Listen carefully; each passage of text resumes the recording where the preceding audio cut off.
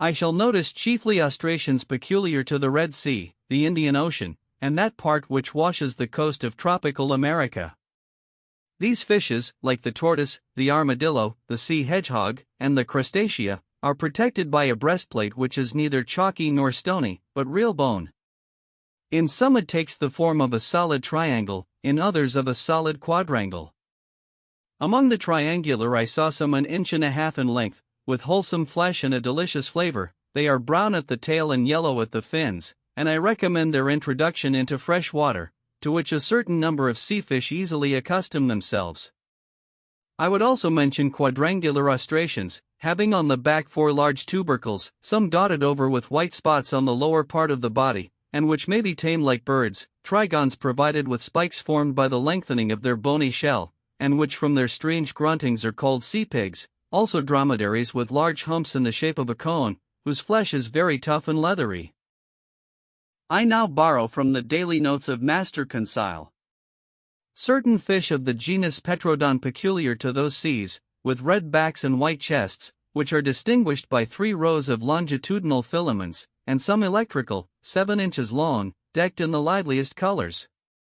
Then, as specimens of other kinds, some ovoids, resembling an egg of a dark brown color, marked with white bands and without tails, diodons, real sea porcupines, furnished with spikes, and capable of swelling in such a way as to look like cushions bristling with darts, hippocampi, common to every ocean, some pegasi with lengthened snouts, which their pectoral fins, being much elongated and formed in the shape of wings, allow, if not to fly, at least to shoot into the air, pigeon spatulae, with tails covered with many rings of shell, macrognathi with long jaws, an excellent fish, 9 inches long, and bright with most agreeable colors, pale-colored calliamores, with rugged heads, and plenty of chietodons, with long and tubular muzzles, which kill insects by shooting them, as from an air gun, with a single drop of water. These we may call the flycatchers of the seas.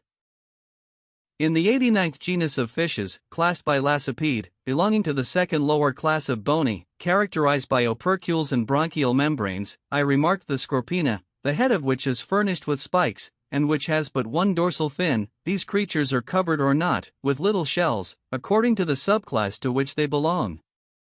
The second subclass gives us specimens of didactyls 14 or 15 inches in length, with yellow rays, and heads of a most fantastic appearance. As to the first subclass, it gives several specimens of that singular-looking fish appropriately called a sea frog, with large head, sometimes swollen with protuberances, bristling with spikes, and covered with tubercles. It has irregular and hideous horns, its body and tail are covered with callosities, its sting makes a dangerous wound, it is both repugnant and horrible to look at. From the 21st to the 23rd of January, the Nautilus went at the rate of 250 leagues in 24 hours, being 540 miles, or 22 miles an hour. If we recognized so many different varieties of fish, it was because, attracted by the electric light, they tried to follow us. The greater part, however, were soon distanced by our speed, though some kept their place in the waters of the Nautilus for a time. The morning of the 24th, in 12 degrees 5' south latitude, and 94 degrees 33' longitude, we observed Keeling Island, a madrepore formation, planted with magnificent cocos, and which had been visited by Mr. Darwin and Captain Fitzroy. The Nautilus skirted the shores of this desert island for a little distance. Its nets brought up numerous specimens of polypi, and curious shells of mollusca. Some precious productions of the species of Delphinulae enriched the treasures of Captain Nemo, to which I added an Astri punctifera, a kind of parasite polypus often found fixed to a shell. Soon Keeling Island disappeared from the horizon, and our course was directed to the northwest in the direction of the Indian Peninsula. From Keeling Island our course was slower and more variable, often taking us into great depths. Several times they made use of the inclined planes, which certain internal levers placed obliquely to the waterline. In that way we went about 2 miles, but without ever obtaining the greatest depths of the Indian Sea, which soundings of 7,000 fathoms have never reached. As to the temperature of the lower strata, the thermometer invariably indicated 4 degrees above zero. I only observed that, in the upper regions, the water was always colder in the high levels than at the surface of the sea. On the 25th of January, the ocean was entirely deserted. The Nautilus passed the day on the surface, beating the waves with its powerful screw, and making them rebound to a great height. Who under such circumstances would not have taken it for a gigantic cetacean? 3 parts of this day I spent on the platform. I watched the sea. Nothing on the horizon, till about 4 o'clock a steamer running west on our counter. Her masts were visible for an instant, but she could not see the Nautilus, being too low in the water. I fancied this steamboat belonged to the Pigeon Company, which runs from Ceylon to Sydney, touching at King George's Point in Melbourne. At 5 o'clock in the evening, before that fleeting twilight which binds night to day in tropical zones, Conseil and I were astonished by a curious spectacle. It was a shoal of Argonauts traveling along on the surface of the ocean. We could count several hundreds. They belonged to the tubercle kind, which are peculiar to the Indian seas. These graceful mollusks moved backward by means of their locomotive tube, through which they propelled the water already drawn in. Of their 8 tentacles, 6 were elongated, and stretched out floating on the water, while the other 2, rolled up flat, were spread to the wind like a light sail. I saw their spiral-shaped and fluted shells, which Cuvier justly compares to an elegant skiff. A boat indeed. It bears the creature which secretes it without its adhering to it.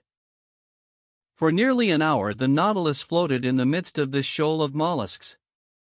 Then I know not what sudden fright they took, but as if at a signal every sail was furled, the arms folded, the body drawn in, the shells turned over, changing their center of gravity, and the whole fleet disappeared under the waves. Never did the ships of a squadron maneuver with more unity.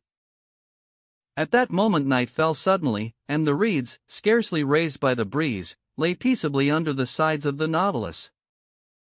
The next day, 26th of January, we cut the equator at the 82nd meridian, and entered the northern hemisphere.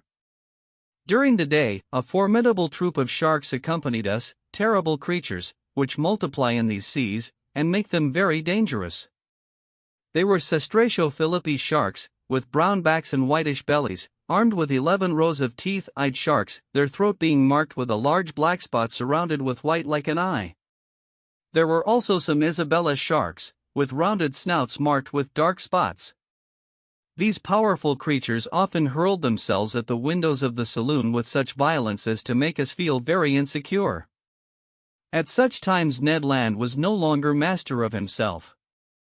He wanted to go to the surface and harpoon the monsters, particularly certain smoothhound sharks, whose mouth is studded with teeth like a mosaic, and large tiger sharks nearly 6 yards long, the last named of which seemed to excite him more particularly. But the Nautilus, accelerating her speed, easily left the most rapid of them behind. The 27th of January, at the entrance of the vast Bay of Bengal, we met repeatedly a forbidding spectacle: dead bodies floating on the surface of the water. They were the dead of the Indian villages, carried by the Ganso to the level of the sea, and which the vultures, the only undertakers of the country, had not been able to devour. But the sharks did not fail to help them at their funereal work. About 7 o'clock in the evening, the Nautilus, half immersed, was sailing in a sea of milk. At first sight the ocean seemed lactified. Was it the effect of the lunar rays? No, for the moon, scarcely 2 days old, was still lying hidden under the horizon in the rays of the sun. The whole sky, though lit by the sidereal rays, seemed black by contrast with the whiteness of the waters. Conseil could not believe his eyes, and questioned me as to the cause of this strange phenomenon. Happily, I was able to answer him. It is called a milk sea, I explained, a large extent of white wavelets often to be seen on the coasts of Amboina, and in these parts of the sea. But, sir, said Conseil, can you tell me what causes such an effect, for I suppose the water is not really turned into milk? No, my boy, and the whiteness which surprises you is caused only by the presence of myriads of infusoria, a sort of luminous little worm, gelatinous and without color, of the thickness of a hair, and whose length is not more than the 7/1000th of an inch. These insects adhere to one another sometimes for several leagues. Several leagues, exclaimed Conseil. Yes, my boy, and you need not try to compute the number of these infusoria. You will not be able, for, if I am not mistaken, ships have floated on these milk seas for more than 40 miles. Toward midnight the sea suddenly resumed its usual color, but behind us, even to the limits of the horizon, the sky reflected the whitened waves, and for a long time seemed impregnated with the vague glimmerings of an aurora borealis. Av. Chapter 2. A novel proposal of Captain Nemo's. On the 28th of February, when at noon the Nautilus came to the surface of the sea, in 9 degrees 4 foot north latitude, there was land in sight about 8 miles to westward. The first thing I noticed was a range of mountains about 2,000 feet high, the shapes of which were most capricious. On taking the bearings, I knew that we were nearing the island of Ceylon, the pearl which hangs from the lobe of the Indian peninsula.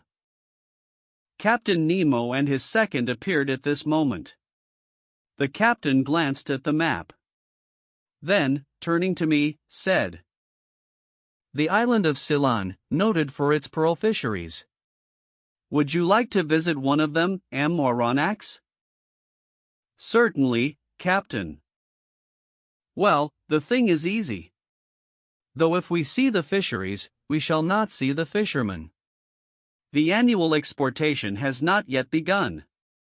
Never mind, I will give orders to make for the Gulf of Mannar, where we shall arrive in the night." The captain said something to his second, who immediately went out. Soon the Nautilus returned to her native element, and the manometer showed that she was about 30 feet deep. "Well, sir," said Captain Nemo, "you and your companions shall visit the bank of Mannar, and if by chance some fisherman should be there, we shall see him at work." "Agreed, Captain." "By the by, Aronnax, you are not afraid of sharks?" "Sharks," exclaimed I. This question seemed a very hard one. "Well," continued Captain Nemo, "I admit, Captain, that I am not yet very familiar with that kind of fish." "We are accustomed to them," replied Captain Nemo, "and in time you will be too. However, we shall be armed, and on the road we may be able to hunt some of the tribe. It is interesting. So, till tomorrow, sir, and early." This said in a careless tone, Captain Nemo left the saloon. Now, if you were invited to hunt the bear in the mountains of Switzerland, what would you say? "Very well. Tomorrow we will go and hunt the bear." If you were asked to hunt the lion in the plains of Atlas, or the tiger in the Indian jungles, what would you say? Ah! It seems we are going to hunt the tiger or the lion. But when you are invited to hunt the shark in its natural element, you would perhaps reflect before accepting the invitation. As for myself, I passed my hand over my forehead, on which stood large drops of cold perspiration. "Let us reflect," said one, "and take our time. Hunting otters in submarine forests, as we did in the island of Crespo, will pass, but going up and down at the bottom of the sea, where one is almost certain to meet sharks, is quite another thing. I know well that in certain countries, particularly in the Andaman Islands, the Negroes never hesitate to attack them with a dagger in one hand and a running noose in the other, but I also know that few who affront those creatures ever return alive. However, I am not a Negro, and, if I were, I think a little hesitation in this case would not be ill-timed." At this moment, Conseil and the Canadian entered, quite composed, and even joyous. They knew not what awaited them. "Faith, sir," said Ned Land, "your Captain Nemo, the devil take him, has just made us a very pleasant offer." "Ah," said I, "you know." "If agreeable to you, sir," interrupted Conseil, "the commander of the Nautilus has invited us to visit the magnificent Ceylon fisheries tomorrow, in your company. He did it kindly, and behaved like a real gentleman." "He said nothing more?" "Nothing more, sir, except that he had already spoken to you of this little walk." "Sir," said Conseil, "would you give us some details of the pearl fishery?" "As to the fishing itself," I asked, "or the incidents, which?" On the fishing, replied the Canadian, before entering upon the ground, it is as well to know something about it. Very well, sit down, my friends, and I will teach you. Ned and Conseil seated themselves on an ottoman, and the first thing the Canadian asked was, "Sir, what is a pearl?" "My worthy Ned," I answered, "to the poet, a pearl is a tear of the sea; to the Orientals, it is a drop of dew solidified; to the ladies, it is a jewel of an oblong shape, of a brilliancy of mother-of-pearl substance, which they wear on their fingers, their necks, or their ears; for the chemist, it is a mixture of phosphate and carbonate of lime, with a little gelatin; and lastly, for naturalists, it is simply a morbid secretion of the organ that produces the mother-of-pearl among certain bivalves." "Branch of mollusca," said Conseil, "class of acephali, order of Testacea." "Precisely so, my learned Conseil, and, among these Testacea, the Earshell, the Tridacne, the turbots, in a word, all those which secrete mother-of-pearl, that is, the blue, bluish, violet, or white substance which lines the interior of their shells, are capable of producing pearls." "Mussels too?" asked the Canadian. "Yes, mussels of certain waters in Scotland, Wales, Ireland, Saxony, Bohemia, and France." "Good. For the future I shall pay attention," replied the Canadian. "But," I continued, "the particular mollusk which secretes the pearl is the pearl oyster, the Meleagrina margaritifera, that precious pintadine. The pearl is nothing but a nacreous formation, deposited in a globular form, either adhering to the oyster shell, or buried in the folds of the creature. On the shell it is fast, in the flesh it is loose, but always has for a kernel a small, hard substance, maybe a barren egg, maybe a grain of sand, around which the pearly matter deposits itself year after year successively, and by thin concentric layers." "Are many pearls found in the same oyster?" asked Conseil. "Yes, my boy. There are some pintadines of perfect casket. One oyster has been mentioned, though I allow myself to doubt it, as having contained no less than 150 sharks." "150 sharks!" exclaimed Ned Land. "Did I say sharks?" said I hurriedly. "I meant to say 150 pearls. Sharks would not be sense." "Certainly not," said Conseil, "but will you tell us now by what means they extract these pearls?" "They proceed in various ways. When they adhere to the shell, the fishermen often pull them off with pincers, but the most common way is to lay the pintadines on mats of the seaweed which covers the banks. Thus they die in the open air, and at the end of 10 days they are in a forward state of decomposition. They are then plunged into large reservoirs of seawater, then they are opened and washed. Now begins the double work of the sorters. First they separate the layers of pearls, known in commerce by the name of bastard whites and bastard blacks, which are delivered in boxes of 250 and 300 pounds each. Then they take the parenchyma of the oyster, boil it, and pass it through a sieve in order to extract the very smallest pearls." "The price of these pearls varies according to their size?" asked Conseil. "Not only according to their size," I answered, "but also according to their shape, their water, that is, their color, and their luster, that is, that bright and diapered sparkle which make them so charming to the eye. The most beautiful are called virgin pearls or paragons. They are formed alone in the tissue of the mollusk, are white, often opaque, and sometimes have the transparency of an opal. They are generally round or oval.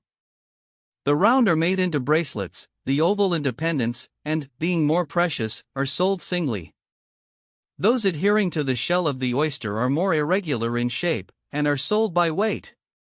Lastly, in a lower order are classed those small pearls known under the name of seed pearls. They are sold by measure, and are especially used in embroidery for church ornaments." "But," said Conseil, "is this pearl fishing dangerous?"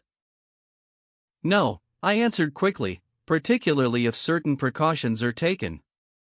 "What does one risk in such a calling?" said Ned Land. "The swallowing of some mouthfuls of sea water?" "As you say, Ned."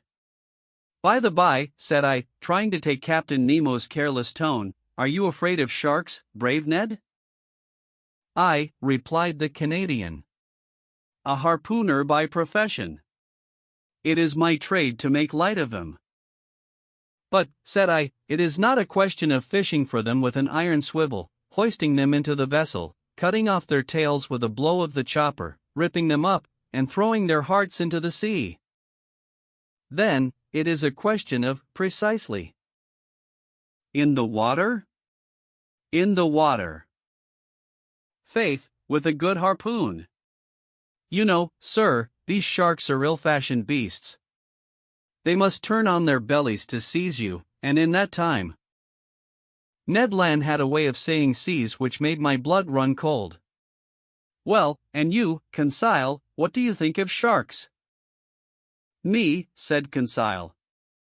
I will be frank, sir. So much the better, thought I.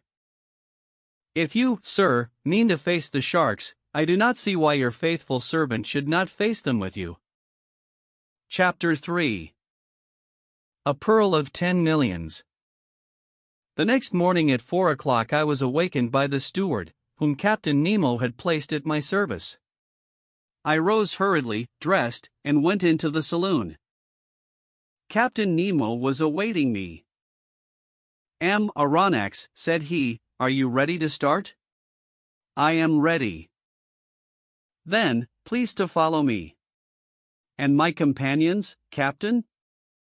They have been told, and are waiting. Are we not to put on our divers' dresses? Asked I. Not yet. I have not allowed the Nautilus to come too near this coast, and we are some distance from the Manar bank, but the boat is ready, and will take us to the exact point of disembarking, which will save us a long way. It carries our diving apparatus, which we will put on when we begin our submarine journey. Captain Nemo conducted me to the central staircase, which led on to the platform. Ned and Conseil were already there, delighted at the idea of the pleasure party which was preparing. 5 sailors from the Nautilus, with their oars, waited in the boat, which had been made fast against the side. The night was still dark. Layers of clouds covered the sky, allowing but few stars to be seen. I looked on the side where the land lay, and saw nothing but a dark line enclosing 3 parts of the horizon, from southwest to northwest. The Nautilus, having returned during the night up the western coast of Ceylon, was now west of the bay, or rather gulf, formed by the mainland and the island of Manar. There, under the dark waters, stretched the Pintadine Bank, an inexhaustible field of pearls, the length of which is more than 20 miles. Captain Nemo, Ned Land, Conseil, and I took our places in the stern of the boat. The master went to the tiller, his 4 companions leaned on their oars, the painter was cast off, and we sheered off. The boat went toward the south, the oarsmen did not hurry. I noticed that their strokes, strong in the water, only followed each other every 10 seconds, according to the method generally adopted in the Navy. While the craft was running by its own velocity, the liquid drops struck the dark depths of the waves crisply like spats of melted lead. A little billow, spreading wide, gave a slight roll to the boat, and some samphire reeds flapped before it. We were silent. What was Captain Nemo thinking of? Perhaps of the land he was approaching, and which he found too near to him, contrary to the Canadian's opinion, who thought it too far off. As to Conseil, he was merely there from curiosity. About 5:30, the first tints on the horizon showed the upper line of coast more distinctly. Flat enough in the east, it rose a little to the south. 5 miles still lay between us, and it was indistinct, owing to the mist on the water. At 6 o'clock it became suddenly daylight, with that rapidity peculiar to tropical regions, which know neither dawn nor twilight. The solar rays pierced the curtain of clouds piled up on the eastern horizon, and the radiant orb rose rapidly. I saw land distinctly, with a few trees scattered here and there. The boat neared Manar Island, which was rounded to the south. Captain Nemo rose from his seat and watched the sea.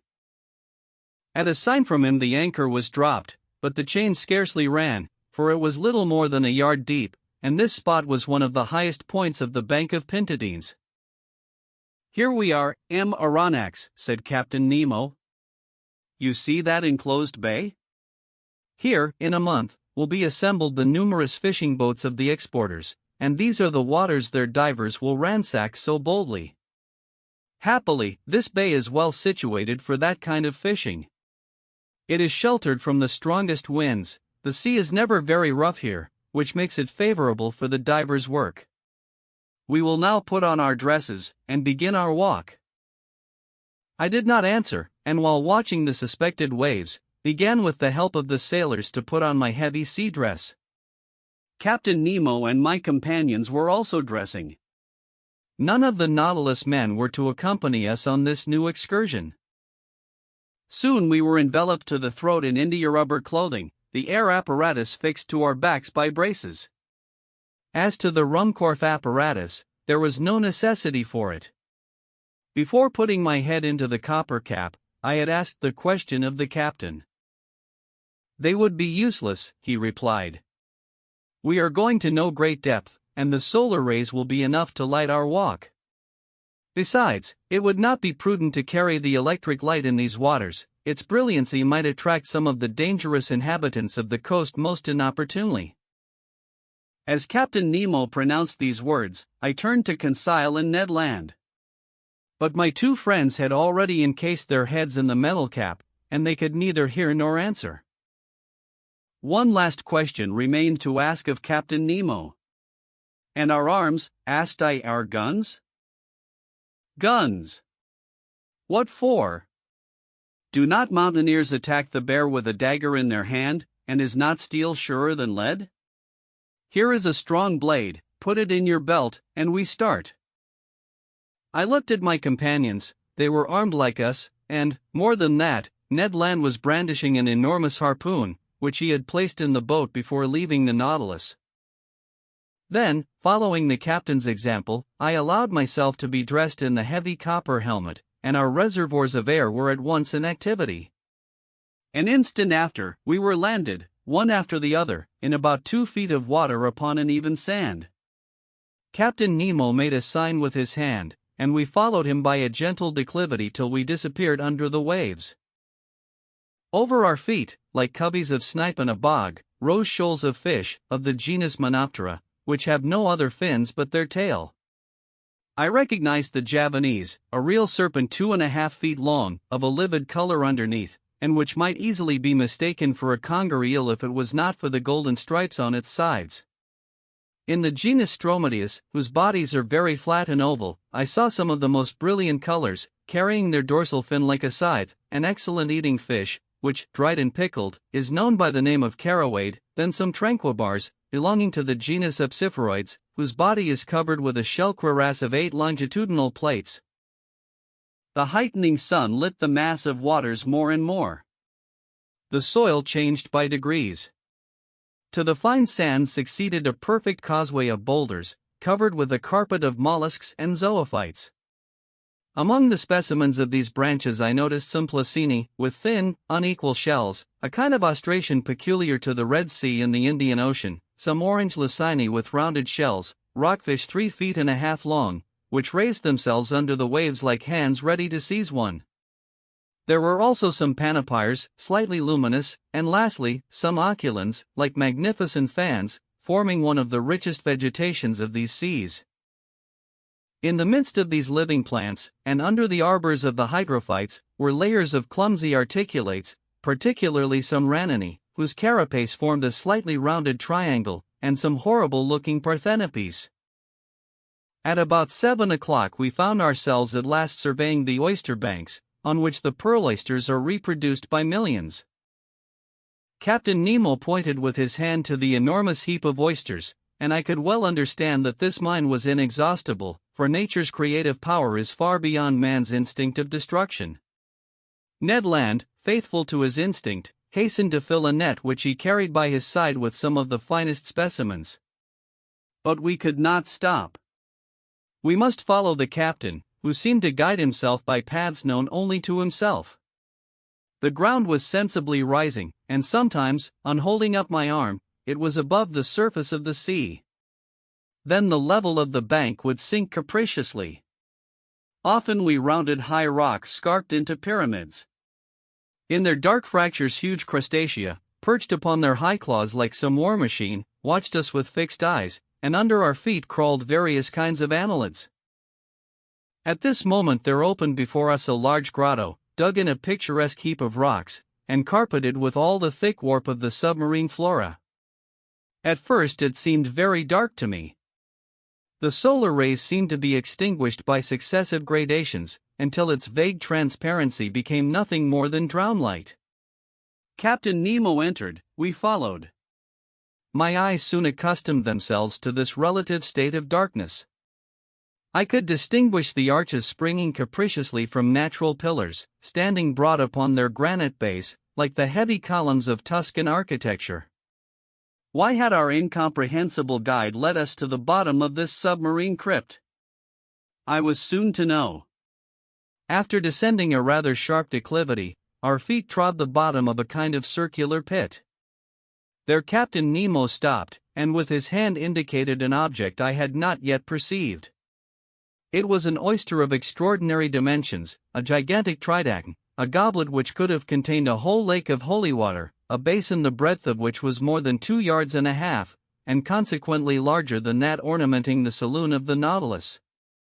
I approached this extraordinary mollusk.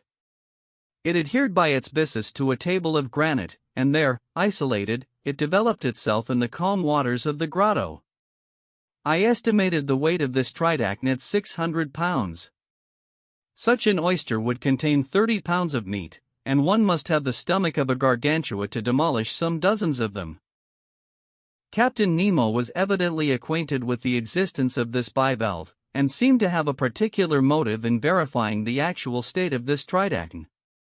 The shells were a little open, the captain came near, and put his dagger between to prevent them from closing, then with his hand he raised the membrane with its fringed edges, which formed a cloak for the creature. There, between the folded plates, I saw a loose pearl, whose size equaled that of a coconut. Its globular shape, perfect clearness, and admirable luster made it altogether a jewel of inestimable value. Carried away by my curiosity, I stretched out my hand to seize it, weigh it, and touch it, but the captain stopped me, made a sign of refusal, and quickly withdrew his dagger, and the 2 shells closed suddenly.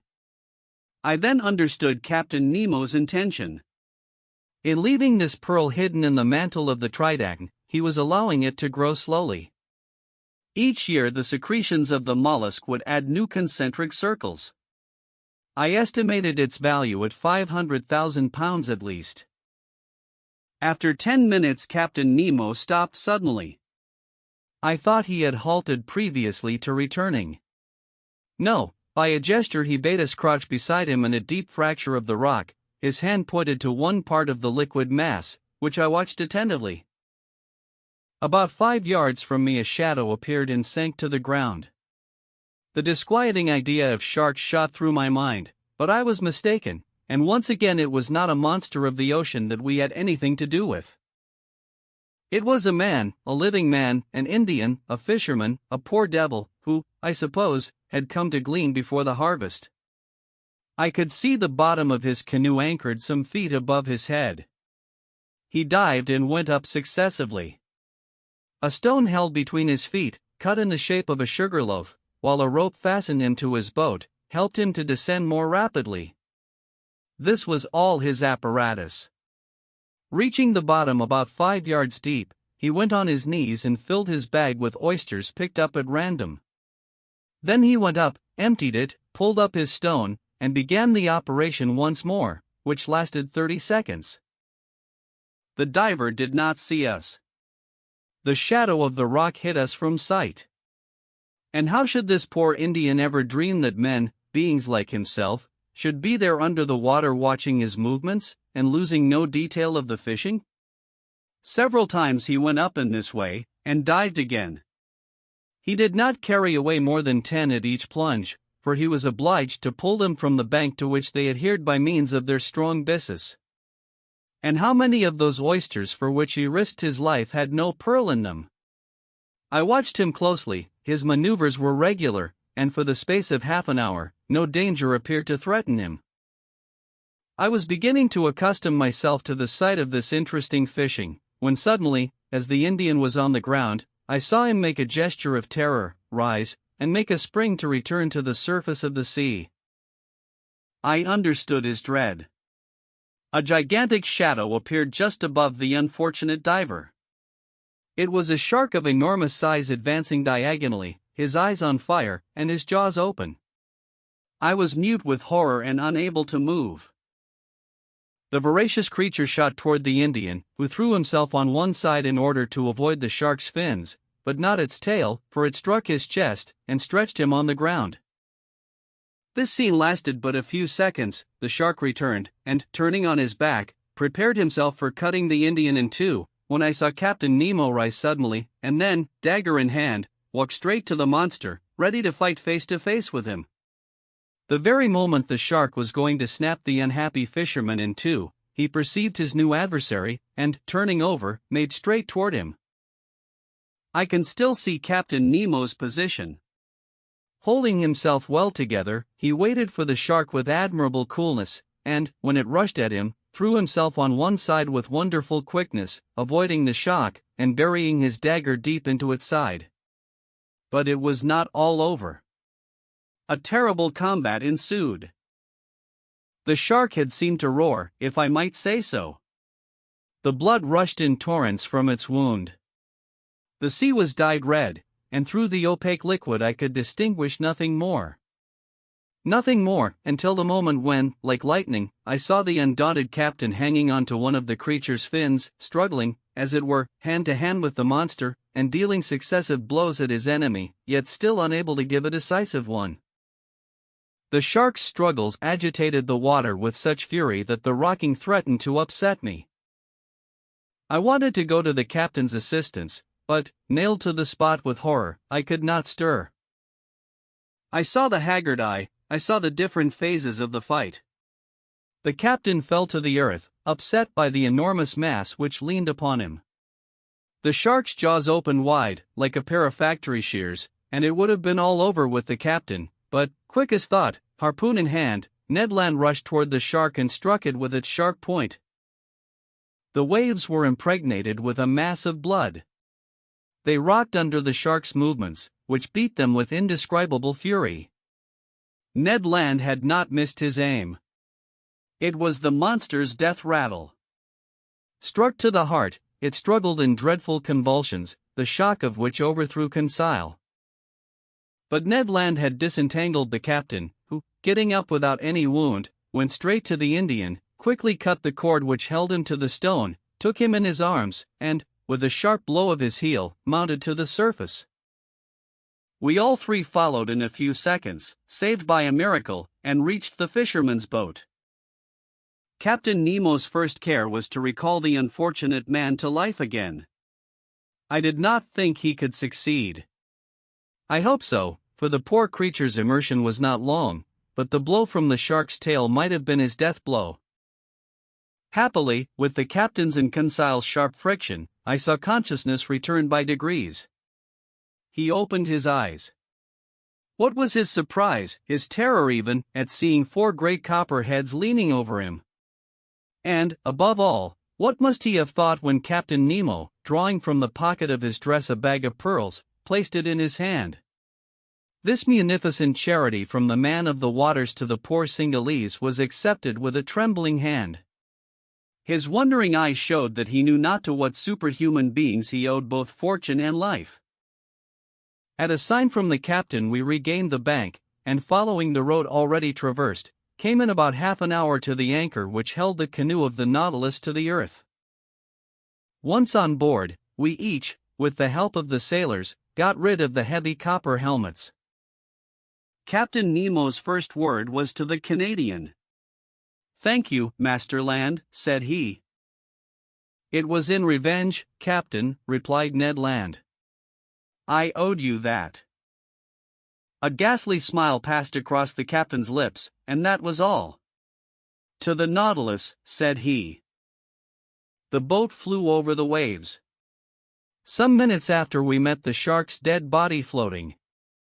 By the black marking of the extremity of its fins, I recognized the terrible Melanopteron of the Indian seas, of the species of shark properly so called. It was more than 25 feet long, its enormous mouth occupied 1/3 of its body. It was an adult, as was known by its 6 rows of teeth placed in an isosceles triangle in the upper jaw. Conseil looked at it with scientific interest, and I am sure that he placed it, and not without reason, in the cartilaginous class, of the Chondropterygian order, with fixed gills, of the Cetacean family, in the genus of the sharks. While I was contemplating this inert mass, a dozen of these voracious beasts appeared round the boat, and, without noticing us, threw themselves upon the dead body and fought with one another for the pieces. At 8:30 we were again on board the Nautilus. There I reflected on the incidents which had taken place in our excursion to the Manarbank.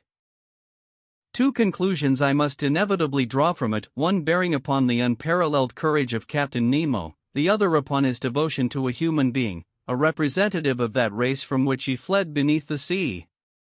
Whatever he might say, this strange man had not yet succeeded in entirely crushing his heart. When I made this observation to him, he answered in a slightly moved tone.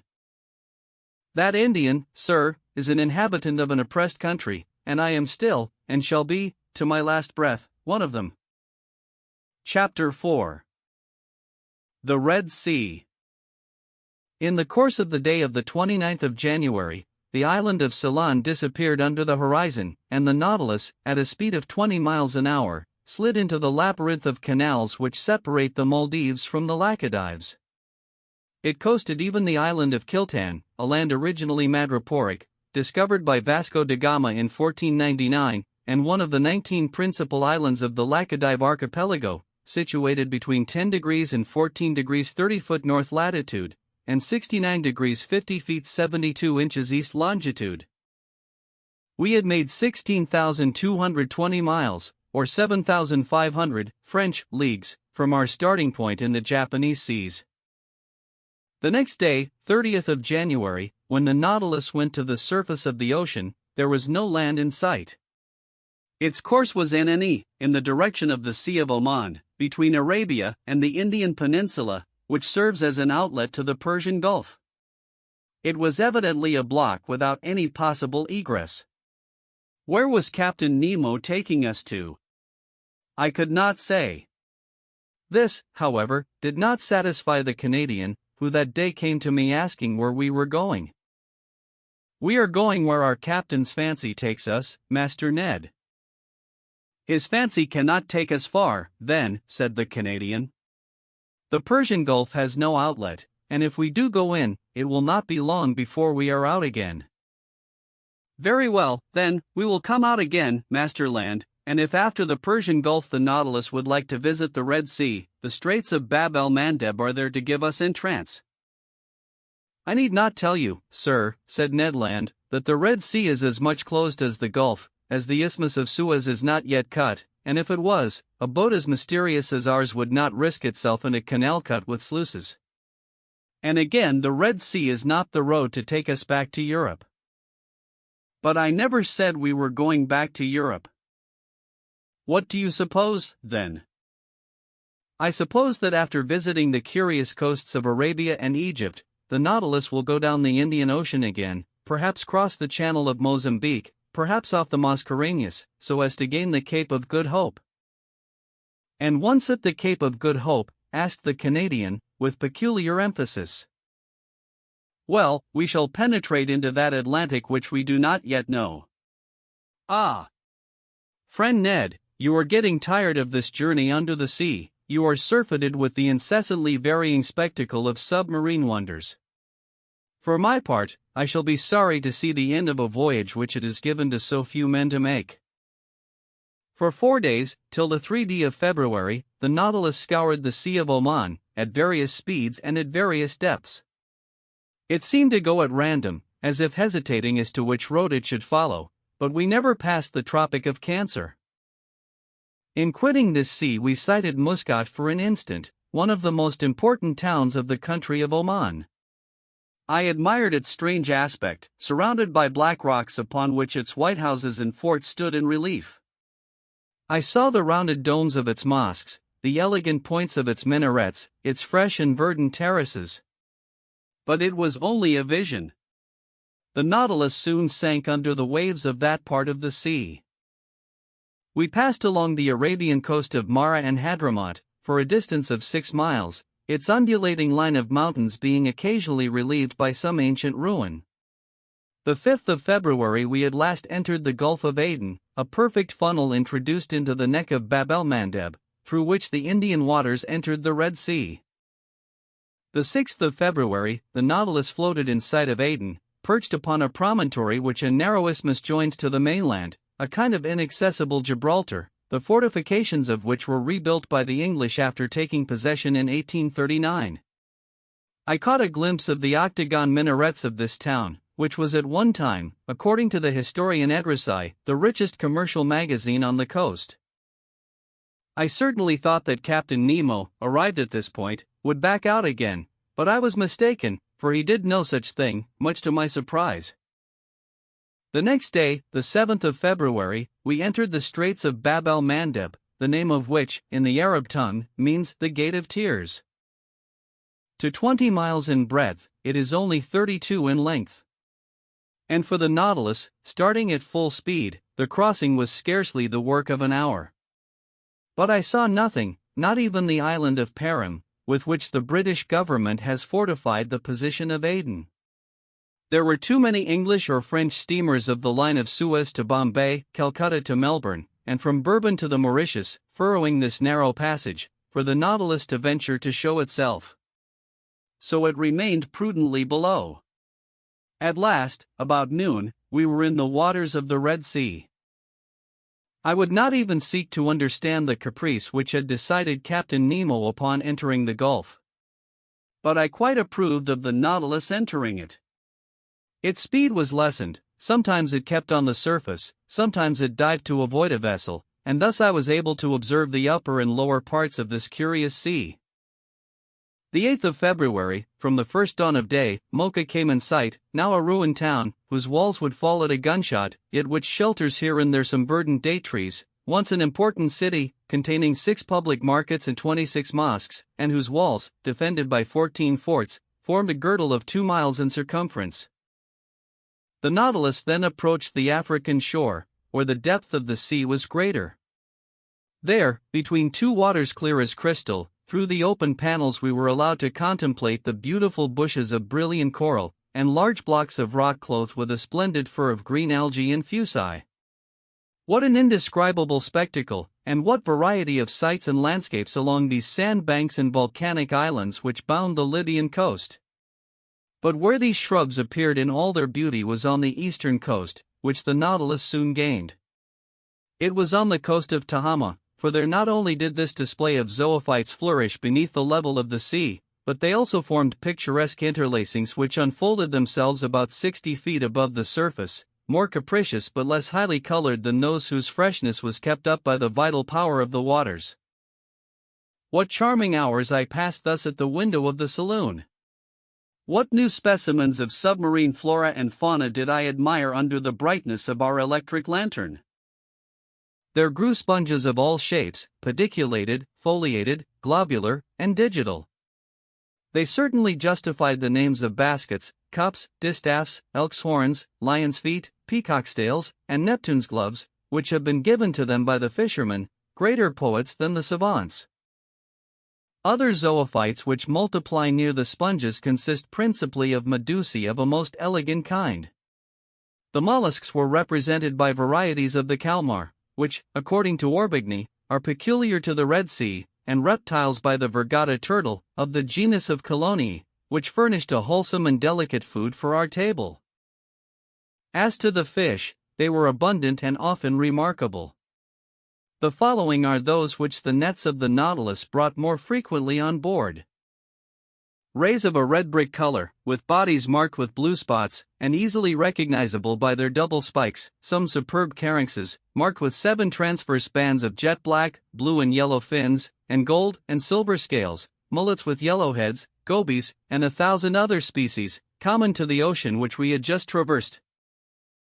The 9th of February, the Nautilus floated in the broadest part of the Red Sea, which is comprised between Soakin, on the west coast, and Kumfida, on the east coast, with a diameter of 90 miles. That day at noon, after the bearings were taken, Captain Nemo mounted the platform, where I happened to be, and I was determined not to let him go down again without at least pressing him regarding his ulterior projects. As soon as he saw me, he approached, and graciously offered me a cigar. "Well, sir, does this Red Sea please you? Have you sufficiently observed the wonders it covers, its fishes, its zoophytes, its parterres of sponges, and its forests of coral? Did you catch a glimpse of the towns on its borders?" "Yes, Captain Nemo," I replied, "and the Nautilus is wonderfully fitted for such a study." "Ah! It is an intelligent boat." "Yes, sir, intelligent and invulnerable. It fears neither the terrible tempests of the Red Sea, nor its currents, nor its sandbanks." "Certainly," said I, "this sea is quoted as one of the worst, and in the time of the ancients, if I am not mistaken, its reputation was detestable." "Detestable, Aronnax. The Greek and Latin historians do not speak favorably of it, and Strabo says it is very dangerous during the Etesian winds, and in the rainy season. The Arabian Edrisi portrays it under the name of the Gulf of Kulzum, and relates that vessels perished there in great numbers on the sandbanks, and that no one would risk sailing in the night. It is, he pretends, a sea subject to fearful hurricanes, strewn with inhospitable islands, and which offers nothing good either on its surface or in its depths. Such, too, is the opinion of Arrian, Agatharcides, and Artemidorus. One may see, I replied, that these historians never sailed on board the Nautilus. "Just so," replied the captain, smiling, "and in that respect moderns are not more advanced than the ancients. It required many ages to find out the mechanical power of steam. Who knows if, in another 100 years, we may not see a second Nautilus?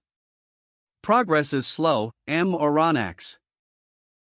"It is true," I answered, "your boat is at least a century before its time, perhaps an era. What a misfortune that the secret of such an invention should die with its inventor." Captain Nemo did not reply. After some minutes' silence he continued, "You were speaking of the opinions of ancient historians upon the dangerous navigation of the Red Sea." "It is true," said I, "but were not their fears exaggerated?" "Yes and no, Aronnax," replied Captain Nemo, who seemed to know the Red Sea by heart. "That which is no longer dangerous for a modern vessel, well rigged, strongly built, and master of its own course, thanks to obedient steam, offered all sorts of perils to the ships of the ancients. Picture to yourself those first navigators venturing in ships made of planks sewn with the cords of the palm trees, saturated with the grease of the sea dog, and covered with powdered resin. They had not even instruments wherewith to take their bearings, and they went by guess among currents of which they scarcely knew anything. Under such conditions shipwrecks were, and must have been, numerous. But in our time, steamers running between Suez and the South Seas have nothing more to fear from the fury of this gulf, in spite of contrary trade winds. The captain and passengers do not prepare for their departure by offering propitiatory sacrifices, and, on their return, they no longer go ornamented with wreaths and gilt fillets to thank the gods in the neighboring temple." "I agree with you," said I, "and steam seems to have killed all gratitude in the hearts of sailors.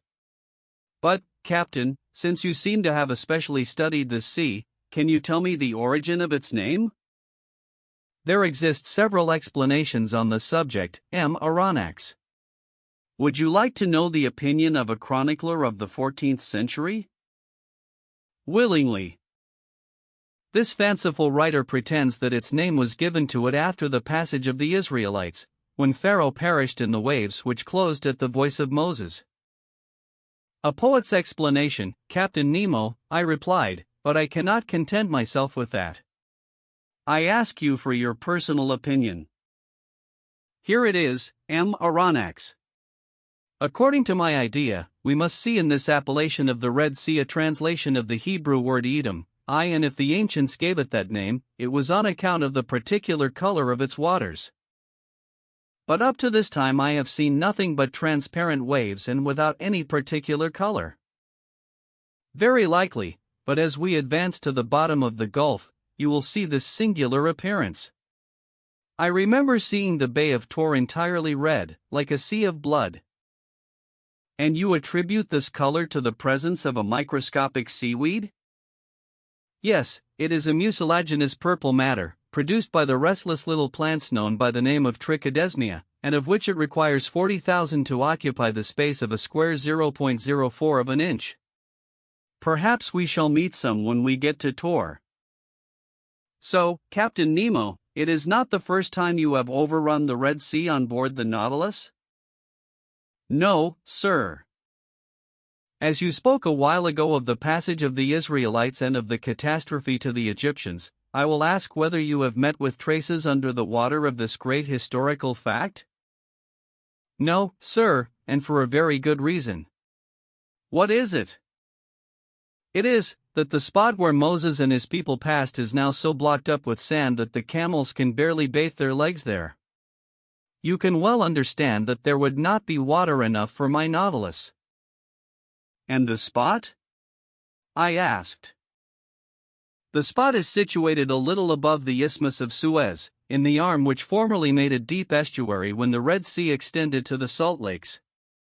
Now, whether this passage were miraculous or not, the Israelites, nevertheless, crossed there to reach the Promised Land, and Pharaoh's army perished precisely on that spot, and I think that excavations made in the middle of the sand would bring to light a large number of arms and instruments of Egyptian origin. That is evident, I replied, and for the sake of archaeologists let us hope that these excavations will be made sooner or later, when new towns are established on the isthmus, after the construction of the Suez Canal. 32 A canal, however, very useless to a vessel like the Nautilus. Very likely, but useful to the whole world, said Captain Nemo. The ancients well understood the utility of a communication between the Red Sea and the Mediterranean for their commercial affairs, but they did not think of digging a canal direct, and took the Nile as an intermediate. Very probably the canal which united the Nile to the Red Sea was begun by Sesostris, if we may believe tradition. One thing is certain, that in the year 615 before Jesus Christ, Nikos undertook the works of an alimentary canal to the waters of the Nile, across the plain of Egypt, looking toward Arabia. It took 4 days to go up this canal, and it was so wide that 2 triremes could go abreast. It was carried on by Darius, the son of Hystaspes, and probably finished by Ptolemy too.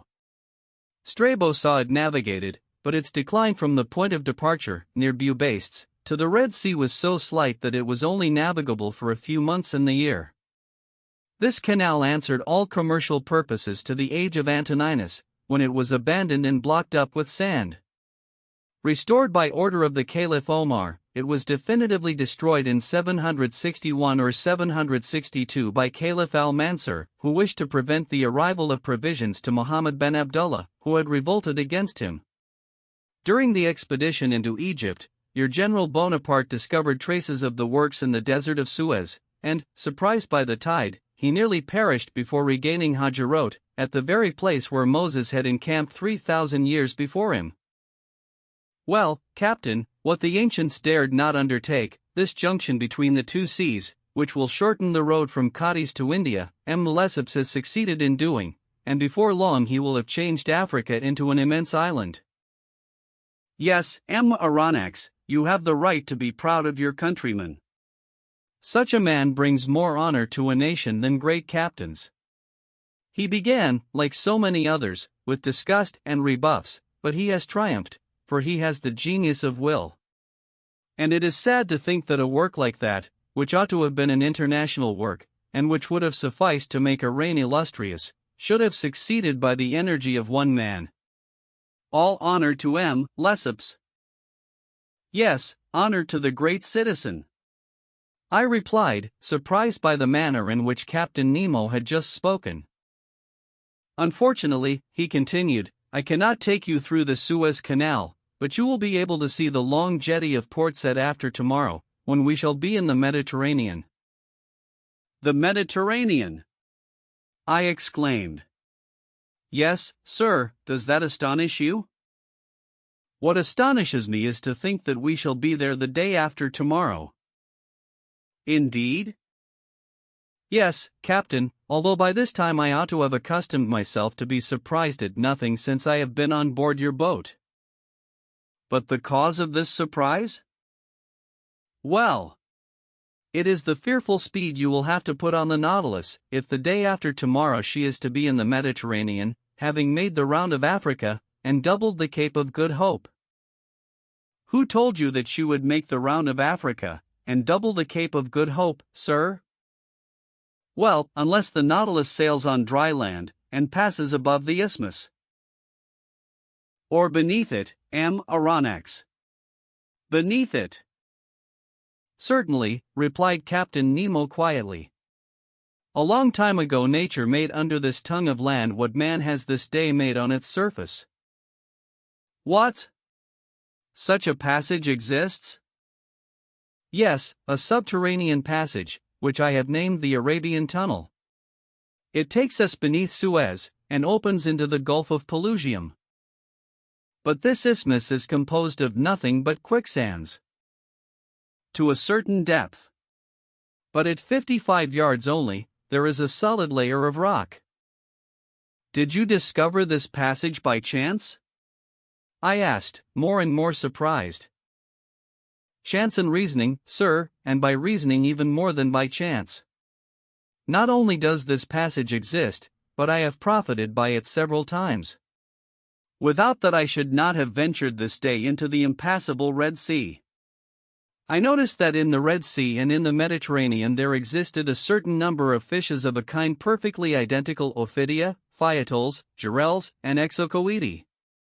Certain of that fact, I asked myself, was it possible that there was no communication between the two seas?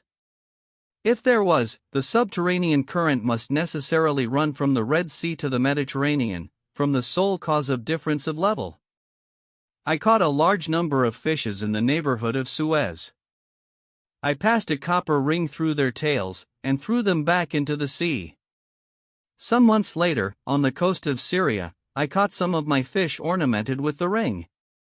Thus the communication between the two was proved. I then sought for it with my Nautilus. I discovered it, ventured into it, and before long, sir, you too will have passed through my Arabian Tunnel. Chapter 5. The Arabian Tunnel. That same evening, in 21 degrees 30' north latitude, the Nautilus floated on the surface of the sea, approaching the Arabian coast. I saw Jeddah, the most important counting house of Egypt, Syria, Turkey, and India. I distinguished clearly enough its buildings, the vessels anchored at the quays, and those whose draught of water obliged them to anchor in the roads. The sun, rather low on the horizon, struck full on the houses of the town, bringing out their whiteness. Outside, some wooden cabins, and some made of reeds, showed the quarter inhabited by the Bedouins. Soon Jeddah was shut out from view by the shadows of night, and the Nautilus found herself under water slightly phosphorescent. The next day, the 10th of February, we sighted several ships running to windward. The Nautilus returned to its submarine navigation, but at noon, when her bearings were taken, the sea being deserted, she rose again to her waterline. Accompanied by Ned and Conseil, I seated myself on the platform. The coast on the eastern side looked like a mass faintly printed upon a damp fog. We were leaning on the sides of the pinnace, talking of one thing and another, when Ned Land, stretching out his hand toward a spot on the sea, said, "Do you see anything there, sir?" "No, Ned," I replied, "but I have not your eyes, you know." "Look well," said Ned, "there, on the starboard beam, about the height of the lantern. Do you not see a mass which seems to move?" "Certainly," said I, after close attention, "I see something like a long black body on the top of the water." And certainly before long the black object was not more than a mile from us. It looked like a great sandbank deposited in the open sea. It was a gigantic dugong EAZ. Ned Land looked eagerly. His eyes shone with covetousness at the sight of the animal. His hand seemed ready to harpoon it. One would have thought he was waiting the moment to throw himself into the sea and attack it in its element. At this instant Captain Nemo appeared on the platform. He saw the dugong, understood the Canadian's attitude, and addressing him, said, "If you held a harpoon just now, Master Land, would it not burn your hand?" "Just so, sir." "And you would not be sorry to go back, for one day, to your trade of a fisherman, and to add this cetacean to the list of those you have already killed?" "I should not, sir." "Well, you can try." "Thank you, sir," said Ned Land, his eyes flaming. "Only," continued the captain, "I advise you for your own sake not to miss the creature." "Is the dugong dangerous to attack?" I asked, in spite of the Canadian's shrug of the shoulders. "Yes," replied the captain, "sometimes the animal turns upon its assailants and overturns their boat. But for Master Land, this danger is not to be feared. His eye is prompt, his arm sure." At this moment 7 men of the crew, mute and immovable as ever, mounted the platform. One carried a harpoon and a line similar to those employed in catching whales. The pinnace was lifted from the bridge, pulled from its socket, and let down into the sea. 6 oarsmen took their seats, and the coxswain went to the tiller. Ned, Conseil, and I went to the back of the boat. "You are not coming, Captain?"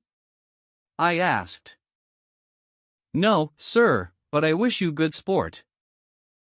The boat put off, and lifted by the 6 rowers, drew rapidly toward the dugong, which floated about 2 miles from the Nautilus. Arrived some cable's length from the cetacean, the speed slackened, and the oars dipped noiselessly into the quiet waters. Ned Land, harpoon in hand, stood in the forepart of the boat. The harpoon used for striking the whale is generally attached to a very long cord, which runs out rapidly as the wounded creature draws it after him. But here the cord was not more than 10 fathoms long, and the extremity was attached to a small barrel, which, by floating, was to show the course the dugong took under the water. I stood, and carefully watched the Canadian's adversary. This dugong, which also bears the name of the halicore, closely resembles the manatee, its oblong body terminated in a lengthened tail, and its lateral fins in perfect fingers. Its difference from the manatee consisted in its upper jaw, which was armed with 2 long and pointed teeth, which formed on each side diverging tusks. This dugong, which Ned Land was preparing to attack, was of colossal dimensions. It was more than 7 yards long. It did not move, and seemed to be sleeping on the waves, which circumstance made it easier to capture. The boat approached within 6 yards of the animal. The oars rested on the rowlocks. I half rose. Ned Land, his body thrown a little back, brandished the harpoon in his experienced hand. Suddenly a hissing noise was heard, and the dugong disappeared. The harpoon, although thrown with great force, had apparently only struck the water. "Curse it," exclaimed the Canadian furiously, "I have missed it." "No," said I, "the creature is wounded, look at the blood, but your weapon has not stuck in his body." "My harpoon! My harpoon!" cried Ned Land. The sailors rowed on, and the coxswain made for the floating barrel. The harpoon regained, we followed in pursuit of the animal. The latter came now and then to the surface to breathe. Its wound had not weakened it, for it shot onward with great rapidity. The boat, rowed by strong arms, flew on its track. Several times it approached within some few yards, and the Canadian was ready to strike, but the dugong made off with a sudden plunge, and it was impossible to reach it. Imagine the passion which excited impatient Ned Land. He hurled at the unfortunate creature the most energetic expletives in the English tongue. For my part, one was only vexed to see the dugong escape all our attacks. We pursued it without relaxation for an hour, and I began to think it would prove difficult to capture, when the animal, possessed with the perverse idea of vengeance, of which he had cause to repent, turned upon the pinnace and assailed us in its turn. This maneuver did not escape the Canadian. "Look out!" he cried. The coxswain said some words in his outlandish tongue, doubtless warning the men to keep on their guard. The dugong came within 20 feet of the boat, stopped, sniffed the air briskly with its large nostrils, not pierced at the extremity, but in the upper part of its muzzle. Then taking a spring he threw himself upon us. The pinnace could not avoid the shock, and half upset, shipped at least 2 tons of water, which had to be emptied, but thanks to the coxswain, we caught it sideways, not full front, so we were not quite overturned. While Ned Land, clinging to the bows, belabored the gigantic animal with blows from his harpoon, the creature's teeth were buried in the gunwale, and it lifted the whole thing out of the water, as a lion does a roebuck. We were upset over one another, and I know not how the adventure would have ended if the Canadian, still enraged with the beast, had not struck it to the heart. I heard its teeth grind on the iron plate, and the dugong disappeared, carrying the harpoon with him. But the barrel soon returned to the surface, and shortly after the body of the animal turned on its back. The boat came up with it, took it in tow, and made straight for the Nautilus. It required tackle of enormous strength to hoist the dugong onto the platform. It weighed 10,000 pounds. The next day, February 11th, the larder of the Nautilus was enriched by some more delicate game. A flight of sea swallows rested on the Nautilus. It was a species of the Sterna nilotica, peculiar to Egypt. Its beak is black, head gray and pointed, the eye surrounded by white spots, the back, wings, and tail of a grayish color, the belly and throat white, and claws red. They also took some dozen of Nile ducks, a wild bird of high flavor, its throat and upper part of the head white with black spots. About 5 o'clock in the evening we sighted to the north the Cape of Ras Mohammed. This cape forms the extremity of Arabia Petrea, comprised between the Gulf of Suez and the Gulf of Aqaba. The Nautilus penetrated into the Strait of Jubal, which leads to the Gulf of Suez. I distinctly saw a high mountain, towering between the 2 gulfs of Ras Mohammed. It was Mount Horeb, that Sinai at the top of which Moses saw God face to face. At 6 o'clock the Nautilus, sometimes floating, sometimes immersed, passed some distance from Tor, situated at the end of the bay, the waters of which seemed tinted with red, an observation already made by Captain Nemo. Then night fell in the midst of a heavy silence, sometimes broken by the cries of the pelican and other night birds, and the noise of the waves breaking upon the shore, chafing against the rocks, or the panting of some far-off steamer beating the waters of the Gulf with its noisy paddles. From 8 to 9 o'clock the Nautilus remained some fathoms under the water. According to my calculation we must have been very near Suez.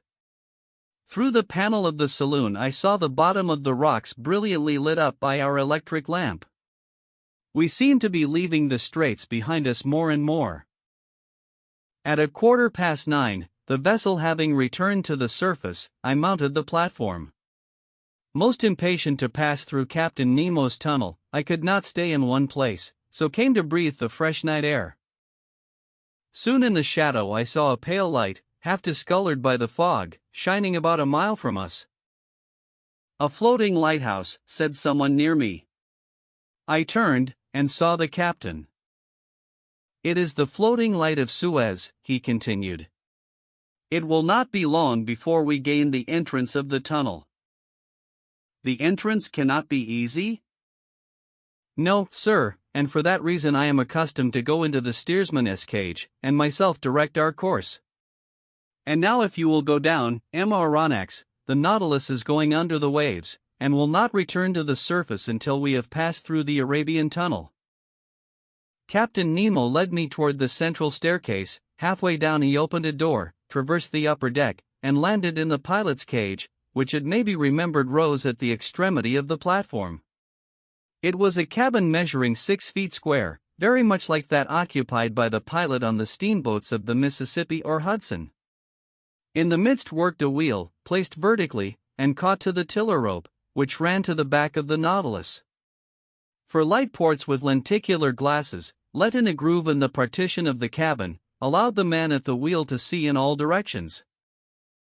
This cabin was dark, but soon my eyes accustomed themselves to the obscurity, and I perceived the pilot, a strong man, with his hands resting on the spokes of the wheel.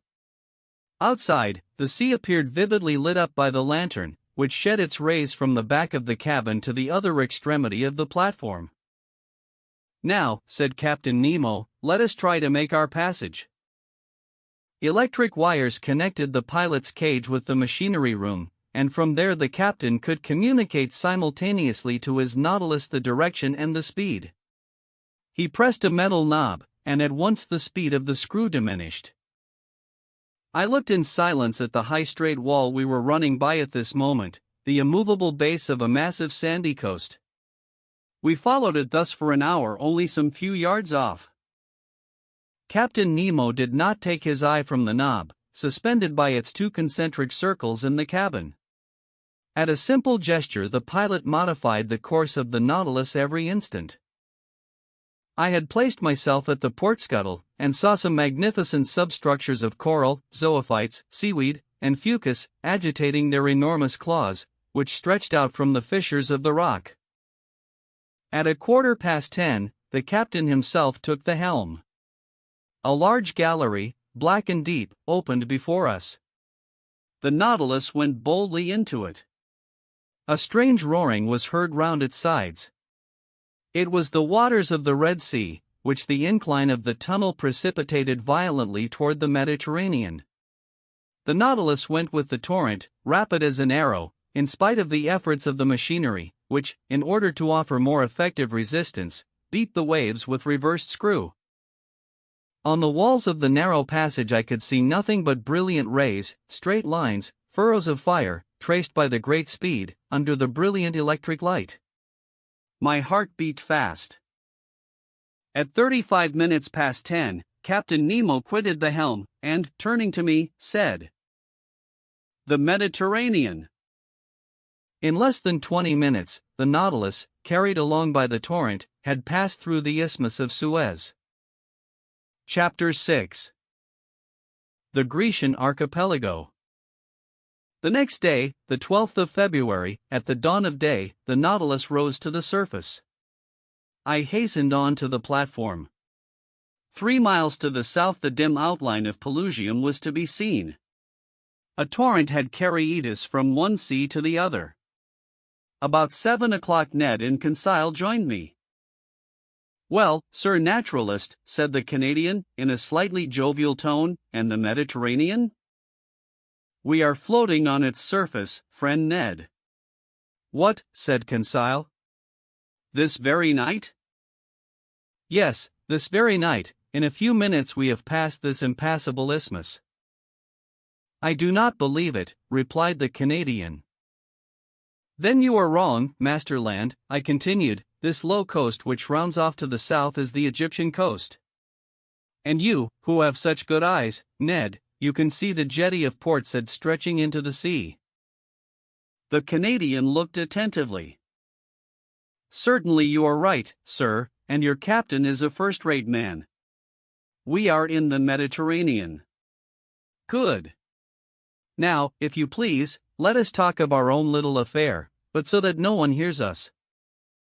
I saw what the Canadian wanted, and, in my case, I thought it better to let him talk, as he wished it, so we all three went and sat down near the lantern, where we were less exposed to the spray of the blades. "Now, Ned, we listen. What have you to tell us?" "What I have to tell you is very simple. We are in Europe, and before Captain Nemo's caprices drag us once more to the bottom of the polar seas, or lead us into Oceania, I asked to leave the Nautilus.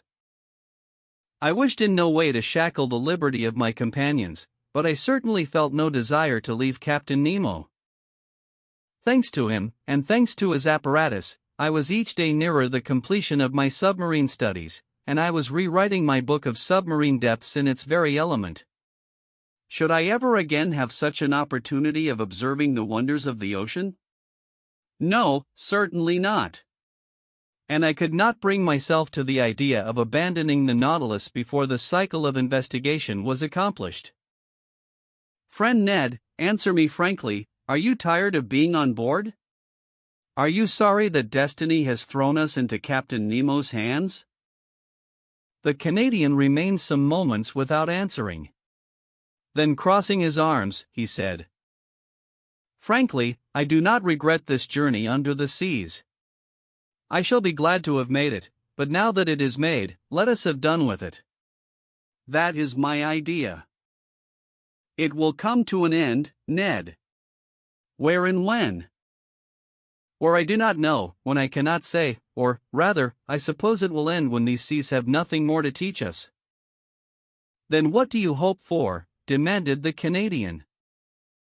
That circumstances may occur as well 6 months hence as now by which we may and ought to profit.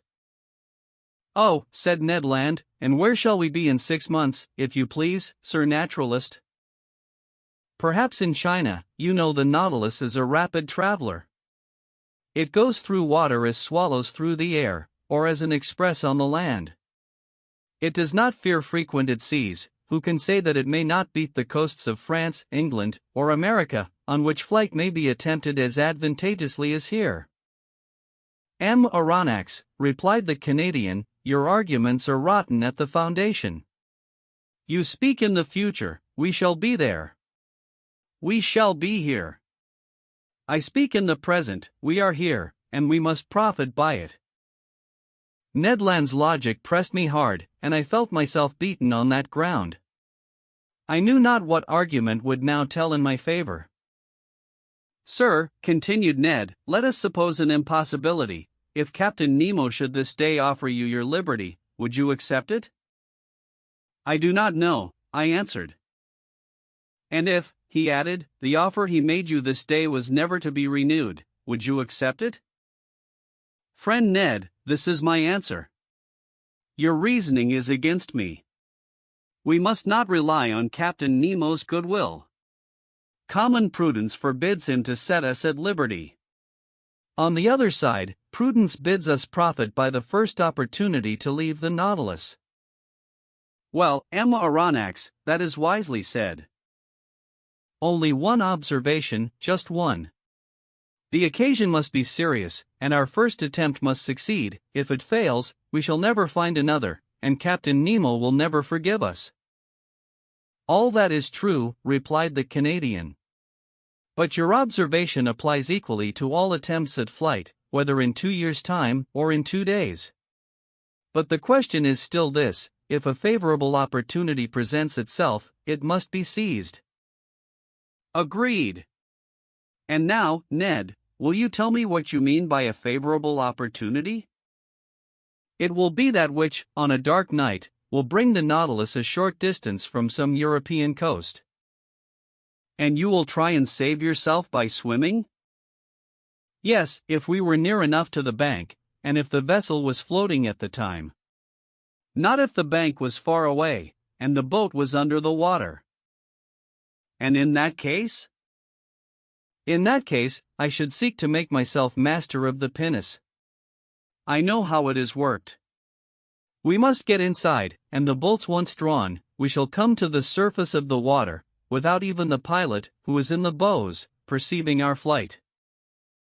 Well, Ned, watch for the opportunity, but do not forget that a hitch will ruin us. I will not forget, sir. And now, Ned, would you like to know what I think of your project? Certainly, Aronnax. Well, I do not say I hope, I think that this favorable opportunity will never present itself. Why not? Because Captain Nemo cannot hide from himself that we have not given up all hope of regaining our liberty, and he will be on his guard, above all, in the seas, and in the sight of European coasts. We shall see, replied Ned Land, shaking his head determinedly. And now, Ned Land, I added, let us stop here. Not another word on the subject. The day that you are ready, come and let us know, and we will follow you. I rely entirely upon you. Thus ended a conversation which, at no very distant time, led to such grave results. I must say here that facts seemed to confirm my foresight, to the Canadian's great despair. Did Captain Nemo distrust us in these frequented seas, or did he only wish to hide himself from the numerous vessels of all nations, which plowed the Mediterranean? I could not tell, but we were oftener between waters, and far from the coast.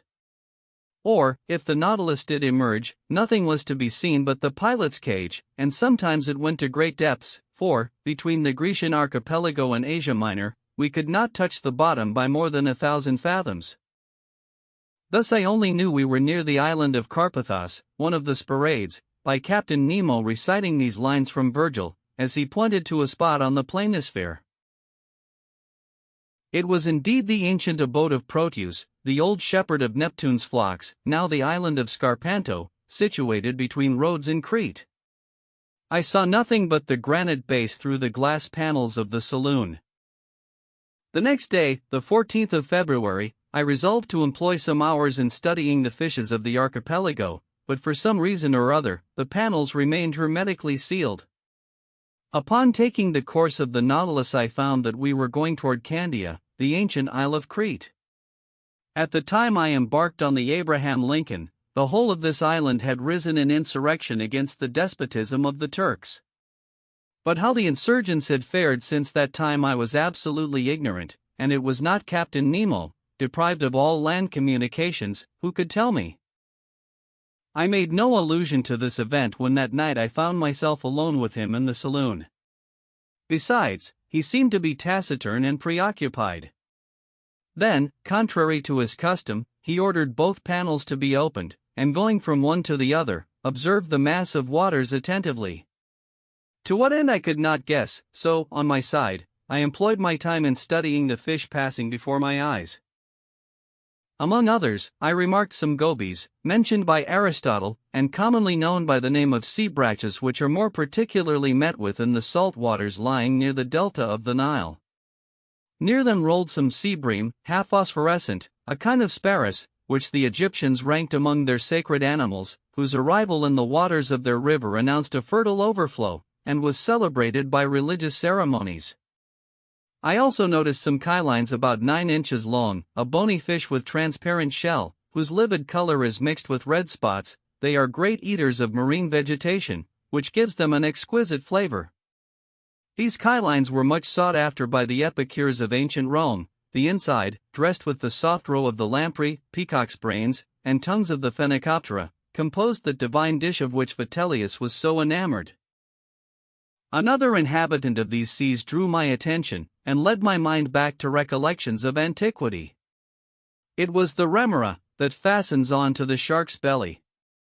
This little fish, according to the ancients, hooking onto the ship's bottom, could stop its movements, and one of them, by keeping back. Antony's ship during the Battle of Actium, 33 helped Augustus to gain the victory. On how little hangs the destiny of nations! I observed some fine anthiae, which belonged to the order of luchens, a fish held sacred by the Greeks, who attributed to them the power of hunting the marine monsters from waters they frequented. Their name signifies flower, and they justify their appellation by their shaded colors, their shades comprising the whole gamut of reds, from the paleness of the rose to the brightness of the ruby, and the fugitive tints that clouded their dorsal fin. My eyes could not leave these wonders of the sea, when they were suddenly struck by an unexpected apparition. In the midst of the waters a man appeared, a diver, carrying at his belt a leathern purse. It was not a body abandoned to the waves, it was a living man, swimming with a strong hand, disappearing occasionally to take breath at the surface.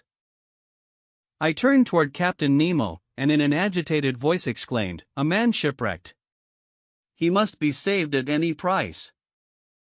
The captain did not answer me, but came and leaned against the panel. The man had approached, and with his face flattened against the glass, was looking at us. To my great amazement, Captain Nemo signed to him.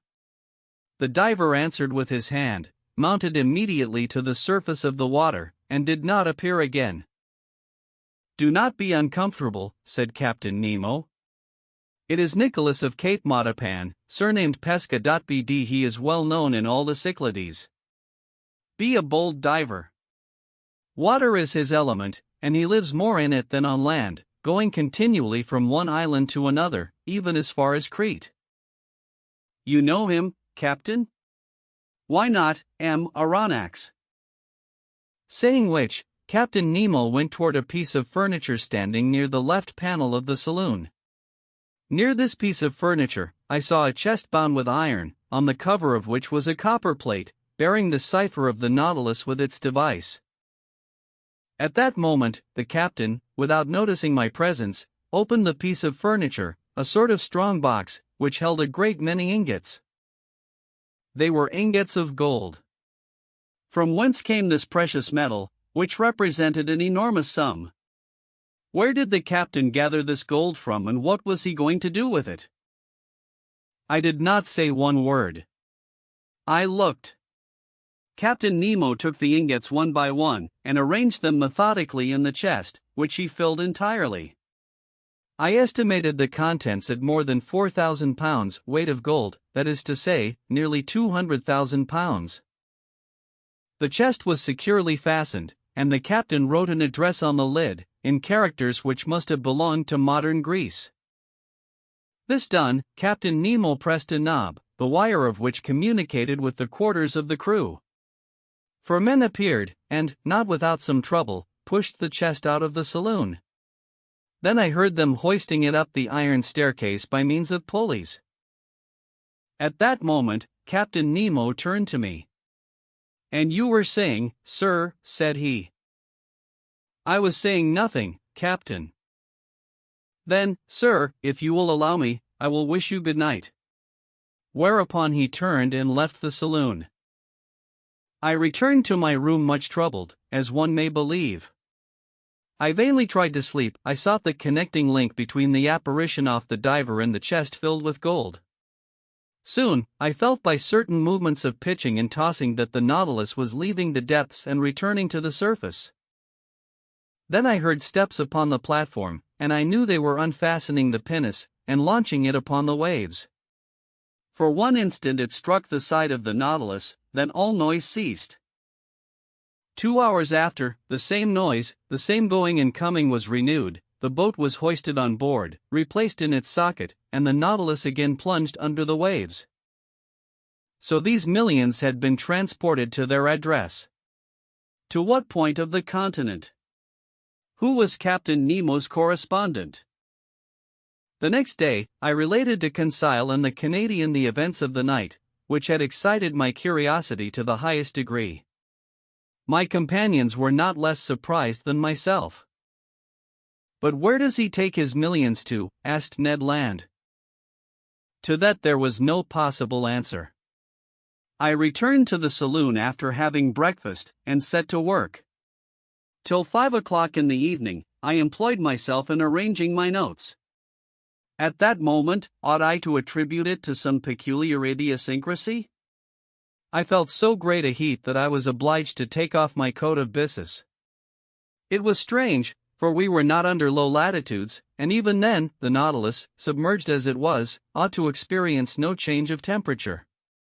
I looked at the manometer. It showed a depth of 60 feet, to which atmospheric heat could never attain. I continued my work, but the temperature rose to such a pitch as to be intolerable. Could there be fire on board? I asked myself. I was leaving the saloon when Captain Nemo entered. He approached the thermometer, consulted it, and turning to me, said, 42 degrees. "I have noticed it, Captain," I replied, "and if it gets much hotter we cannot bear it." "Oh, sir, it will not get hotter if we do not wish it." "You can reduce it as you please, then?"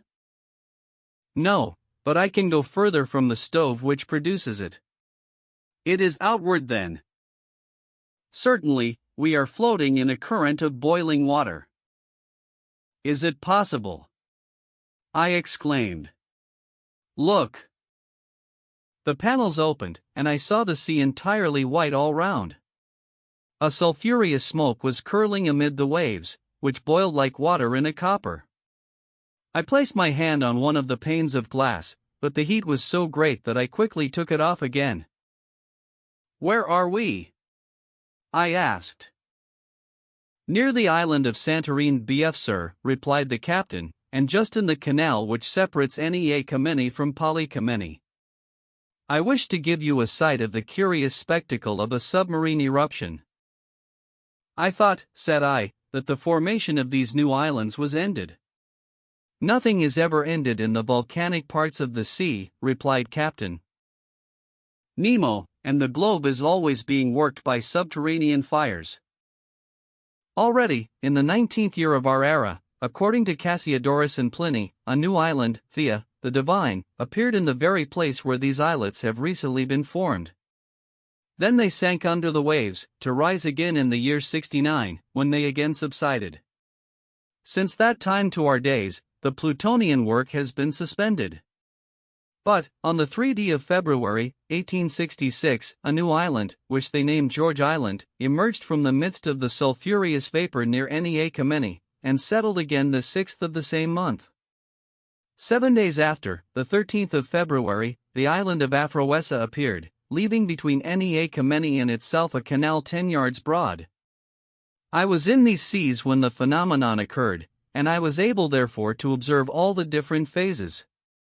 The island of Aphroessa, of round form, measured 300 feet in diameter, and 30 feet in height. It was composed of black and vitreous lava, mixed with fragments of felspar. And lastly, on the 10th of March, a smaller island, called Rika, showed itself near Nea Kameni, and since then these three have joined together, forming but one and the same island. "And the canal in which we are at this moment?" I asked. "Here it is," replied Captain Nemo, showing me a map of the archipelago. "You see, I have marked the new islands." I returned to the glass. The Nautilus was no longer moving, the heat was becoming unbearable. The sea, which till now had been white, was red, owing to the presence of salts of iron. In spite of the ships being hermetically sealed, an insupportable smell of sulfur filled the saloon, and the brilliancy of the electricity was entirely extinguished by bright scarlet flames. I was in a bath, I was choking, I was broiled. "We can remain no longer in this boiling water," said I to the captain. "It would not be prudent," replied the impassive Captain Nemo. An order was given, the Nautilus tacked about and left the furnace it could not brave with impunity. A quarter of an hour after we were breathing fresh air on the surface. The thought then struck me that, if Ned Land had chosen this part of the sea for our flight, we should never have come alive out of this sea of fire.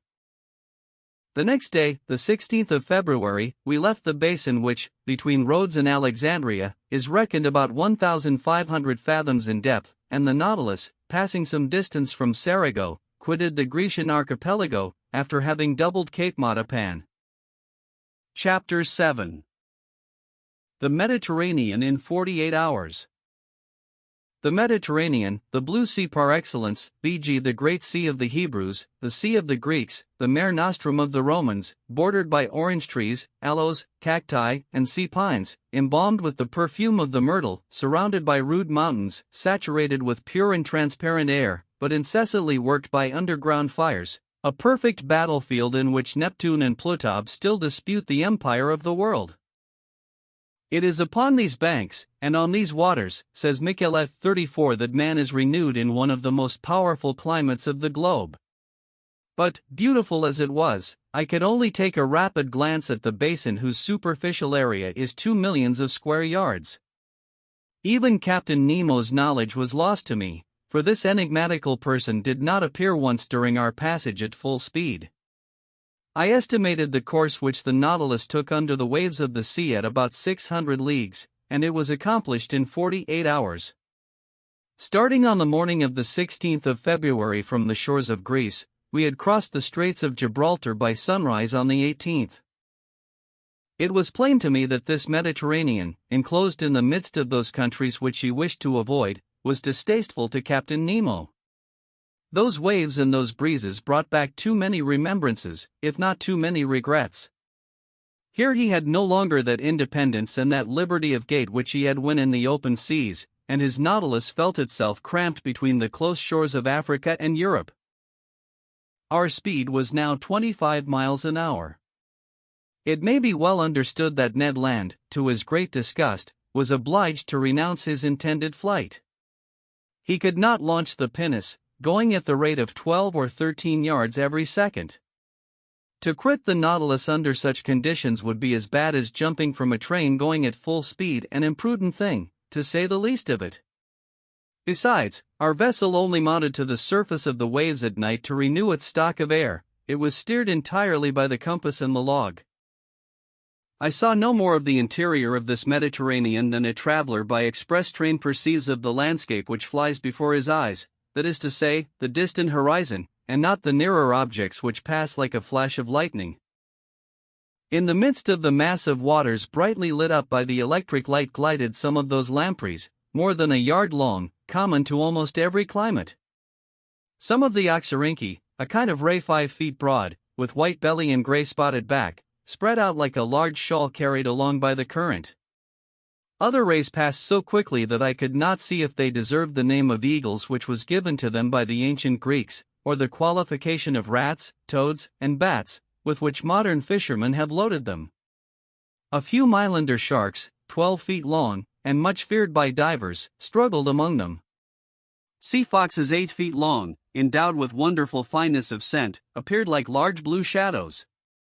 Some Dorada of the shark kind, some of which measured 7 feet and a half, showed themselves in their dress of blue and silver, encircled by small bands which struck sharply against the somber tints of their fins. A fish consecrated to Venus, by the eyes of which are encased in a socket of gold, a precious species, friend of all waters, fresh or salt, an inhabitant of rivers, lakes, and oceans, living in all climates, and bearing all temperatures, a race belonging to the geological era of the earth, and which has preserved all the beauty of its first days.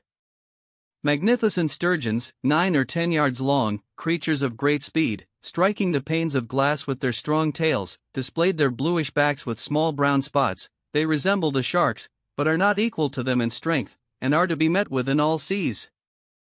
But of all the diverse inhabitants of the Mediterranean, those I observed to the greatest advantage, when the Nautilus approached the surface, belonged to the 63rd genus of bony fish. They were a kind of tunny, with bluish-black backs, and silvery breastplates, whose dorsal fins threw out sparkles of gold.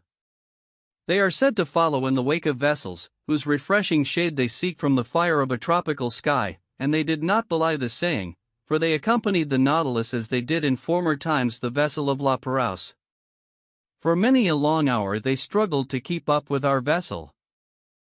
I was never tired of admiring these creatures really built for speed, their small heads, their bodies lithe and cigar-shaped, which in some were more than 3 yards long, their pectoral fins, and forked tail endowed with remarkable strength.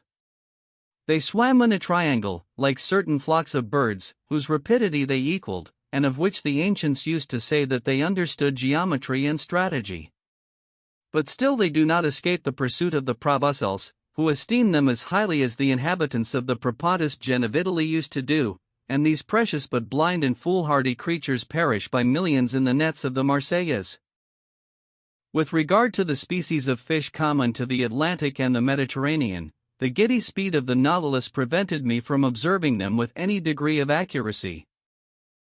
As to marine mammals, I thought, in passing the entrance of the Adriatic, that I saw 2 or 3 cachalots, furnished with one dorsal fin, of the genus Physeteria, some dolphins of the genus Globicephala, peculiar to the Mediterranean, the back part of the head being marked like a zebra with small lines, also, a dozen of seals, with white bellies and black hair, known by the name of monks, and which really have the air of a Dominican. They are about 3 yards in length.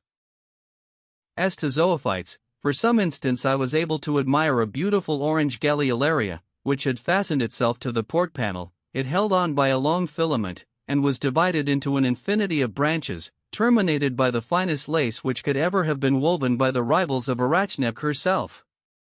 Unfortunately, I could not take this admirable specimen, and doubtless no other Mediterranean zoophyte would have offered itself to my observation, if, on the night of the 16th, the Nautilus had not, singularly enough, slackened its speed, under the following circumstances. We were then passing between Sicily and the coast of Tunis. In the narrow space between Cape Bon and the Straits of Messina the bottom of the sea rose almost suddenly. There was a perfect bank, on which there was not more than 9 fathoms of water, while on either side the depth was 90 fathoms. The Nautilus had to maneuver very carefully so as not to strike against this submarine barrier. I showed Conseil on the map of the Mediterranean the spot occupied by this reef. "But if you please, sir," observed Conseil, "it is like a real isthmus joining Europe to Africa." "Yes, my boy, it forms a perfect bar to the Straits of Libya, and the soundings of Smith have proved that in former times the continents between Cape Boko and Cape Farina were joined." "I can well believe it," said Conseil. "I will add," I continued, "that a similar barrier exists between Gibraltar and Ceuta, which in geological times formed the entire Mediterranean. What if some volcanic burst should one day raise these two barriers above the waves?" "It is not probable, Conseil." "Well, but allow me to finish, please, sir. If this phenomenon should take place, it will be troublesome for M. Lesseps, who has taken so much pains to pierce the isthmus." "I agree with you, but I repeat, Conseil, this phenomenon will never happen. The violence of subterranean force is ever diminishing. Volcanoes, so plentiful in the first days of the world, are being extinguished by degrees, the internal heat is weakened, the temperature of the lower strata of the globe is lowered by a perceptible quantity every century to the detriment of our globe, for its heat is its life." "But the sun?" "The sun is not sufficient, Conseil." "Can it give heat to a dead body?" "Not that I know of." "Well, my friend, this earth will one day be that cold corpse. It will become uninhabitable and uninhabited like the moon, which has long since lost all its vital heat." "In how many centuries?" "In some hundreds of thousands of years, my boy, BM." "Then," said Conseil, "we shall have time to finish our journey, that is, if Ned Land does not interfere with it." And Conseil, reassured, returned to the study of the bank, which the Nautilus was skirting at a moderate speed. There, beneath the rocky and volcanic bottom, lay outspread a living flora of sponges and reddish sedips, which emitted a slight phosphorescent light, commonly known by the name of sea cucumbers, and walking comatulely more than a yard long, the purple of which completely colored the water around. The Nautilus, having now passed the high bank in the Libyan Straits, returned to the deep waters and its accustomed speed. From that time no more mollusks, no more articulates, no more zoophytes, barely a few large fish passing like shadows. During the night of the 16th and 17th of February, we had entered the second Mediterranean basin, the greatest depth of which was 1,450 fathoms. The Nautilus, by the action of its screw, slid down the inclined planes, and buried itself in the lowest depths of the sea. On the 18th of February, about 3 o'clock in the morning, we were at the entrance of the Straits of Gibraltar. There once existed two currents, an upper one, long since recognized, which conveys the waters of the ocean into the basin of the Mediterranean, and a lower counter-current, which reasoning has now shown to exist. Indeed, the volume of water in the Mediterranean, incessantly added to by the waves of the Atlantic, and by rivers falling into it, would each year raise the level of this sea, for its evaporation is not sufficient to restore the equilibrium. As it is not so, we must necessarily admit the existence of an undercurrent, which empties into the basin of the Atlantic, through the Straits of Gibraltar, the surplus waters of the Mediterranean. A fact, indeed, and it was this counter-current by which the Nautilus profited. It advanced rapidly by the narrow pass. For one instant I caught a glimpse of the beautiful ruins of the Temple of Hercules, buried in the ground, according to Pliny, and with the low island which supports it, and a few minutes later we were floating on the Atlantic. Chapter 8. Vigo Bay. The Atlantic. A vast sheet of water, whose superficial area covers 25 millions of square miles, the length of which is 9,000 miles, with a mean breadth of 2,700, an ocean whose parallel winding shores embrace an immense circumference, watered by the largest rivers of the world, the St. Lawrence, the Mississippi, the Amazon, the Plata, the Orinoco, the Niger, the Senegal, the Elbe, the Loire, and the Rhine, which carry water from the most civilized, as well as from the most savage countries. Magnificent field of water, incessantly plowed by vessels of every nation, sheltered by the flags of every nation, and which terminates in those two terrible points so dreaded by mariners, Cape Horn, and the Cape of Tempests, Pigeon. The Nautilus was piercing the water with its sharp spur, after having accomplished nearly 10,000 leagues in 3 months and a half, a distance greater than the great circle of the earth. Where were we going now, and what was reserved for the future? The Nautilus, leaving the Straits of Gibraltar, had gone far out.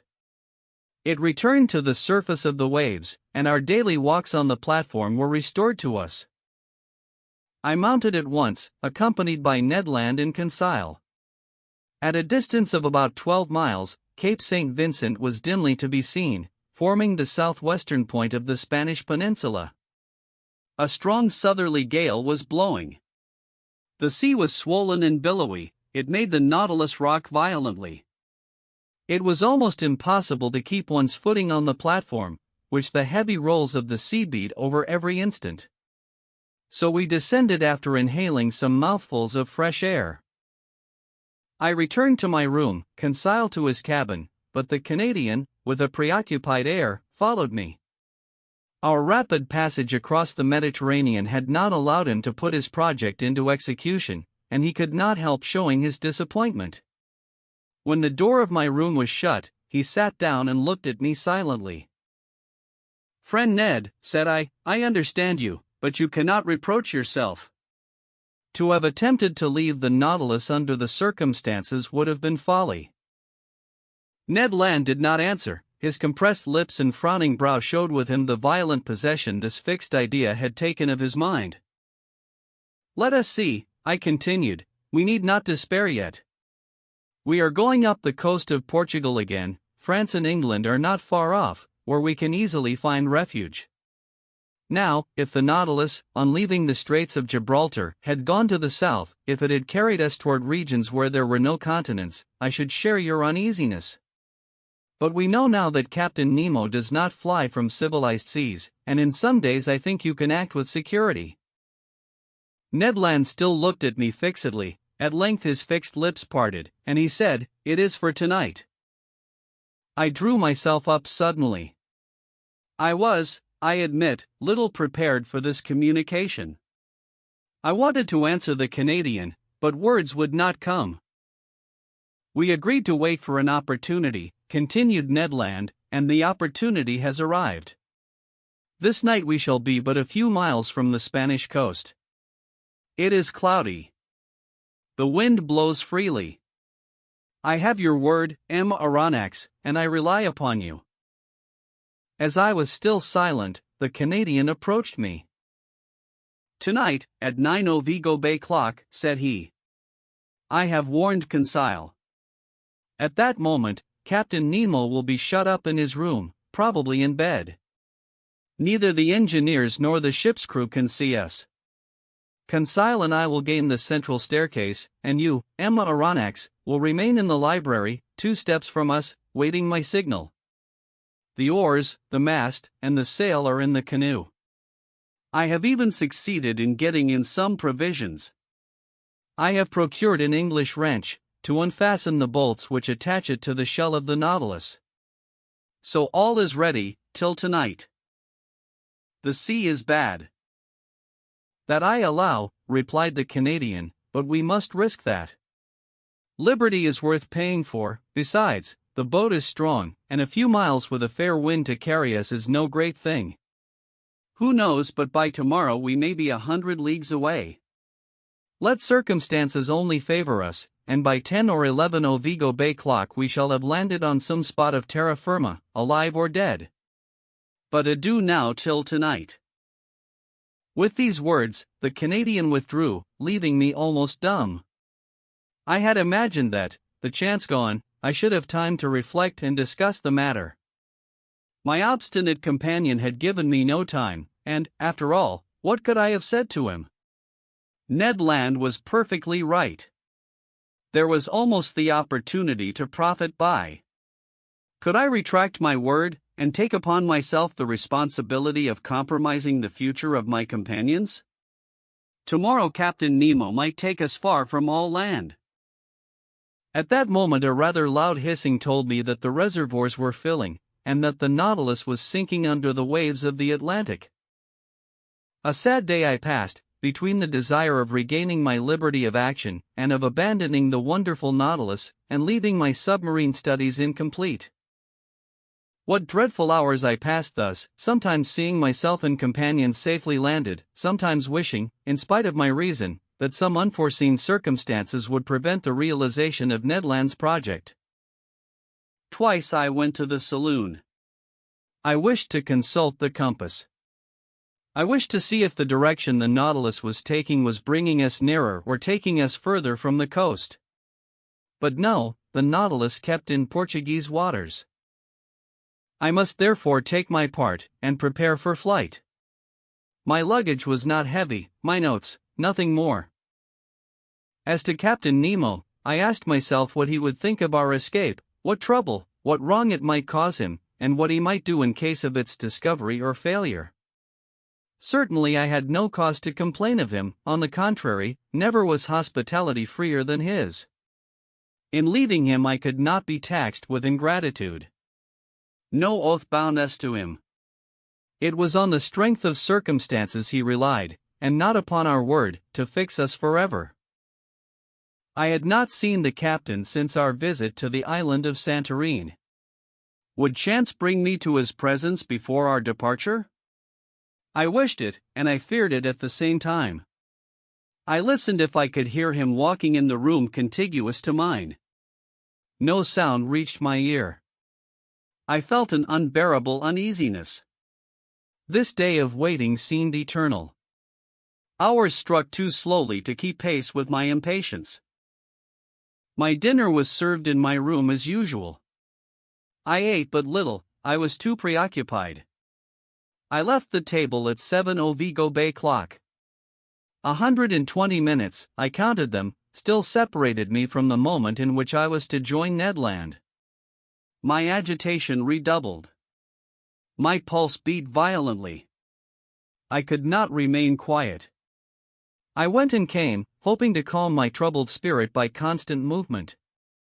The idea of failure in our bold enterprise was the least painful of my anxieties, but the thought of seeing our project discovered before leaving the Nautilus, of being brought before Captain Nemo, irritated, or, what was worse, saddened at my desertion, made my heart beat. I wanted to see the saloon for the last time. I descended the stairs, and arrived in the museum where I had passed so many useful and agreeable hours. I looked at all its riches, all its treasures, like a man on the eve of an eternal exile who was leaving never to return. These wonders of nature, these masterpieces of art, among which, for so many days, my life had been concentrated, I was going to abandon them forever. I should like to have taken a last look through the windows of the saloon into the waters of the Atlantic, but the panels were hermetically closed, and a cloak of steel separated me from that ocean which I had not yet explored. In passing through the saloon, I came near the door, let into the angle, which opened into the captain's room. To my great surprise, this door was ajar. I drew back, involuntarily. If Captain Nemo should be in his room, he could see me. But, hearing no noise, I drew nearer. The room was deserted. I pushed open the door, and took some steps forward. Still the same monk-like severity of aspect. 35. Suddenly the clock struck 8. The first beat of the hammer on the bell awoke me from my dreams. I trembled as if an invisible eye had plunged into my most secret thoughts, and I hurried from the room. There my eye fell upon the compass. Our course was still north. The log indicated moderate speed, the manometer a depth of about 60 feet. I returned to my room, clothed myself warmly, sea boots, an otter-skin cap, a greatcoat of byssus, lined with sealskin. I was ready, I was waiting. The vibration of the screw alone broke the deep silence which reigned on board. I listened attentively. Would no loud voice suddenly inform me that Ned Land had been surprised in his projected flight? A mortal dread hung over me, and I vainly tried to regain my accustomed coolness. At a few minutes to 9, I put my ear to the captain's door. No noise. I left my room and returned to the saloon, which was half in obscurity, but deserted. I opened the door communicating with the library. The same insufficient light, the same solitude. I placed myself near the door leading to the central staircase, and there waited for Ned Land's signal. At that moment the trembling of the screw sensibly diminished, then it stopped entirely. The silence was now only disturbed by the beatings of my own heart. Suddenly a slight shock was felt, and I knew that the Nautilus had stopped at the bottom of the ocean. My uneasiness increased. The Canadian's signal did not come. I felt inclined to join Ned Land and beg of him to put off his attempt. I felt that we were not sailing under our usual conditions. At this moment the door of the large saloon opened, and Captain Nemo appeared. He saw me, and, without further preamble, began in an amiable tone of voice. "Ah, sir. I have been looking for you. Do you know the history of Spain?" Now, one might know the history of one's own country by heart, but in the condition I was at the time, with troubled mind and head quite lost, I could not have said a word of it. "Well," continued Captain Nemo, "you heard my question? Do you know the history of Spain?" "Very slightly," I answered. "Well, here are learned men having to learn," said the captain.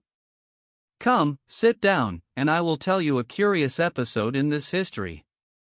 "Sir, listen well," said he, "this history will interest you on one side, for it will answer a question which doubtless you have not been able to solve." "I listen, Captain," said I, not knowing what my interlocutor was driving at, and asking myself if this incident was bearing on our projected flight.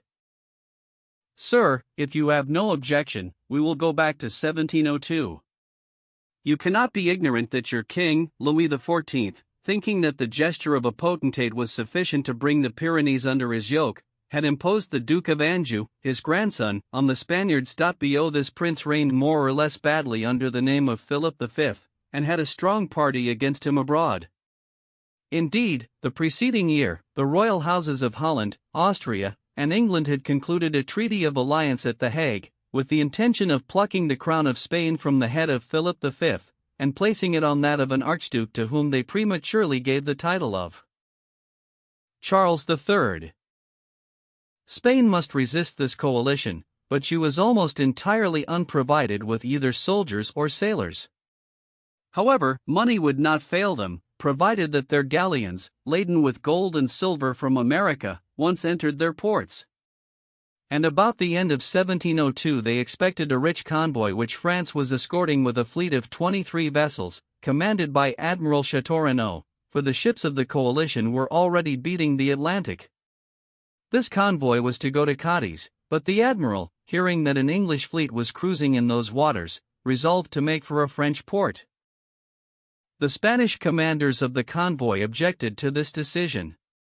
They wanted to be taken to a Spanish port, and if not to Cadiz, into Vigo Bay, situated on the northwest coast of Spain, and which was not blocked.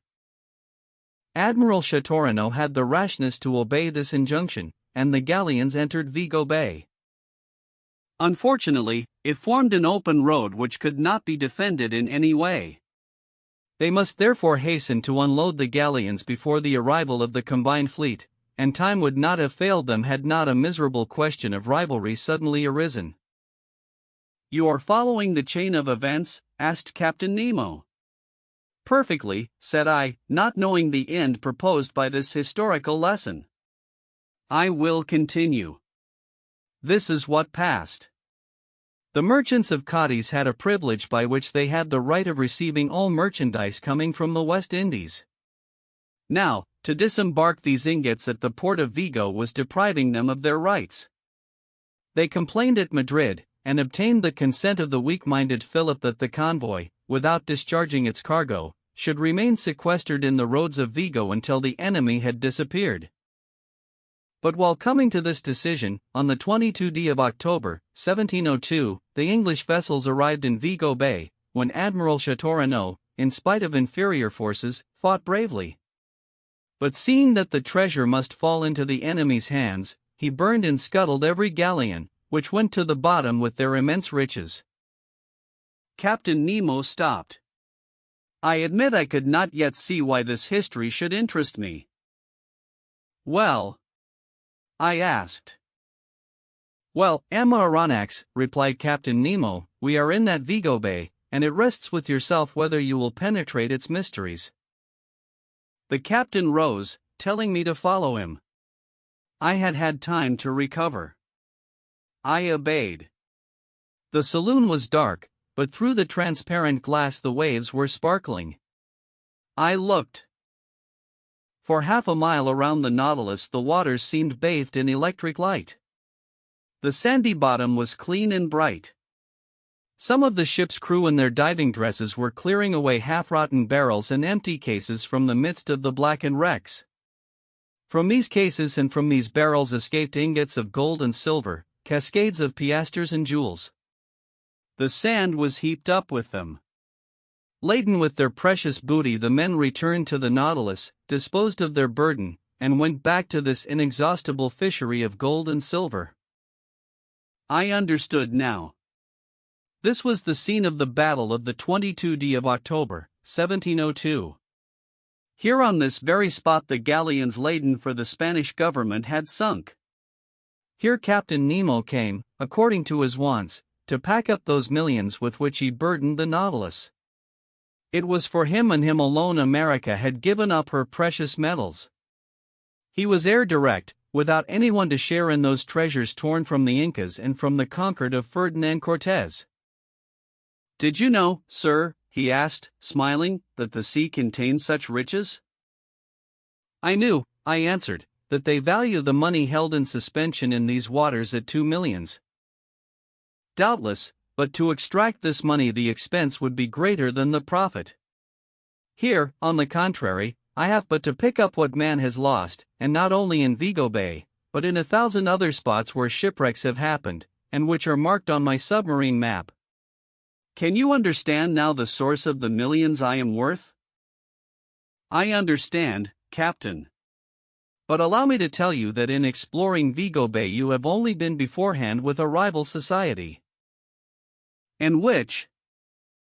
A society which has received from the Spanish government the privilege of seeking these buried galleons.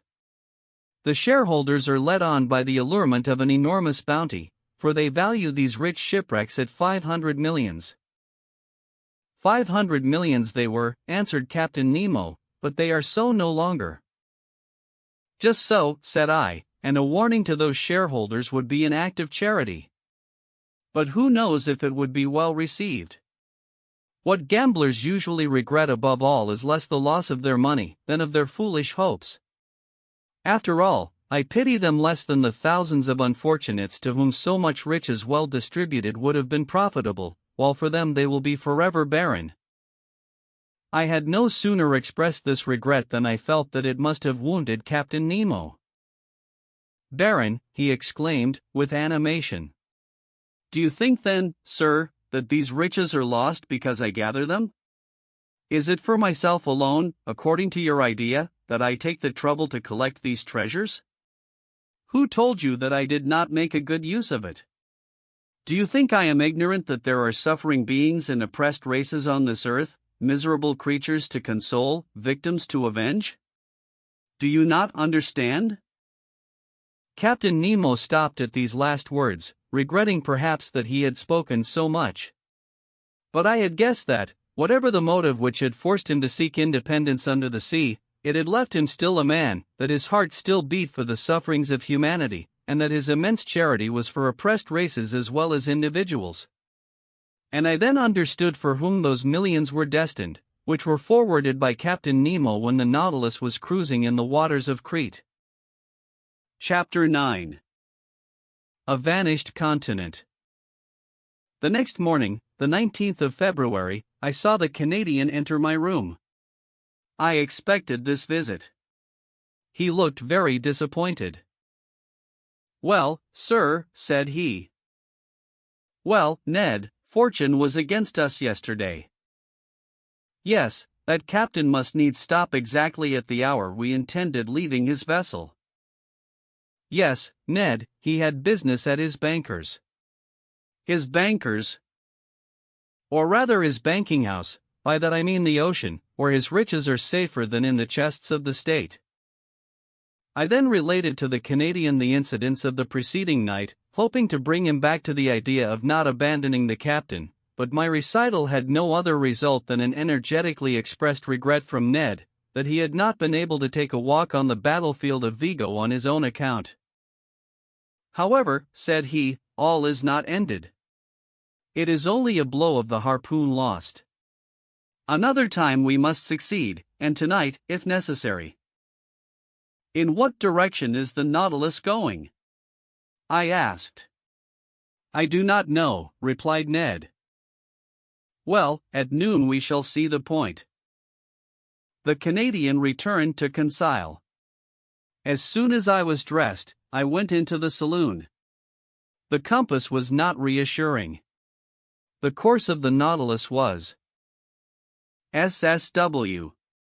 We were turning our backs on Europe. I waited with some impatience till the ship's place was pricked on the chart. At about 11:30 the reservoirs were emptied, and our vessel rose to the surface of the ocean. I rushed toward the platform.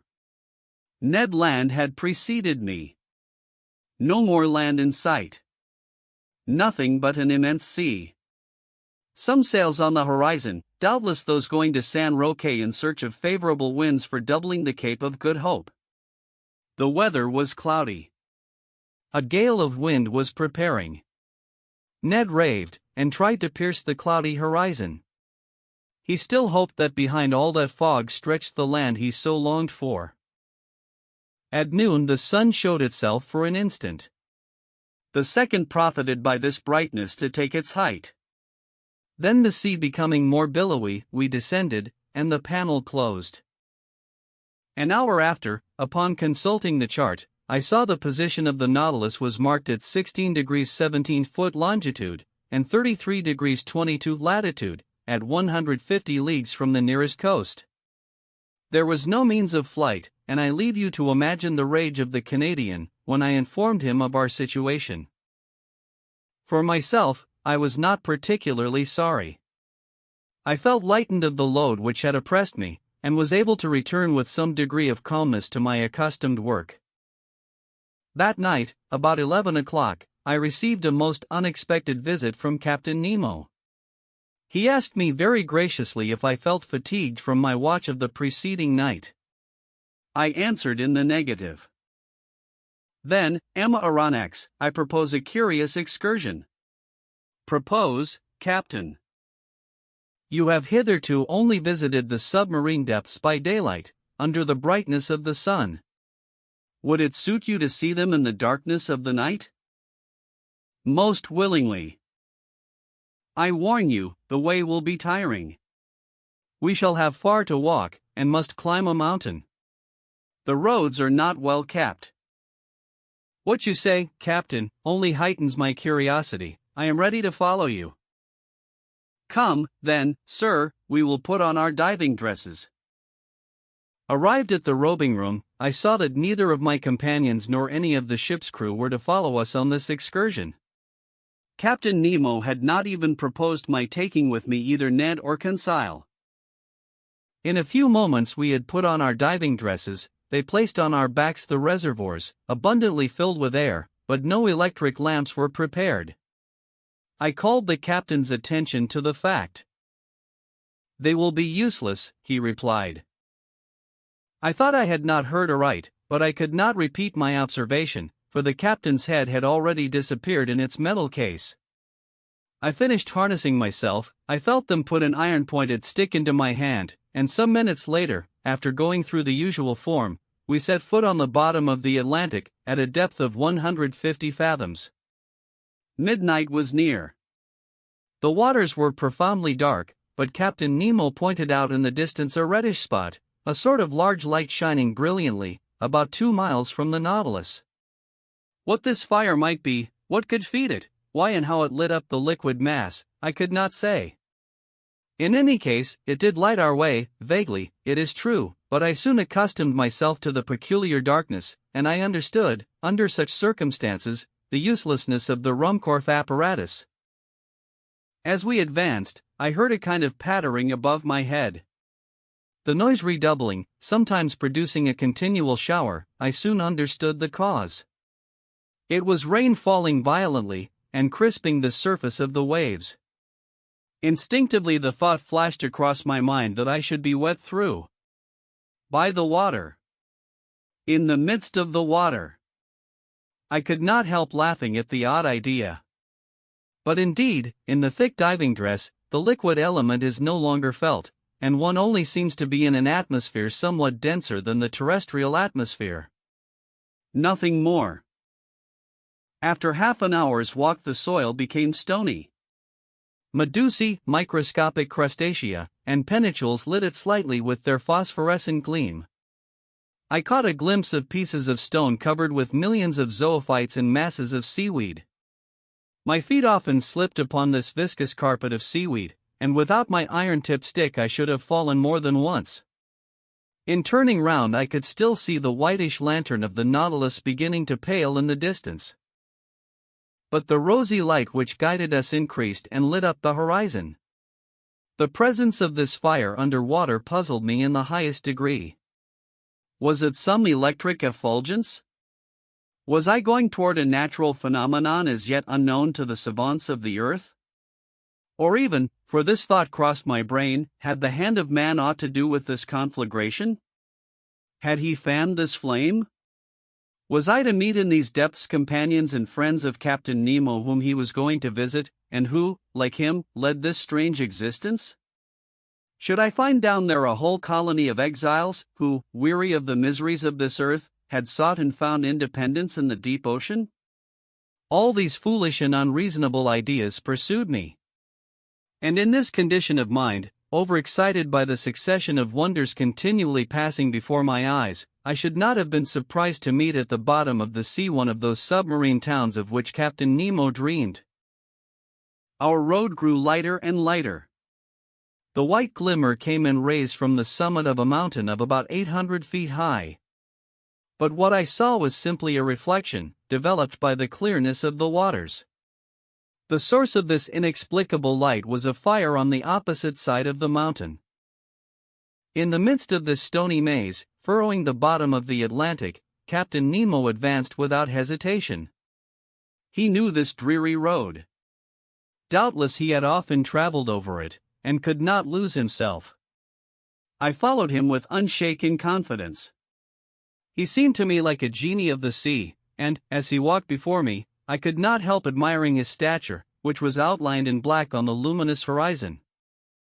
It was 1 in the morning when we arrived at the first slopes of the mountain, but to gain access to them we must venture through the difficult paths of a vast copse. Yes, a copse of dead trees, without leaves, without sap, trees petrified by the action of the water, and here and there overtopped by gigantic pines. It was like a coal pit, still standing, holding by the roots to the broken soil, and whose branches, like fine black paper cuttings, showed distinctly on the watery ceiling. Picture to yourself a forest in the Hartz, hanging onto the sides of the mountain, but a forest swallowed up. The paths were encumbered with seaweed and fucus, between which grovelled a whole world of crustacea. I went along, climbing the rocks, striding over extended trunks, breaking the sea bindweed which hung from one tree to the other, and frightening the fishes, which flew from branch to branch. Pressing onward, I felt no fatigue. I followed my guide, who was never tired. What a spectacle! How can I express it? How paint the aspect of those woods and rocks in this medium, their underparts dark and wild, the upper colored with red tints, by that light which the reflecting powers of the waters doubled? We climbed rocks, which fell directly after with gigantic bounds, and the low growling of an avalanche. To right and left ran long, dark galleries, where sight was lost. Here opened vast glades which the hand of man seemed to have worked, and I sometimes asked myself if some inhabitant of these submarine regions would not suddenly appear to me. But Captain Nemo was still mounting. I could not stay behind. I followed boldly. My stick gave me good help. A false step would have been dangerous on the narrow passes sloping down to the sides of the gulfs, but I walked with firm step, without feeling any giddiness.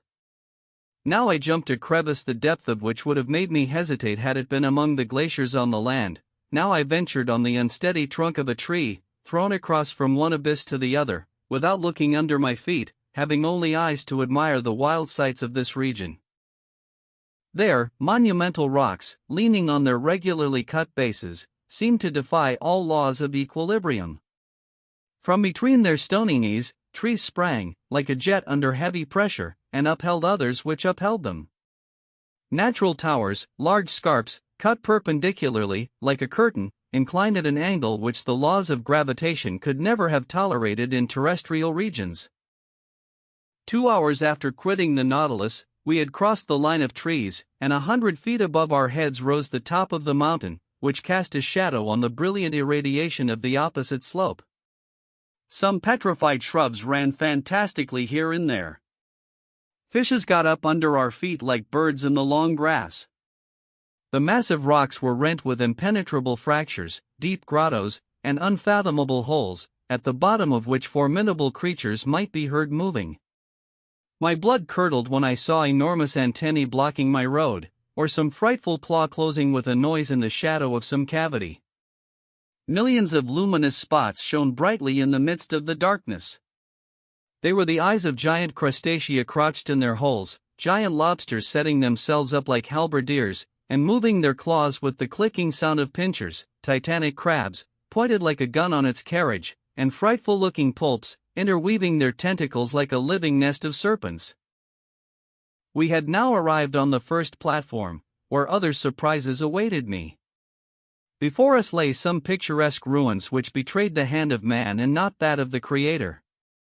There were vast heaps of stone, among which might be traced the vague and shadowy forms of castles and temples clothed with a world of blossoming zoophytes, and over which, instead of ivy, seaweed and fucus threw a thick vegetable mantle. But what was this portion of the globe which had been swallowed by cataclysms? Who had placed those rocks and stones like cromlechs of prehistoric times? Where was I? Whither had Captain Nemo's fancy hurried me? I would fain have asked him. Not being able to, I stopped him. I seized his arm. But shaking his head, and pointing to the highest point of the mountain, he seemed to say, "Come along, come higher." I followed, and in a few minutes I had climbed to the top, which for a circle of 10 yards commanded the whole mass of rock. I looked down the side we had just climbed. The mountain did not rise more than 700 or 800 feet above the level of the plain, but on the opposite side it commanded from twice that height the depths of this part of the Atlantic. My eyes ranged far over a large space lit by a violent fulguration. In fact, the mountain was a volcano. At 50 feet above the peak, in the midst of a rain of stones and scoriae, a large crater was vomiting forth torrents of lava which fell in a cascade of fire into the bosom of the liquid mass. Thus situated, this volcano lit the lower plain like an immense torch, even to the extreme limits of the horizon. I said that the submarine crater threw up lava, but no flames.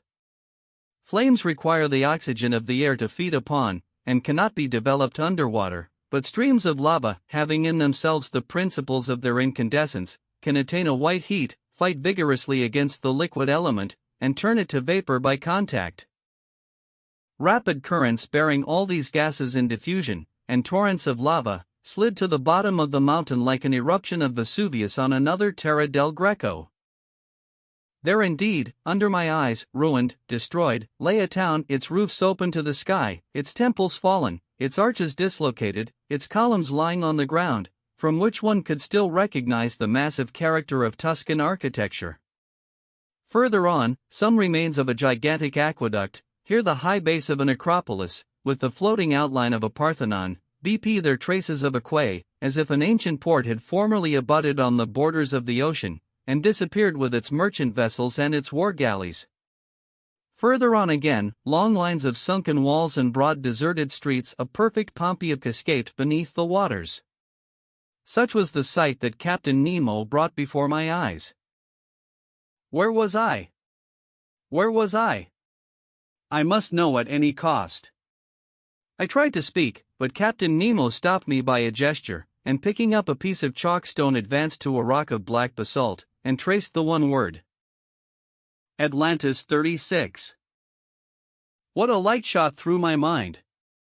Atlantis, the ancient Meropes of Theopompus, the Atlantis of Plato, that continent denied by Origen, Jamblichus, Danville, Multibrun, and Humboldt, who placed its disappearance among the legendary tales admitted by Posidonius, Pliny, Ammianus Marcellinus, Tertullian, Engel, Buffon, and D'Avezac.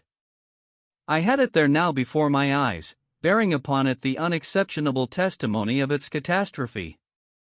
The region thus engulfed was beyond Europe, Asia, and Libya, beyond the columns of Hercules, beyond where those powerful people, the Atlantides, lived, against whom the first wars of ancient Greece were waged. Thus, led by the strangest destiny, I was treading underfoot the mountains of this continent, touching with my hand those ruins 1,000 generations old, and contemporary with the geological epochs. I was walking on the very spot where the contemporaries of the first man had walked. While I was trying to fix in my mind every detail of this grand landscape, Captain Nemo remained motionless, as if petrified in mute ecstasy, leaning on a mossy stone. Was he dreaming of those generations long since disappeared? Was he asking them the secret of human destiny? Was it here this strange man came to steep himself in historical recollections and live again this ancient life, he who wanted no modern one? What would I not have given to know his thoughts, to share them, to understand them? We remained for an hour at this place, contemplating the vast plain under the brightness of the lava, which was sometimes wonderfully intense. Rapid tremblings ran along the mountain caused by internal bubblings. Deep noises distinctly transmitted through the liquid medium were echoed with majestic grandeur. At this moment the moon appeared through the mass of waters and threw her pale rays on the buried continent. It was but a gleam, but what an indescribable effect! The captain rose, cast one last look on the immense plain, and then bade me follow him. We descended the mountain rapidly, and the mineral forest once passed, I saw the lantern of the Nautilus shining like a star. The captain walked straight to it, and we got on board as the first rays of light whitened the surface of the ocean. Chapter 10. The Submarine Coal Mines. The next day, the 20th of February, I awoke very late. The fatigues of the previous night had prolonged my sleep until 11 o'clock. I dressed quickly and hastened to find the course the Nautilus was taking. The instruments showed it to be still toward the south, with a speed of 20 miles an hour and a depth of 50 fathoms. The species of fishes here did not differ much from those already noticed. There were rays of giant size, 5 yards long and endowed with great muscular strength, which enabled them to shoot above the waves, sharks of many kinds, among others a glaucus 15 feet long, with triangular sharp teeth, and whose transparency rendered it almost invisible in the water, brown sagre, human tins, prism-shaped and clad with a tuberculous hide, sturgeons, resembling their congeners of the Mediterranean, trumpet cygnades a foot and a half long, furnished with grayish bladders, without teeth or tongue, and as supple as snakes. Among bony fish Conseil noticed some blackish macaras about 3 yards long, armed at the upper jaw with a piercing sword, other bright-colored creatures, known in the time of Aristotlebs by the name of the sea dragon, which are dangerous to capture on account of the spikes on their back, also some coryphenes with brown backs marked with little blue stripes and surrounded with a gold border, some beautiful dorada, and swordfish 4 and 20 feet long, swimming in troops, fierce animals, but rather herbivorous than carnivorous. About 4 o'clock the soil, generally composed of a thick mud mixed with petrified wood, changed by degrees, and it became more stony and seemed strewn with conglomerate and pieces of basalt, with a sprinkling of lava and sulphureous obsidian. I thought that a mountainous region was succeeding the long plains, and accordingly, after a few evolutions of the Nautilus, I saw the southerly horizon blocked by a high wall which seemed to close all exit. Its summit evidently passed the level of the ocean. It must be a continent, or at least an island, one of the Canaries, or of the Cape Verde Islands. The bearings not being yet taken, perhaps designedly, I was ignorant of our exact position. In any case, such a wall seemed to me to mark the limits of that Atlantis of which we had in reality passed over only the smallest part.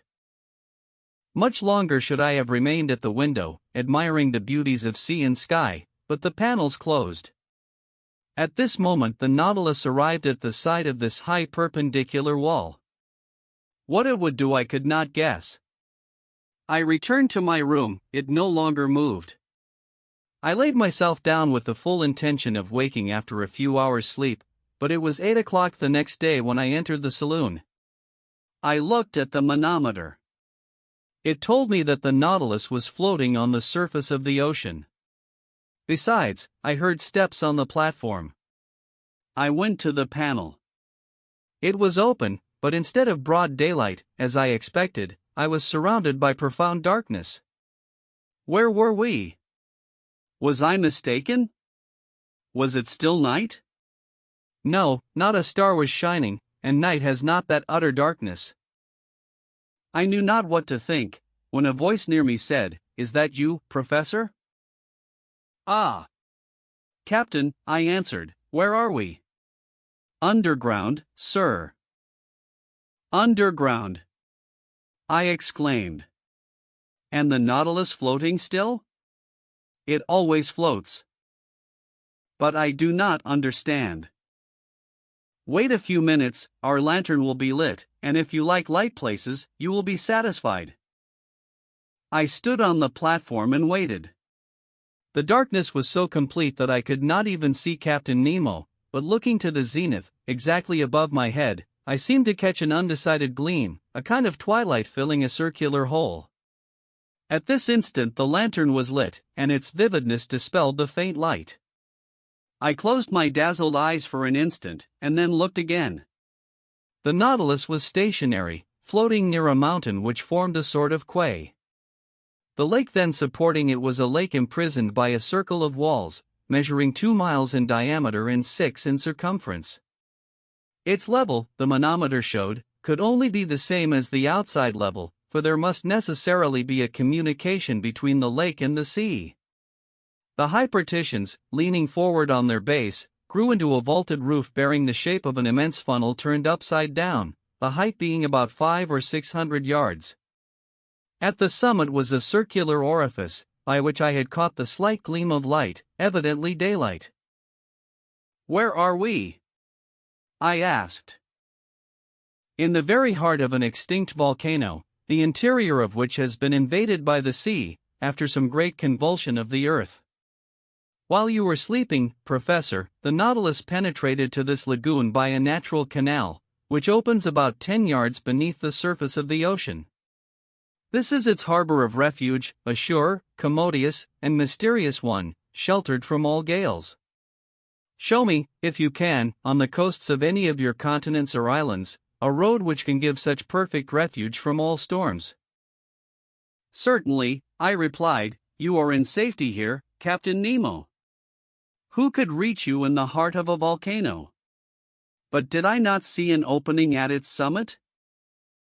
"Yes, its crater, formerly filled with lava, vapor, and flames, and which now gives entrance to the life-giving air we breathe." "But what is this volcanic mountain?" "It belongs to one of the numerous islands with which this sea is strewn, to vessels a simple sand bank, to us an immense cavern. Chance led me to discover it, and chance led me well." "But of what use is this refuge, Captain?" "The Nautilus wants no port." "No, sir, but it wants electricity to make it move, and the wherewithal to make the electricity, sodium to feed the elements, coal from which to get the sodium, and a coal mine to supply the coal. And exactly on this spot the sea covers entire forests embedded during the geological periods, now mineralized, and transformed into coal. For me they are an inexhaustible mine." "Your men follow the trade of miners here, then, Captain?" "Exactly so. These mines extend under the waves like the mines of Newcastle. Here, in their diving dresses, pickaxe and shovel in hand, my men extract the coal, which I do not even ask from the mines of the earth. When I burn this combustible for the manufacture of sodium, the smoke, escaping from the crater of the mountain, gives it the appearance of a still active volcano. And we shall see your companions at work? No, not this time at least, for I am in a hurry to continue our submarine tour of the earth. So I shall content myself with drawing from the reserve of sodium I already possess. The time for loading is 1 day only, and we continue our voyage. So if you wish to go over the cavern, and make the round of the lagoon, you must take advantage of today, M. Aronnax. I thanked the captain, and went to look for my companions, who had not yet left their cabin. I invited them to follow me without saying where we were. They mounted the platform. Conseil, who was astonished at nothing, seemed to look upon it as quite natural that he should wake under a mountain, after having fallen asleep under the waves. But Ned Land thought of nothing but finding whether the cavern had any exit. After breakfast, about 10 o'clock, we went down onto the mountain. Here we are, once more on land, said Conseil. I do not call this land, said the Canadian. And besides, we are not on it, but beneath it. Between the walls of the mountain and the waters of the lake lay a sandy shore, which, at its greatest breadth, measured 500 feet. On this soil one might easily make the tour of the lake. But the base of the high partitions was stony ground, with volcanic blocks and enormous pumice stones lying in picturesque heaps. All these detached masses, covered with enamel, polished by the action of the subterraneous fires, shone resplendent by the light of our electric lantern. The mica dust from the shore, rising under our feet, flew like a cloud of sparks. The bottom now rose sensibly, and we soon arrived at long circuitous slopes, or inclined plains, which took us higher by degrees, but we were obliged to walk carefully among these conglomerates, bound by no cement, the feet slipping on the glassy trachyte, composed of crystal, felspar, and quartz. The volcanic nature of this enormous excavation was confirmed on all sides, and I pointed it out to my companions. Picture to yourselves, said I, what this crater must have been when filled with boiling lava, and when the level of the incandescent liquid rose to the orifice of the mountain, as though melted on the top of a hot plate. I can picture it perfectly, said Conseil. But, sir, will you tell me why the great architect has suspended operations, and how it is that the furnace is replaced by the quiet waters of the lake? Most probably, Conseil, because some convulsion beneath the ocean produced that very opening which has served as a passage for the Nautilus. Then the waters of the Atlantic rushed into the interior of the mountain. There must have been a terrible struggle between the two elements, a struggle which ended in the victory of Neptune. But many ages have run out since then, and the submerged volcano is now a peaceable grotto. Very well, replied Ned Land, I accept the explanation, sir, but, in our own interests, I regret that the opening of which you speak was not made above the level of the sea. But, friend Ned, said Conseil, if the passage had not been under the sea, the Nautilus could not have gone through it. We continued ascending. The steps became more and more perpendicular and narrow. Deep excavations, which we were obliged to cross, cut them here and there, sloping masses had to be turned. We slid upon our knees and crawled along. But Conseil's dexterity and the Canadian's strength surmounted all obstacles.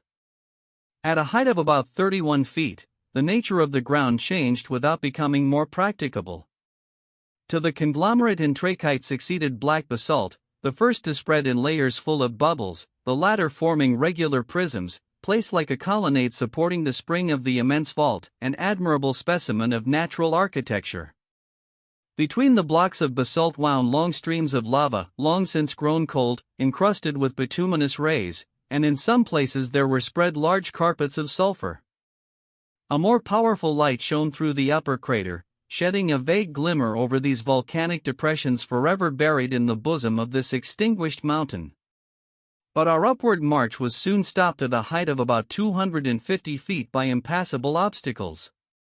There was a complete vaulted arch overhanging us, and our ascent was changed to a circular walk. At the last change, vegetable life began to struggle with the mineral. Some shrubs, and even some trees, grew from the fractures of the walls. I recognized some euphorbias, with the caustic sugar coming from them. Heliotropes, quite incapable of justifying their name, sadly drooped their clusters of flowers, both their color and perfume half gone. Here and there some chrysanthemums grew timidly at the foot of an aloe with long sickly-looking leaves. But between the streams of lava, I saw some little violets still slightly perfumed, and I admit that I smelt them with delight. Perfume is the soul of the flower, and sea flowers, those splendid hygrophytes, have no soul. We had arrived at the foot of some sturdy dragon trees, which had pushed aside the rocks with their strong roots, when Ned Land exclaimed, "Ah! Sir, a hive! A hive! A hive!" I replied with a gesture of incredulity. "Yes, a hive," repeated the Canadian, "and bees humming round it." I approached, and was bound to believe my own eyes. There, at a hole bored in one of the dragon trees, were some thousands of these ingenious insects, so common in all the Canaries, and whose produce is so much esteemed. Naturally enough, the Canadian wished to gather the honey, and I could not well oppose his wish. A quantity of dry leaves, mixed with sulfur, he lit with a spark from his flint, and he began to smoke out the bees. The humming ceased by degrees, and the hive eventually yielded several pounds of the sweetest honey, with which Ned Land filled his haversack. "When I have mixed this honey with the paste of the artocarpus," said he, "I shall be able to offer you a succulent cake." "Upon my word," said Conseil, "it will be gingerbread." "Never mind the gingerbread," said I, "let us continue our interesting walk." At every turn of the path we were following, the lake appeared in all its length and breadth. The lantern lit up the whole of its peaceable surface, which knew neither ripple nor wave.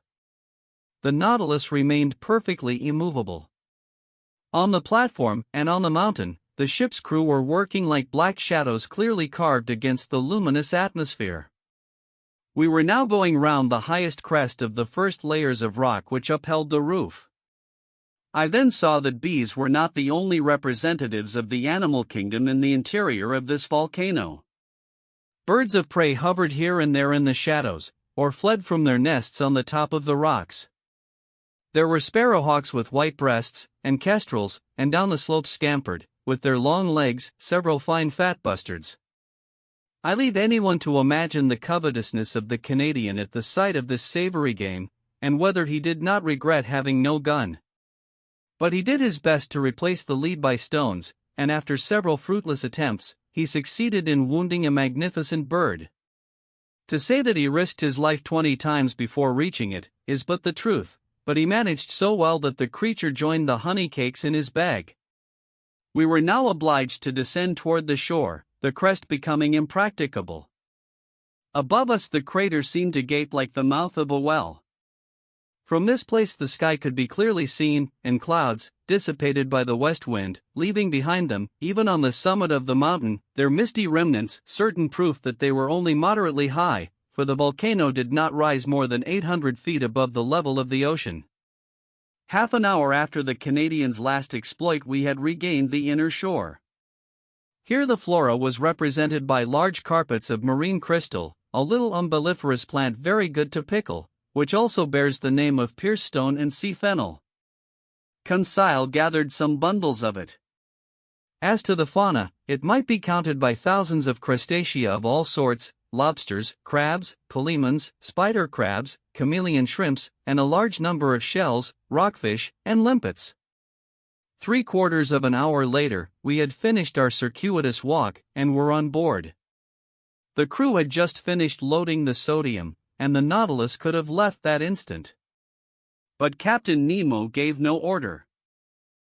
Did he wish to wait until night, and leave the submarine passage secretly? Perhaps so. Whatever it might be, the next day, the Nautilus, having left its port, steered clear of all land at a few yards beneath the waves of the Atlantic. Chapter 11. The Sargasso Sea. That day the Nautilus crossed a singular part of the Atlantic Ocean. No one can be ignorant of the existence of a current of warm water, known by the name of the Gulf Stream. After leaving the Gulf of Mexico, about the 25th degree of north latitude, this current divides into two arms, the principal one going toward the coast of Ireland and Norway, while the second bends to the south about the height of the Azores, then, touching the African shore, and describing a length and oval, returns to the Antilles. This second arm, it is rather a collar than an arm, surrounds with its circles of warm water that portion of the cold, quiet, immovable ocean called the Sargasso Sea, a perfect lake in the open Atlantic. It takes no less than 3 years for the great current to pass round it. Such was the region the Nautilus was now visiting, a perfect meadow, a close carpet of seaweed, fucus, and tropical berries, so thick and so compact that the stem of a vessel could hardly tear its way through it. And Captain Nemo, not wishing to entangle his screw in this herbaceous mass, kept some yards beneath the surface of the waves. The name Sargasso comes from the Spanish word sargazo, which signifies kelp. This kelp or verac, or berry plant, is the principal formation of this immense bank. And this is the reason, according to the learned Maury, the author of the Physical Geography of the Globe, why these hydrophytes unite in the peaceful basin of the Atlantic. The only explanation which can be given, he says, seems to me to result from the experience known to all the world. Place in a vase some fragments of cork or other floating body, and give to the water in the vase a circular movement. The scattered fragments will unite in a group in the center of the liquid surface, that is to say, in the part least agitated. In the phenomenon we are considering, the Atlantic is the vase, the Gulf Stream the circular current, and the Sargasso Sea the central point at which the floating bodies unite. I share Maury's opinion, and I was able to study the phenomenon in the very midst, where vessels rarely penetrate. Above us floated products of all kinds, heaped up among these brownish plants, trunks of trees torn from the Andes or the Rocky Mountains, and floated by the Amazon or the Mississippi, numerous wrecks, remains of keels, or ships' bottoms, side planks stove in, and so weighted with shells and barnacles that they could not again rise to the surface. And time will one day justify Maury's other opinion, that these substances thus accumulated for ages will become petrified by the action of the water, and will then form inexhaustible coal mines, a precious reserve prepared by far-seeing nature for the moment when men shall have exhausted the mines of continents. In the midst of this inextricable mass of plants and seaweed, I noticed some charming pink halcyons and actiniae, with their long tentacles trailing after them, medusae, green, red, and blue, and the great rhizostoms of Cuvier, the large umbrella of which was bordered and festooned with violet. All the day of the 22d of February we passed in the Sargasso Sea, where such fish as are partial to marine plants and fuci find abundant nourishment. The next, the ocean had returned to its accustomed aspect. From this time for 19 days, from the 23d of February to the 12th of March, the Nautilus kept in the middle of the Atlantic, carrying us at a constant speed of 100 leagues in 24 hours. Captain Nemo evidently intended accomplishing his submarine program, and I imagined that he intended, after doubling Cape Horn, to return to the Australian seas of the Pacific. Ned Land had cause for fear. In these large seas, void of islands, we could not attempt to leave the boat. Nor had we any means of opposing Captain Nemo's will. Our only course was to submit, but what we could neither gain by force nor cunning, I like to think might be obtained by persuasion. This voyage ended, would he not consent to restore our liberty, under an oath never to reveal his existence, an oath of honor which we should have religiously kept? But we must consider that delicate question with the captain. But was I free to claim this liberty? Had he not himself said from the beginning, in the firmest manner, that the secret of his life exacted from him our lasting imprisonment on board the Nautilus? And would not my 4 months' silence appear to him a tacit acceptance of our situation? And would not a return to the subject result in raising suspicions which might be hurtful to our projects if at some future time a favorable opportunity offered to return to them? During the 19 days mentioned above, no incident of any note happened to signalize our voyage. I saw little of the captain, he was at work. In the library, I often found his books left open, especially those on natural history. My work on submarine depths, conned over by him, was covered with marginal notes, often contradicting my theories and systems, but the captain contented himself with thus purging my work. It was very rare for him to discuss it with me. Sometimes I heard the melancholy tones of his organ, but only at night, in the midst of the deepest obscurity, when the Nautilus slept upon the deserted ocean. During this part of our voyage we sailed whole days on the surface of the waves. The sea seemed abandoned. A few sailing vessels, on the road to India, were making for the Cape of Good Hope. One day we were followed by the boats of a whaler, who, no doubt, took us for some enormous whale of great price, but Captain Nemo did not wish the worthy fellows to lose their time and trouble, so ended the chase by plunging under the water. Our navigation continued until the 13th of March. That day the Nautilus was employed in taking soundings, which greatly interested me. We had then made about 13,000 leagues since our departure from the high seas of the Pacific. The bearings gave us 45 degrees 37' south latitude, and 37 degrees 53' west longitude. It was the same water in which Captain Denham, of the Herald, sounded 7,000 fathoms without finding the bottom. There, too, Lieutenant Parker, of the American frigate Congress, could not touch the bottom with 15,140 yards. Captain Nemo intended seeking the bottom of the ocean by a diagonal sufficiently lengthened by means of lateral planes, placed at an angle of 45 degrees with the waterline of the Nautilus. Then the screw set to work at its maximum speed, its four blades beating the waves with indescribable force. Under this powerful pressure the hull of the Nautilus quivered like a sonorous chord, and sank regularly under the water. At 7,000 fathoms I saw some blackish tops rising from the midst of the waters, but these summits might belong to high mountains like the Himalayas or Mont Blanc, even higher, and the depth of the abyss remained incalculable. The Nautilus descended still lower, in spite of the great pressure. I felt the steel plates tremble at the fastenings of the bolts, its bars bent, its partitions groaned, the windows of the saloon seemed to curve under the pressure of the waters. And this firm structure would doubtless have yielded, if, as its captain had said, it had not been capable of resistance like a solid block. In skirting the declivity of these rocks, lost under the water, I still saw some shells, some serpulae and spinorbs, still living, and some specimens of asteriads. But soon this last representative of animal life disappeared, and at the depth of more than 3 leagues, the Nautilus had passed the limits of submarine existence, even as a balloon does when it rises above the respirable atmosphere. We had attained a depth of 16,000 yards, 4 leagues, and the sides of the Nautilus then bore a pressure of 1,600 atmospheres, that is to say, 3,200 pounds to each square 2/5 of an inch of its surface.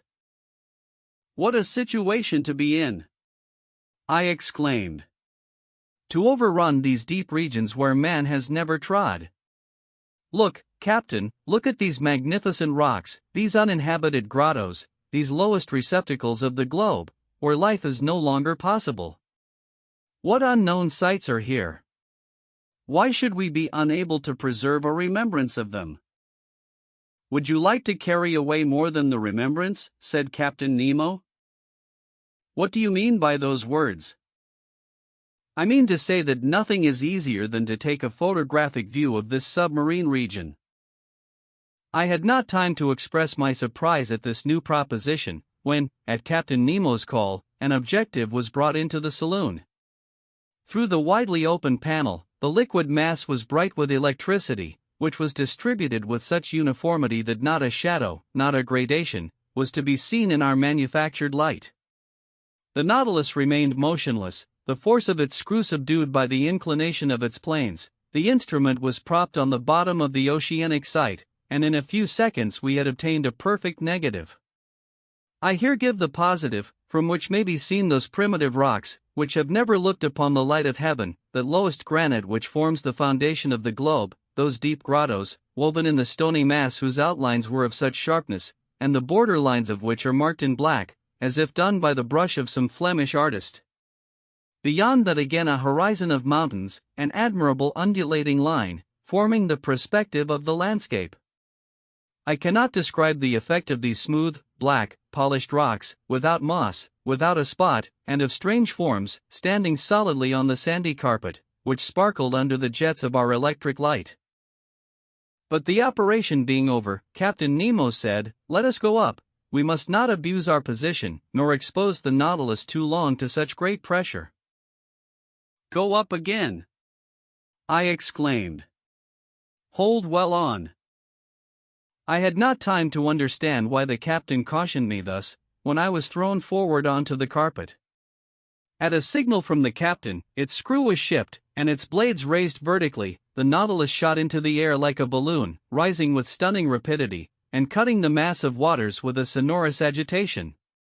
Nothing was visible, and in 4 minutes it had shot through the 4 leagues which separated it from the ocean, and, after emerging like a flying fish, fell, making the waves rebound to an enormous height. Chapter 12. Cacalots and Whales.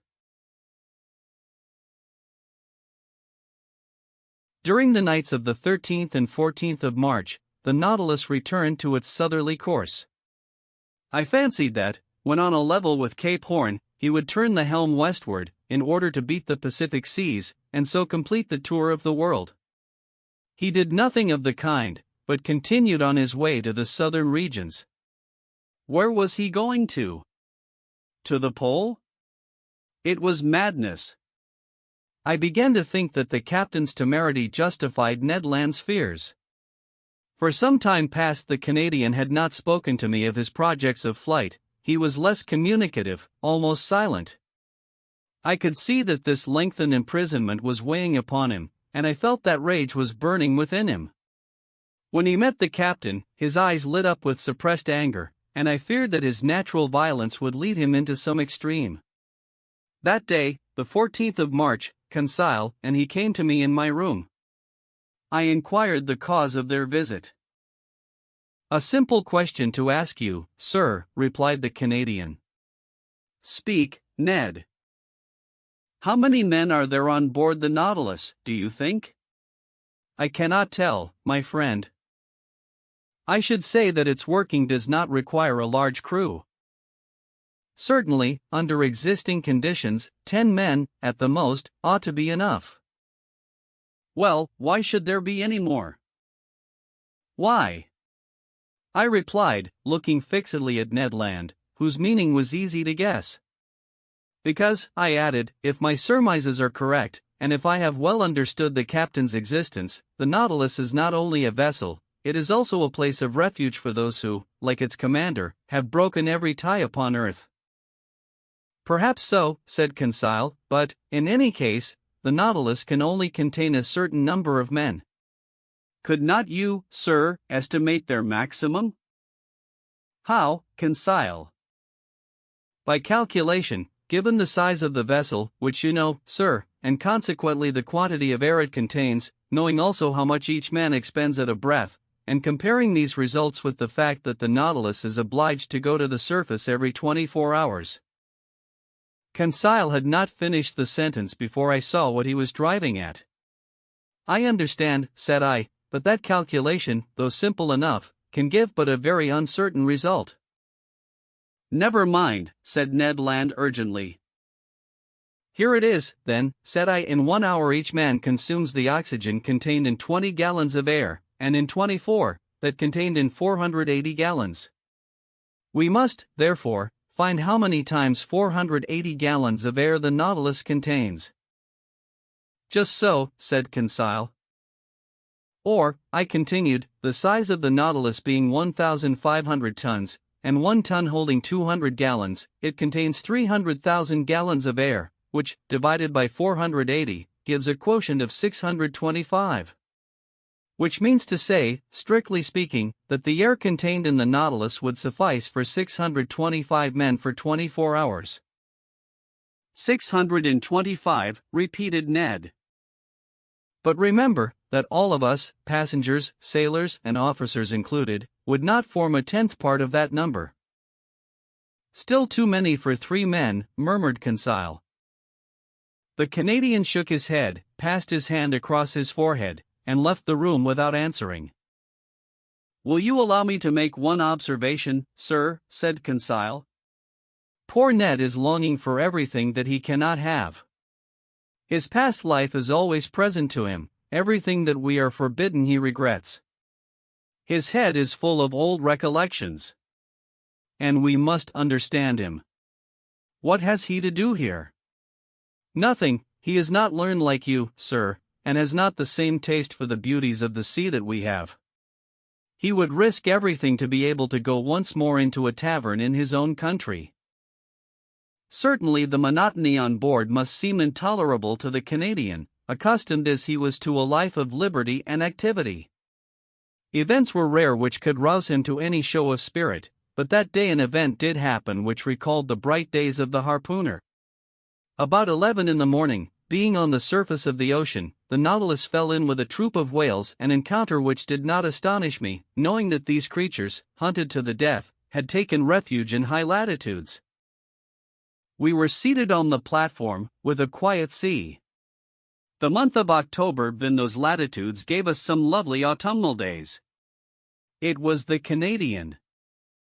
He could not be mistaken, who signaled a whale on the eastern horizon. Looking attentively, one might see its black back rise and fall with the waves 5 miles from the Nautilus. "Ah," exclaimed Ned Land, "if I was on board a whaler now, such a meeting would give me pleasure." It is one of large size. See with what strength its blowholes throw up columns of air and steam. Confound it, why am I bound to these steel plates? What, Ned, said I, you have not forgotten your old ideas of fishing. Can a whale fisher ever forget his old trade, sir?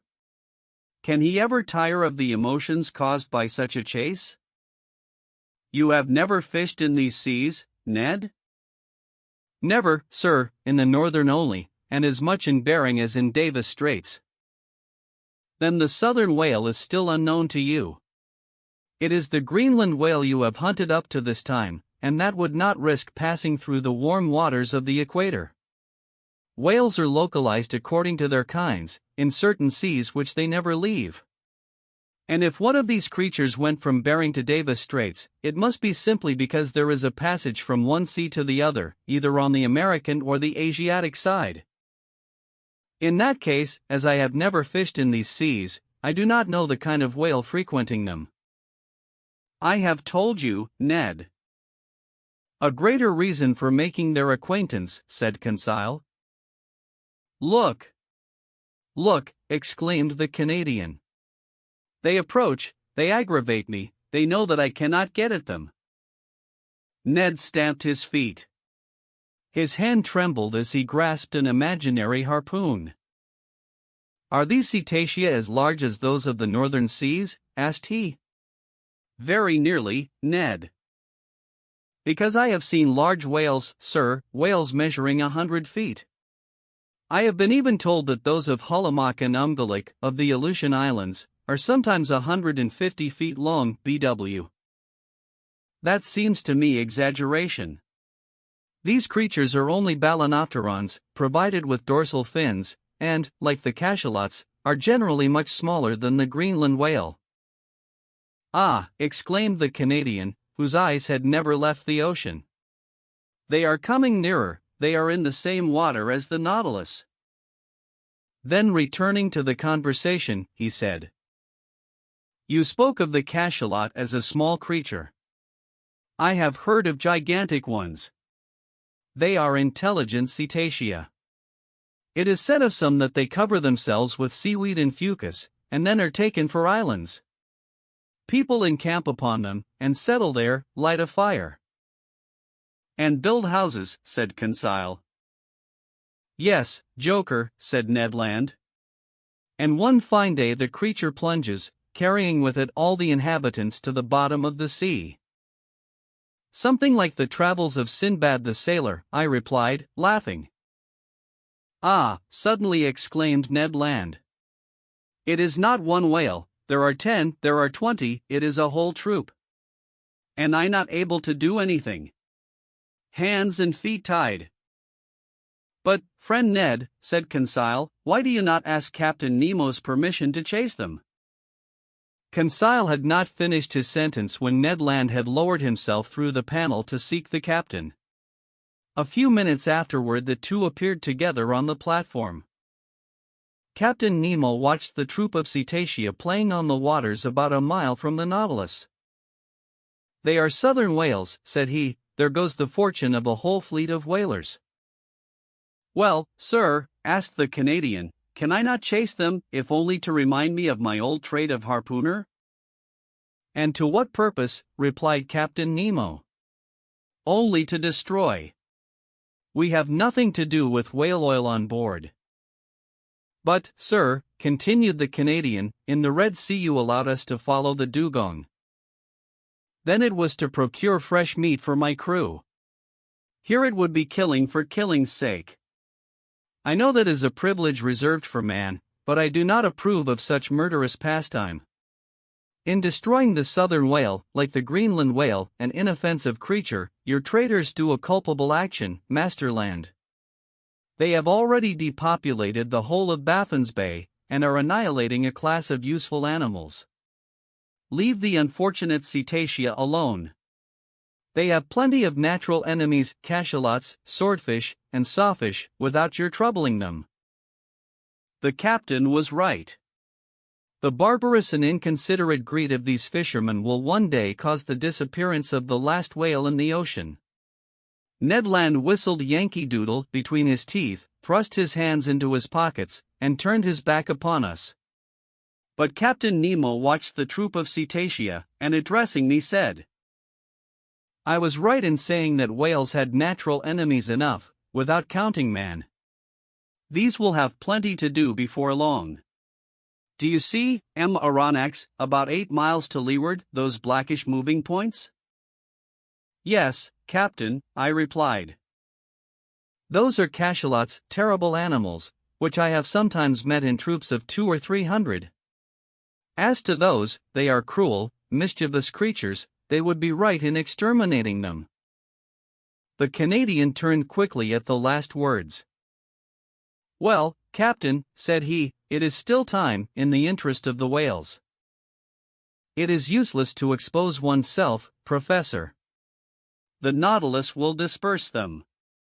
"It is armed with a steel spur as good as Master Land's harpoon, I imagine." The Canadian did not put himself out enough to shrug his shoulders. Attack cetacea with blows of a spur. Who had ever heard of such a thing?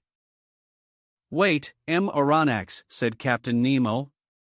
"We will show you something you have never yet seen." We have no pity for these ferocious creatures. They are nothing but mouth and teeth. Mouth and teeth. No one could better describe the macrocephalous cachalot, which is sometimes more than 75 feet long. Its enormous head occupies 1/3 of its entire body. Better armed than the whale, whose upper jaw is furnished only with whalebone, it is supplied with 25 large tusks, about 8 inches long, cylindrical and conical at the top, each weighing 2 pounds. It is in the upper part of this enormous head, in great cavities divided by cartilages, that is to be found from 600 to 800 pounds of that precious oil called spermaceti. The cachalot is a disagreeable creature, more tadpole than fish, according to Fredel's description. It is badly formed, the whole of its left side being, if we may say it, a failure, and being only able to see with its right eye. But the formidable troop was nearing us.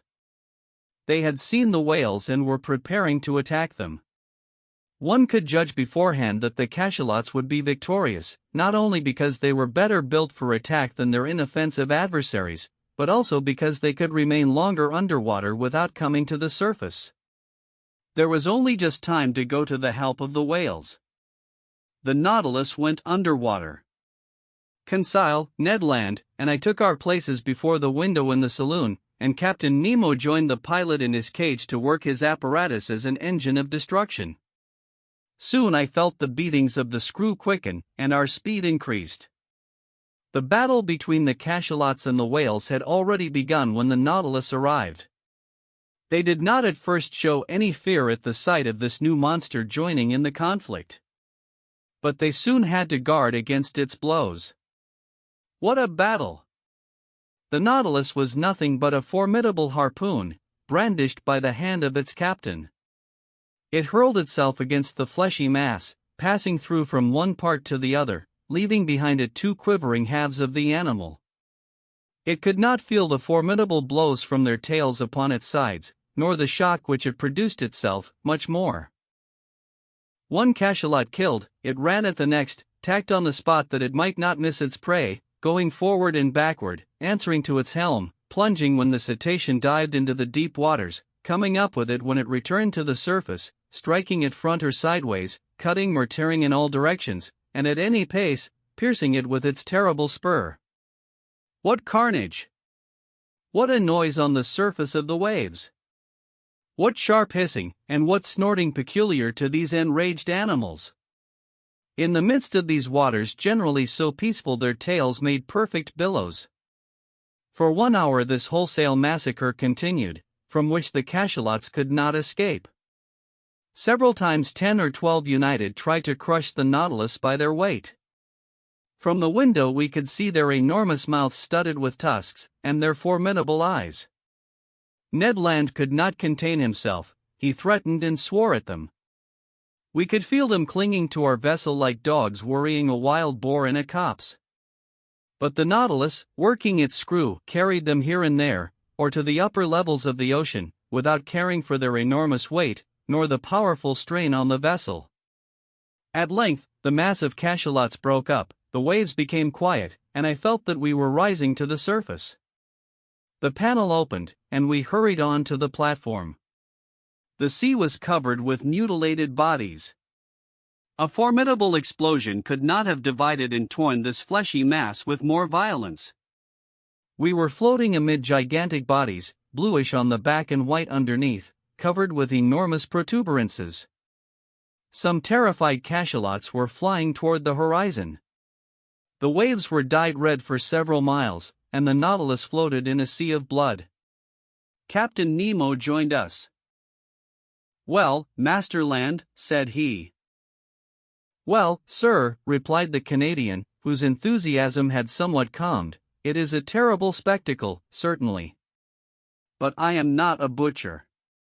I am a hunter, and I call this a butchery." "It is a massacre of mischievous creatures," replied the captain, "and the Nautilus is not a butcher's knife." "I like my harpoon better," said the Canadian. "Everyone to his own," answered the captain, looking fixedly at Ned Land. I feared he would commit some act of violence, which would end in sad consequences. But his anger was turned by the sight of a whale which the Nautilus had just come up with. The creature had not quite escaped from the cachalot's teeth. I recognized the southern whale by its flat head, which is entirely black. Anatomically, it is distinguished from the white whale and the North Cape whale by the 7 cervical vertebrae, and it has 2 more ribs than its congeners. The unfortunate cetacean was lying on its side, riddled with holes from the bites, and quite dead. From its mutilated fins still hung a young whale which it could not save from the massacre. Its open mouth let the water flow in and out, murmuring like the waves breaking on the shore. Captain Nemo steered close to the corpse of the creature. 2 of his men mounted its side, and I saw, not without surprise, that they were drawing from its breasts all the milk which they contained, that is to say, about 2 or 3 tons. The captain offered me a cup of the milk, which was still warm. I could not help showing my repugnance to the drink, but he assured me that it was excellent, and not to be distinguished from cow's milk. I tasted it, and was of his opinion. It was a useful reserve to us, for in the shape of salt butter or cheese it would form an agreeable variety from our ordinary food. From that day I noticed with uneasiness that Ned Land's ill will toward Captain Nemo increased, and I resolved to watch the Canadian's gestures closely. Chapter 13: The Iceberg.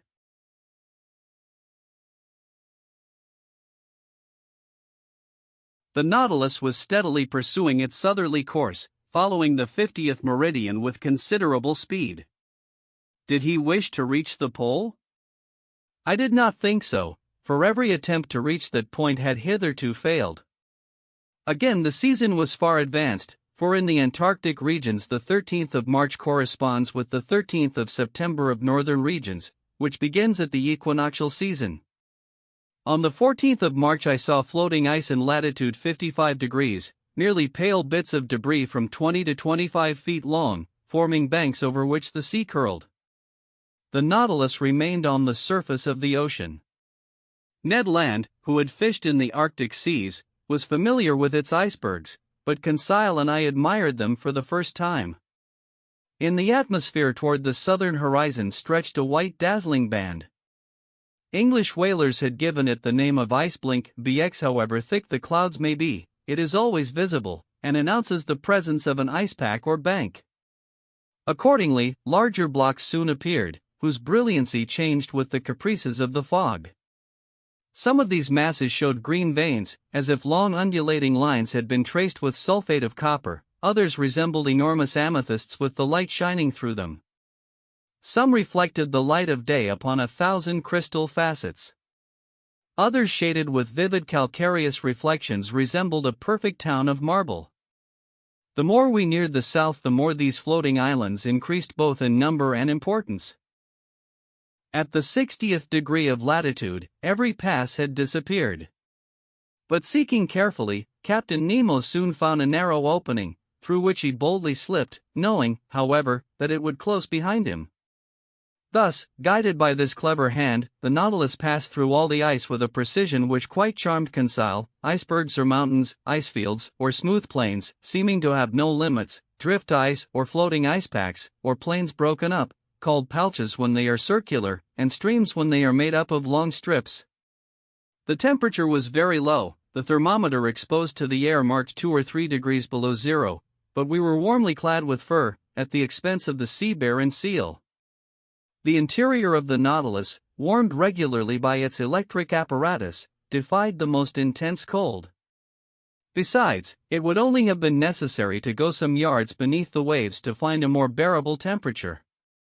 2 months earlier we should have had perpetual daylight in these latitudes, but already we had 3 or 4 hours night, and by there would be 6 months of darkness in these circumpolar regions. On the 15th of March we were in the latitude of New Shetland in South Orkney.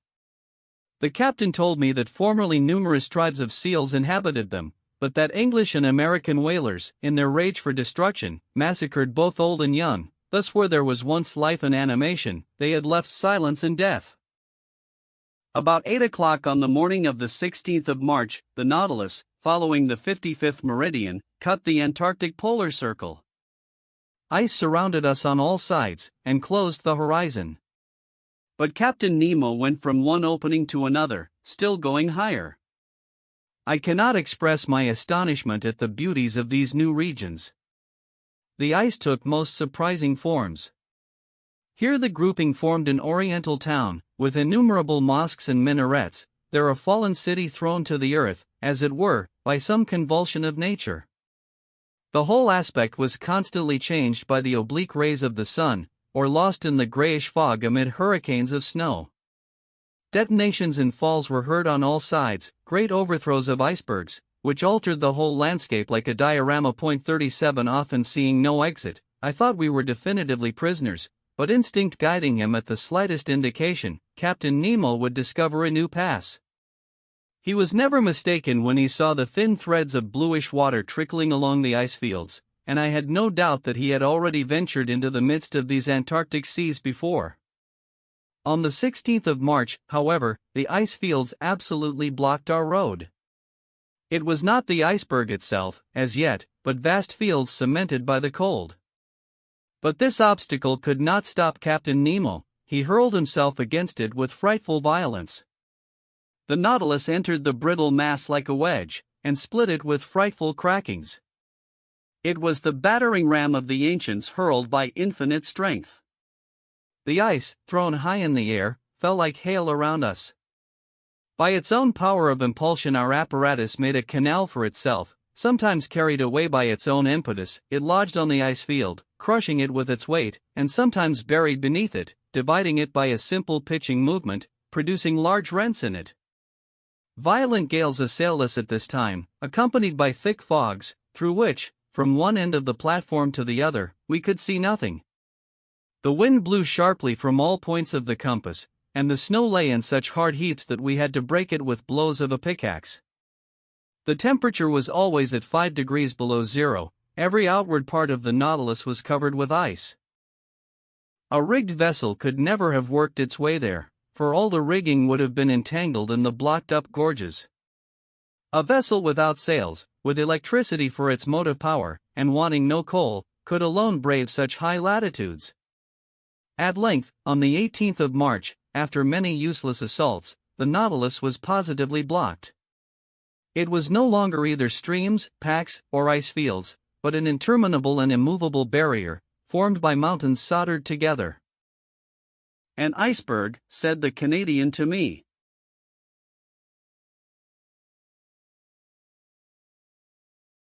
I knew that to Ned Land, as well as to all other navigators who had preceded us, this was an inevitable obstacle. The sun appearing for an instant at noon, Captain Nemo took an observation as near as possible, which gave our situation at 51 degrees 30' longitude and 67 degrees 39' of south latitude. We had advanced 1 degree more in this Antarctic region. Of the liquid surface of the sea there was no longer a glimpse. Under the spur of the Nautilus lay stretched a vast plain, entangled with confused blocks. Here and there sharp points, and slender needles rising to a height of 200 feet, further on a steep shore, hewn as it were with an axe, and clothed with grayish tints, huge mirrors, reflecting a few rays of sunshine, half drowned in the fog. And over this desolate face of nature a stern silence reigned, scarcely broken by the flapping of the wings of petrels and puffins. Everything was frozen, even the noise. The Nautilus was then obliged to stop in its adventurous course amid these fields of ice. In spite of our efforts, in spite of the powerful means employed to break up the ice, the Nautilus remained immovable. Generally, when we can proceed no further, we have return still open to us, but here return was as impossible as advance, for every pass had closed behind us, and for the few moments when we were stationary, we were likely to be entirely blocked, which did, indeed, happen about 2 o'clock in the afternoon, the fresh ice forming around its sides with astonishing rapidity. I was obliged to admit that Captain Nemo was more than imprudent. I was on the platform at that moment. The captain had been observing our situation for some time past, when he said to me, "Well, sir, what do you think of this?" "I think that we are caught, Captain." "So, Aronnax, you really think that the Nautilus cannot disengage itself?"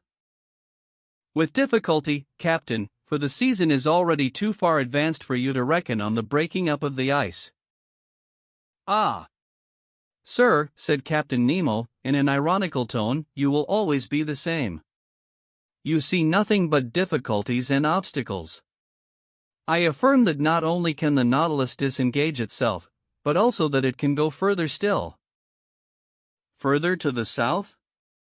I asked, looking at the captain. "Yes, sir, it shall go to the pole." "To the pole?"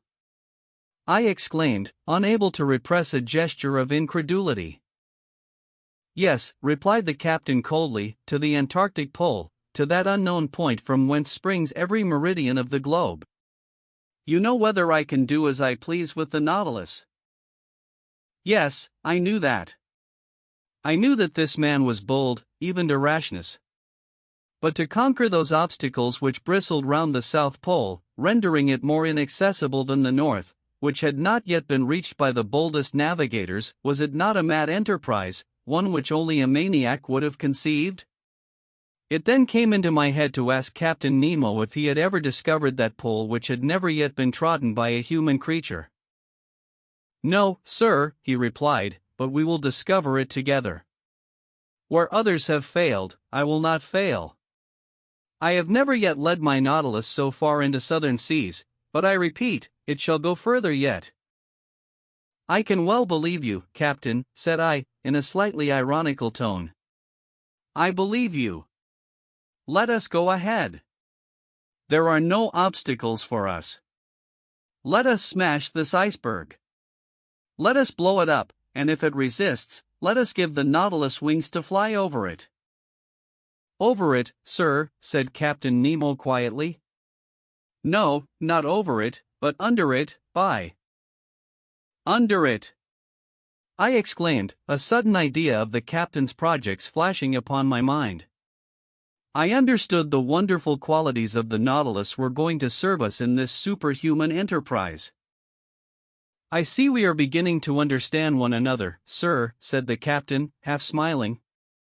You begin to see the possibility, I should say the success, of this attempt. That which is impossible for an ordinary vessel, is easy to the Nautilus. If a continent lies before the pole, it must stop before the continent, but if, on the contrary, the pole is washed by open sea, it will go even to the pole. Certainly, said I, carried away by the captain's reasoning. If the surface of the sea is solidified by the ice, the lower depths are free by the providential law which has placed the maximum of density of the waters of the ocean 1 degree higher than freezing point, and, if I am not mistaken, the portion of this iceberg which is above the water is as 1 to 4 to that which is below. Very nearly, sir, for 1 foot of iceberg above the sea there are 3 below it. If these ice mountains are not more than 300 feet above the surface, they are not more than 900 beneath. And what are 900 feet to the Nautilus? Nothing, sir. It could even seek at greater depths that uniform temperature of seawater, and there brave with impunity the 30 or 40 degrees of surface cold. Just so, sir, just so, I replied, getting animated. The only difficulty, continued Captain Nemo, is that of remaining several days without renewing our provision of air. Is that all? The Nautilus has vast reservoirs, we can fill them, and they will supply us with all the oxygen we want. Well thought of, Emma Aronnax, replied the captain, smiling. But not wishing you to accuse me of rashness, I will first give you all my objections. Have you any more to make? Only one. It is possible, if the sea exists at the South Pole, that it may be covered, and, consequently, we shall be unable to come to the surface. Good, sir. But do you forget that the Nautilus is armed with a powerful spur, and could we not send it diagonally against these fields of ice, which would open at the shock? Ah! Sir, you are full of ideas today. Besides, Captain, I added enthusiastically, why should we not find the sea open at the South Pole as well as at the North? The frozen poles and the poles of the Earth do not coincide, either in the southern or in the northern regions, and, until it is proved to the contrary, we may suppose either a continent or an ocean free from ice at these 2 points of the globe. I think so, too, Emma Aronnax, replied Captain Nemo. I only wish you to observe that, after having made so many objections to my project, you are now crushing me with arguments in its favor. The preparations for this audacious attempt now began. The powerful pumps of the Nautilus were working air into the reservoirs and storing it at high pressure. About 4 o'clock, Captain Nemo announced the closing of the panels on the platform. I threw one last look at the massive iceberg which we were going to cross. The weather was clear, the atmosphere was pure enough, the cold very great, being 12 degrees below zero, but the wind having gone down, this temperature was not so unbearable. About 10 men mounted the sides of the Nautilus, armed with pickaxes to break the ice around the vessel, which was soon free. The operation was quickly performed, for the fresh ice was still very thin. We all went below. The usual reservoirs were filled with the newly liberated water, and the Nautilus soon descended. I had taken my place with Conseil in the saloon. Through the open window we could see the lower beds of the Southern Ocean. The thermometer went up, the needle of the compass deviated on the dial. At about 900 feet, as Captain Nemo had foreseen, we were floating beneath the undulating bottom of the iceberg. But the Nautilus went lower still, it went to the depth of 400 fathoms. The temperature of the water at the surface showed 12 degrees, it was now only 10, we had gained 2. I need not say the temperature of the Nautilus was raised by its heating apparatus to a much higher degree, every maneuver was accomplished with wonderful precision. We shall pass it, if you please, sir, said Conseil. I believe we shall, I said in a tone of firm conviction. In this open sea, the Nautilus had taken its course direct to the pole, without leaving the 52nd meridian. From 67 degrees 30 foot to 90 degrees, 22 degrees and a half of latitude remained to travel, that is, about 500 leagues. The Nautilus kept up a mean speed of 26 miles an hour, the speed of an express train.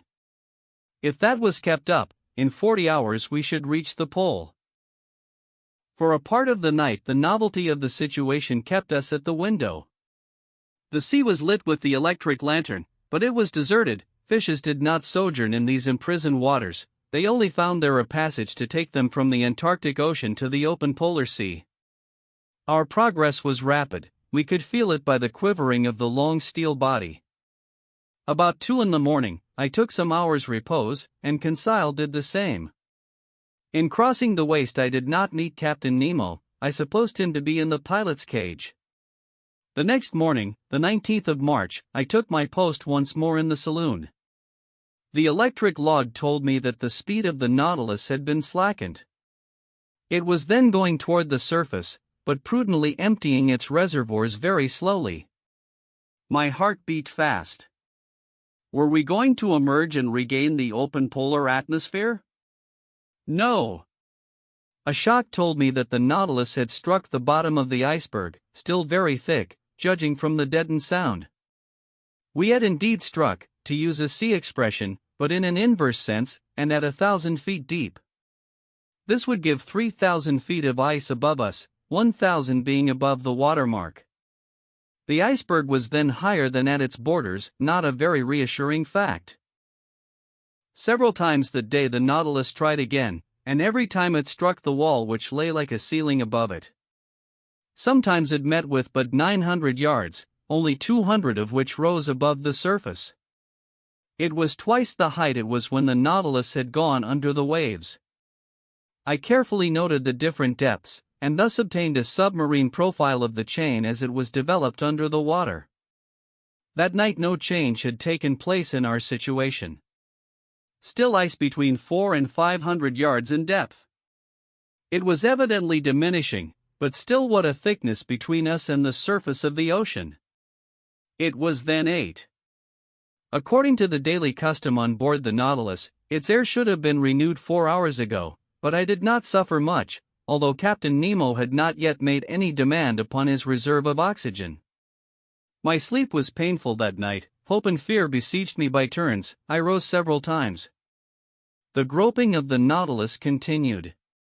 About 3 in the morning, I noticed that the lower surface of the iceberg was only about 50 feet deep. 150 feet now separated us from the surface of the waters. The iceberg was by degrees becoming an ice field, the mountain a plain. My eyes never left the manometer. We were still rising diagonally to the surface, which sparkled under the electric rays. The iceberg was stretching both above and beneath into lengthening slopes, mile after mile it was getting thinner. At length, at 6 in the morning of that memorable day, the 19th of March, the door of the saloon opened, and Captain Nemo appeared. "The sea is open," was all he said. Chapter 14. The South Pole. I rushed onto the platform. Yes. The open sea, with but a few scattered pieces of ice and moving icebergs, a long stretch of sea, a world of birds in the air, and myriads of fishes under those waters, which varied from intense blue to olive green, according to the bottom. The thermometer marked 3 degrees centigrade above zero. It was comparatively spring, shut up as we were behind this iceberg, whose lengthened mass was dimly seen on our northern horizon. "Are we at the pole?" I asked the captain, with a beating heart. "I do not know," he replied. "At noon I will take our bearings." "But will the sun show himself through this fog?" said I, looking at the leaden sky. "However little it shows, it will be enough," replied the captain. About 10 miles south, a solitary island rose to a height of 104 yards. We made for it, but carefully, for the sea might be strewn with banks. 1 hour afterward we had reached it, 2 hours later we had made the round of it. It measured 4 or 5 miles in circumference. A narrow canal separated it from a considerable stretch of land, perhaps a continent, for we could not see its limits. The existence of this land seemed to give some color to Maury's hypothesis. The ingenious American has remarked that between the South Pole and the 60th parallel, the sea is covered with floating ice of enormous size, which is never met with in the North Atlantic. From this fact he has drawn the conclusion that the Antarctic Circle encloses considerable continents, as icebergs cannot form an open sea, but only on the coasts. According to these calculations, the mass of ice surrounding the southern pole forms a vast cap, the circumference of which must be, at least, 2,500 miles. But the Nautilus, for fear of running aground, had stopped about 3 cables' length from a strand over which reared a superb heap of rocks. The boat was launched, the captain, 2 of his men bearing instruments, Conseil, and myself were in it. It was 10 in the morning. I had not seen Ned land.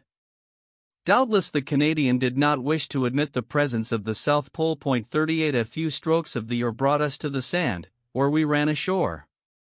Conseil was going to jump onto the land, when I held him back. "Sir," said I to Captain Nemo, "to you belongs the honor of first setting foot on this land." "Yes, sir," said the captain, "and if I do not hesitate to tread this South Pole, it is because, up to this time, no human being is left to trace there." Saying this, he jumped lightly onto the sand. His heart beat with emotion. He climbed a rock, sloping to a little promontory, and there, with his arms crossed, mute and motionless, and with an eager look, he seemed to take possession of these southern regions. After 5 minutes passed in this ecstasy, he turned to us. "When you like, sir."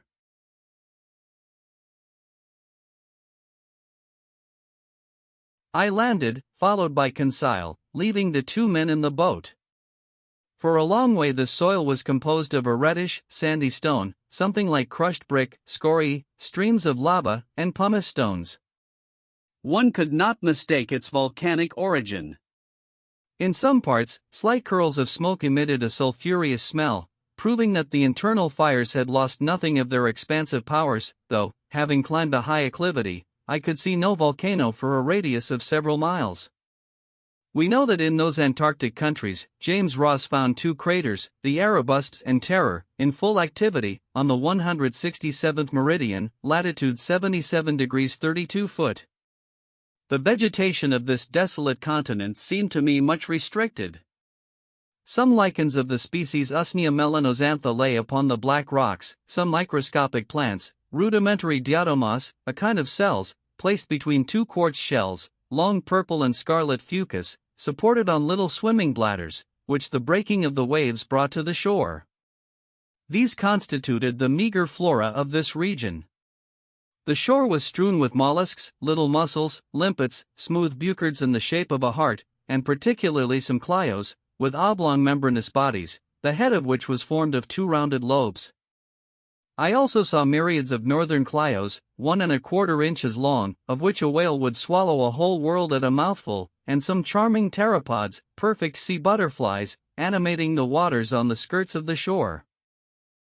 Among other zoophytes, there appeared on the high bottoms some coral shrubs, of that kind which, according to James Ross, live in the Antarctic seas to the depth of more than 1,000 yards. Then there were little kingfishers, belonging to the species Procellaria pelagica, as well as a large number of asteriads, peculiar to these climates, and starfish studding the soil. But where life abounded most was in the air. There thousands of birds fluttered and flew of all kinds, deafening us with their cries. Others crowded the rocks, looking at us as we passed by without fear, and pressing familiarly close by our feet. There were penguins, so agile in the water that they have been taken for the rapid bonitos. Heavy and awkward as they are on the ground, they were uttering harsh cries, a large assembly, sober in gesture, but extravagant in clamor. Among the birds I noticed the coyotes, of the long-legged family, as large as pigeons, white, with a short conical beak, and the eye framed in a red circle. Conseil laid in a stock of them, for these winged creatures, properly prepared, make an agreeable meat. Albatrosses passed in the air, the expanse of their wings being at least 4.5 yards, and justly called the vultures of the ocean, some gigantic petrels, and some damiers, a kind of small duck, the underpart of whose body is black and white. Then there were a whole series of petrels, some whitish with brown bordered wings, others blue, peculiar to the Antarctic seas, and so oily, as I told Conseil, that the inhabitants of the Faroe Islands had nothing to do before lighting them, but to put a wick in. A little more, said Conseil, and they would be perfect lamps. After that, we cannot expect nature to have previously furnished them with wicks. About half a mile further on, the soil was riddled with ruff's nests, a sort of laying ground, out of which many birds were issuing.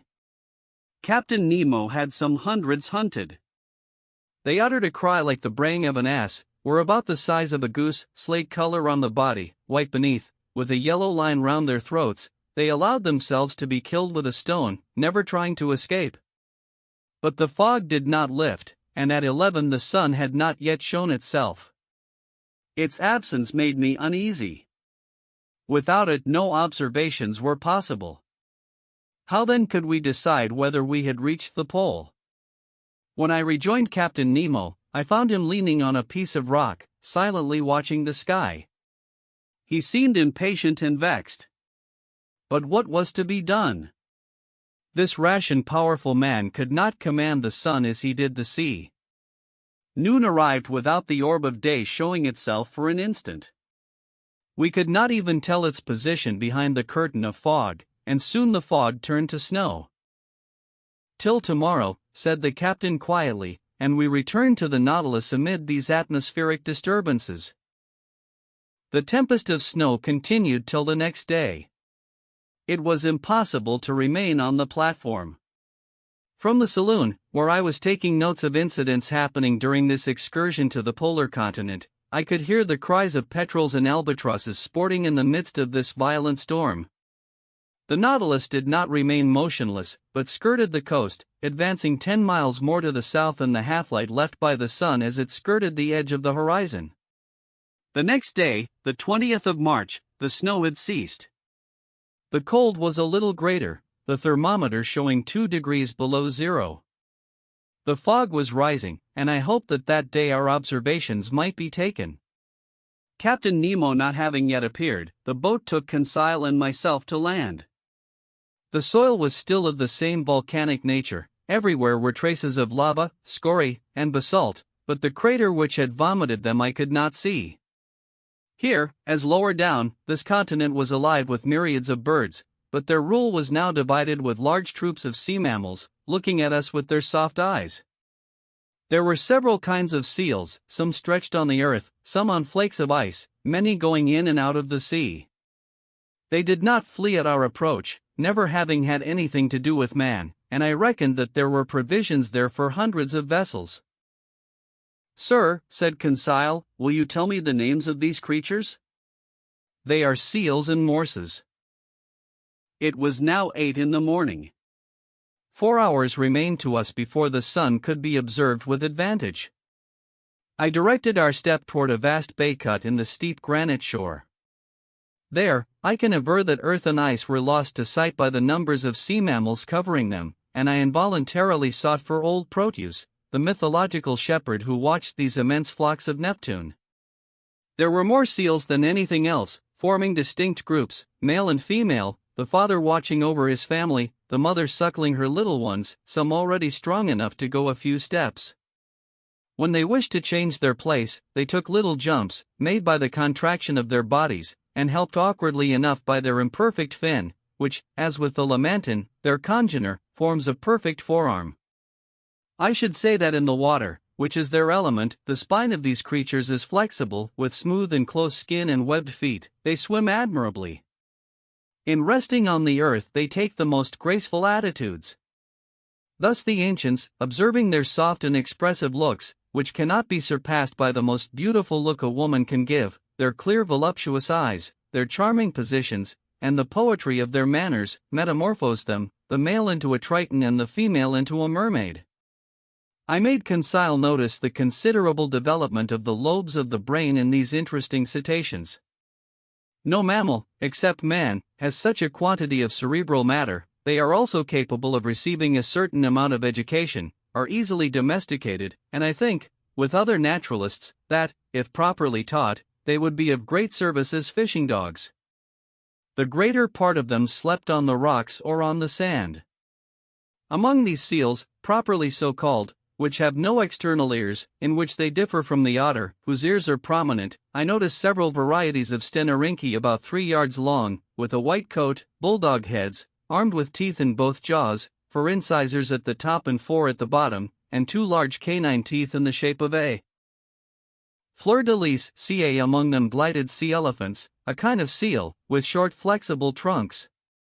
The giants of this species measured 20 feet round, and 10 yards and a half in length, but they did not move as we approached. "These creatures are not dangerous?" asked Conseil.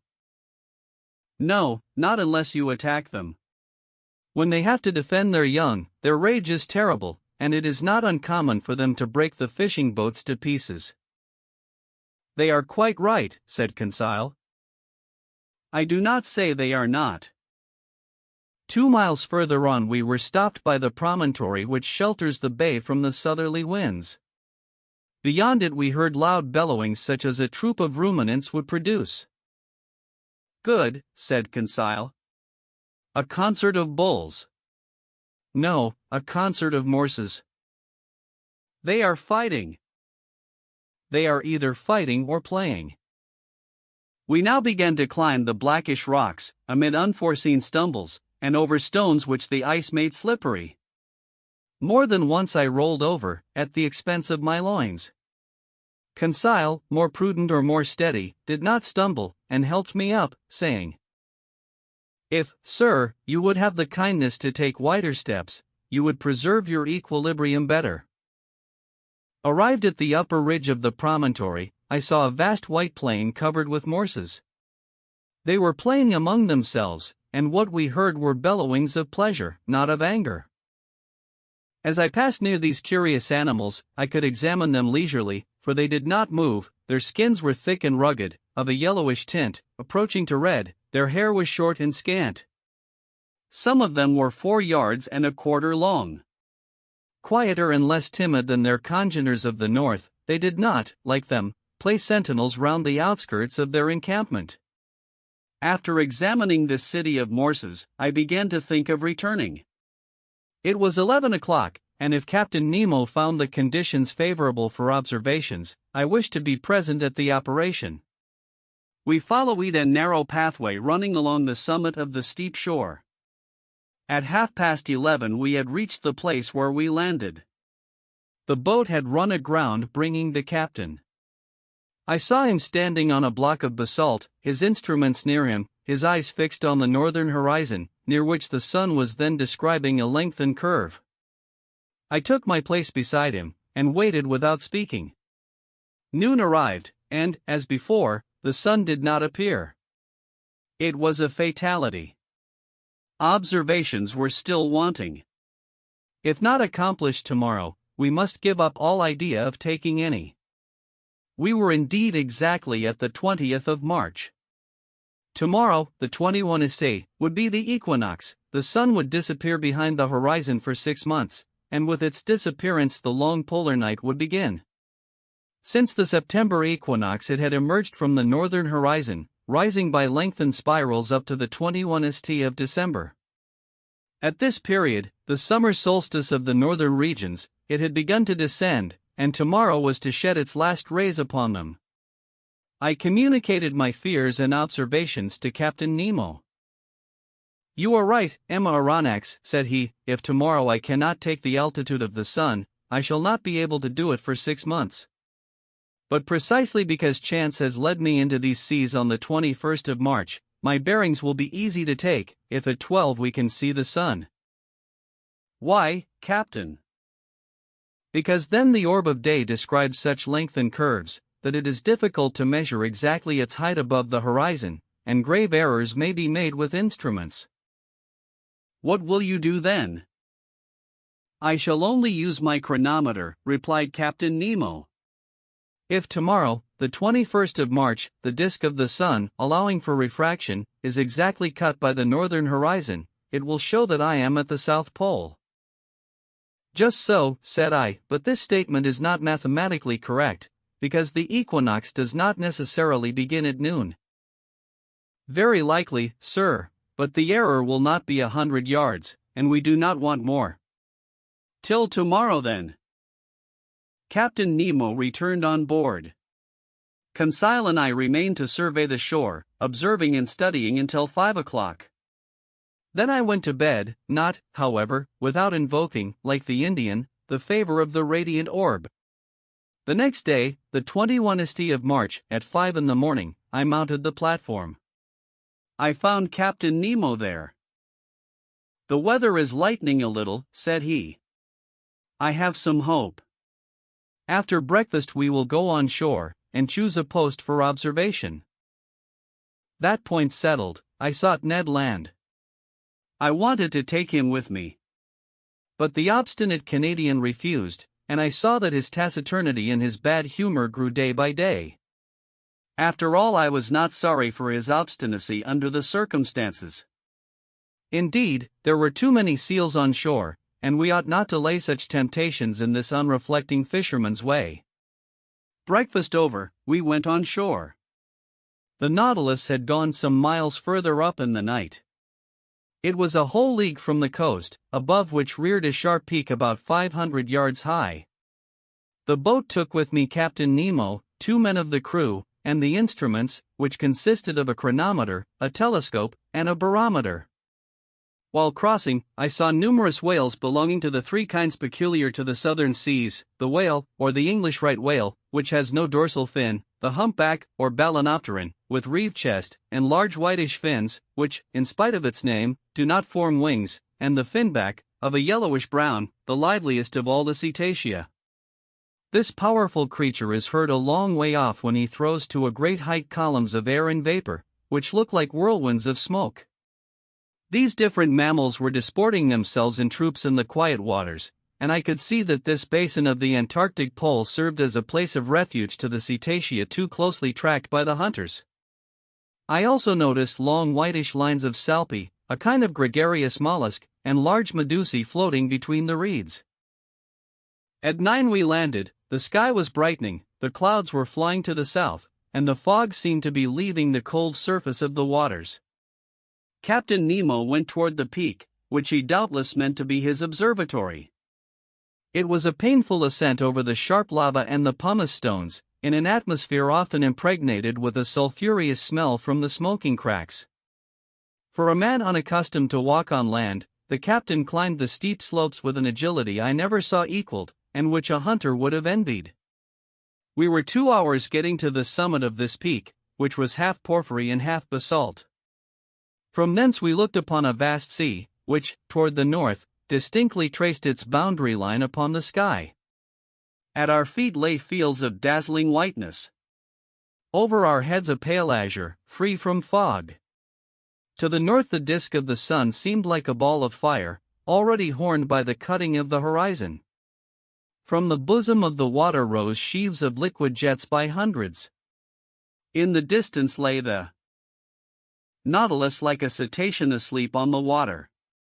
Behind us, to the south and east, an immense country, and a chaotic heap of rocks and ice, the limits of which were not visible. On arriving at the summit, Captain Nemo carefully took the mean height of the barometer, for he would have to consider that in taking his observations. At 11:45, the sun, then seen only by refraction, looked like a golden disk shedding its last rays upon this deserted continent, and seas which never man had yet plowed. Captain Nemo, furnished with a lenticular glass, which, by means of a mirror, corrected the refraction, watched the orb sinking below the horizon by degrees, following a lengthened diagonal. I held the chronometer. My heart beat fast. If the disappearance of the half-disk of the sun coincided with 12 o'clock on the chronometer, we were at the pole itself. 12! I exclaimed. The South Pole, replied Captain Nemo, in a grave voice, handing me the glass, which showed the orb cut in exactly equal parts by the horizon. I looked at the last rays crowning the peak, and the shadows mounting by degrees up its slopes. At that moment Captain Nemo, resting with his hand on my shoulder, said, "I, Captain Nemo, on this 21st day of March, 1868, have reached the South Pole on the 90th degree, and I take possession of this part of the globe, equal to 1/6 of the known continents." "In whose name, Captain?" "In my own, sir." Saying which, Captain Nemo unfurled a black banner, bearing an N in gold quartered on its bunting. Then turning toward the orb of day, whose last rays lapped the horizon of the sea, he exclaimed, "Adieu, sun! Disappear, thou radiant orb! Rest beneath this open sea, and let a night of 6 months spread its shadows over my new domains." Chapter 15. Accident or Incident?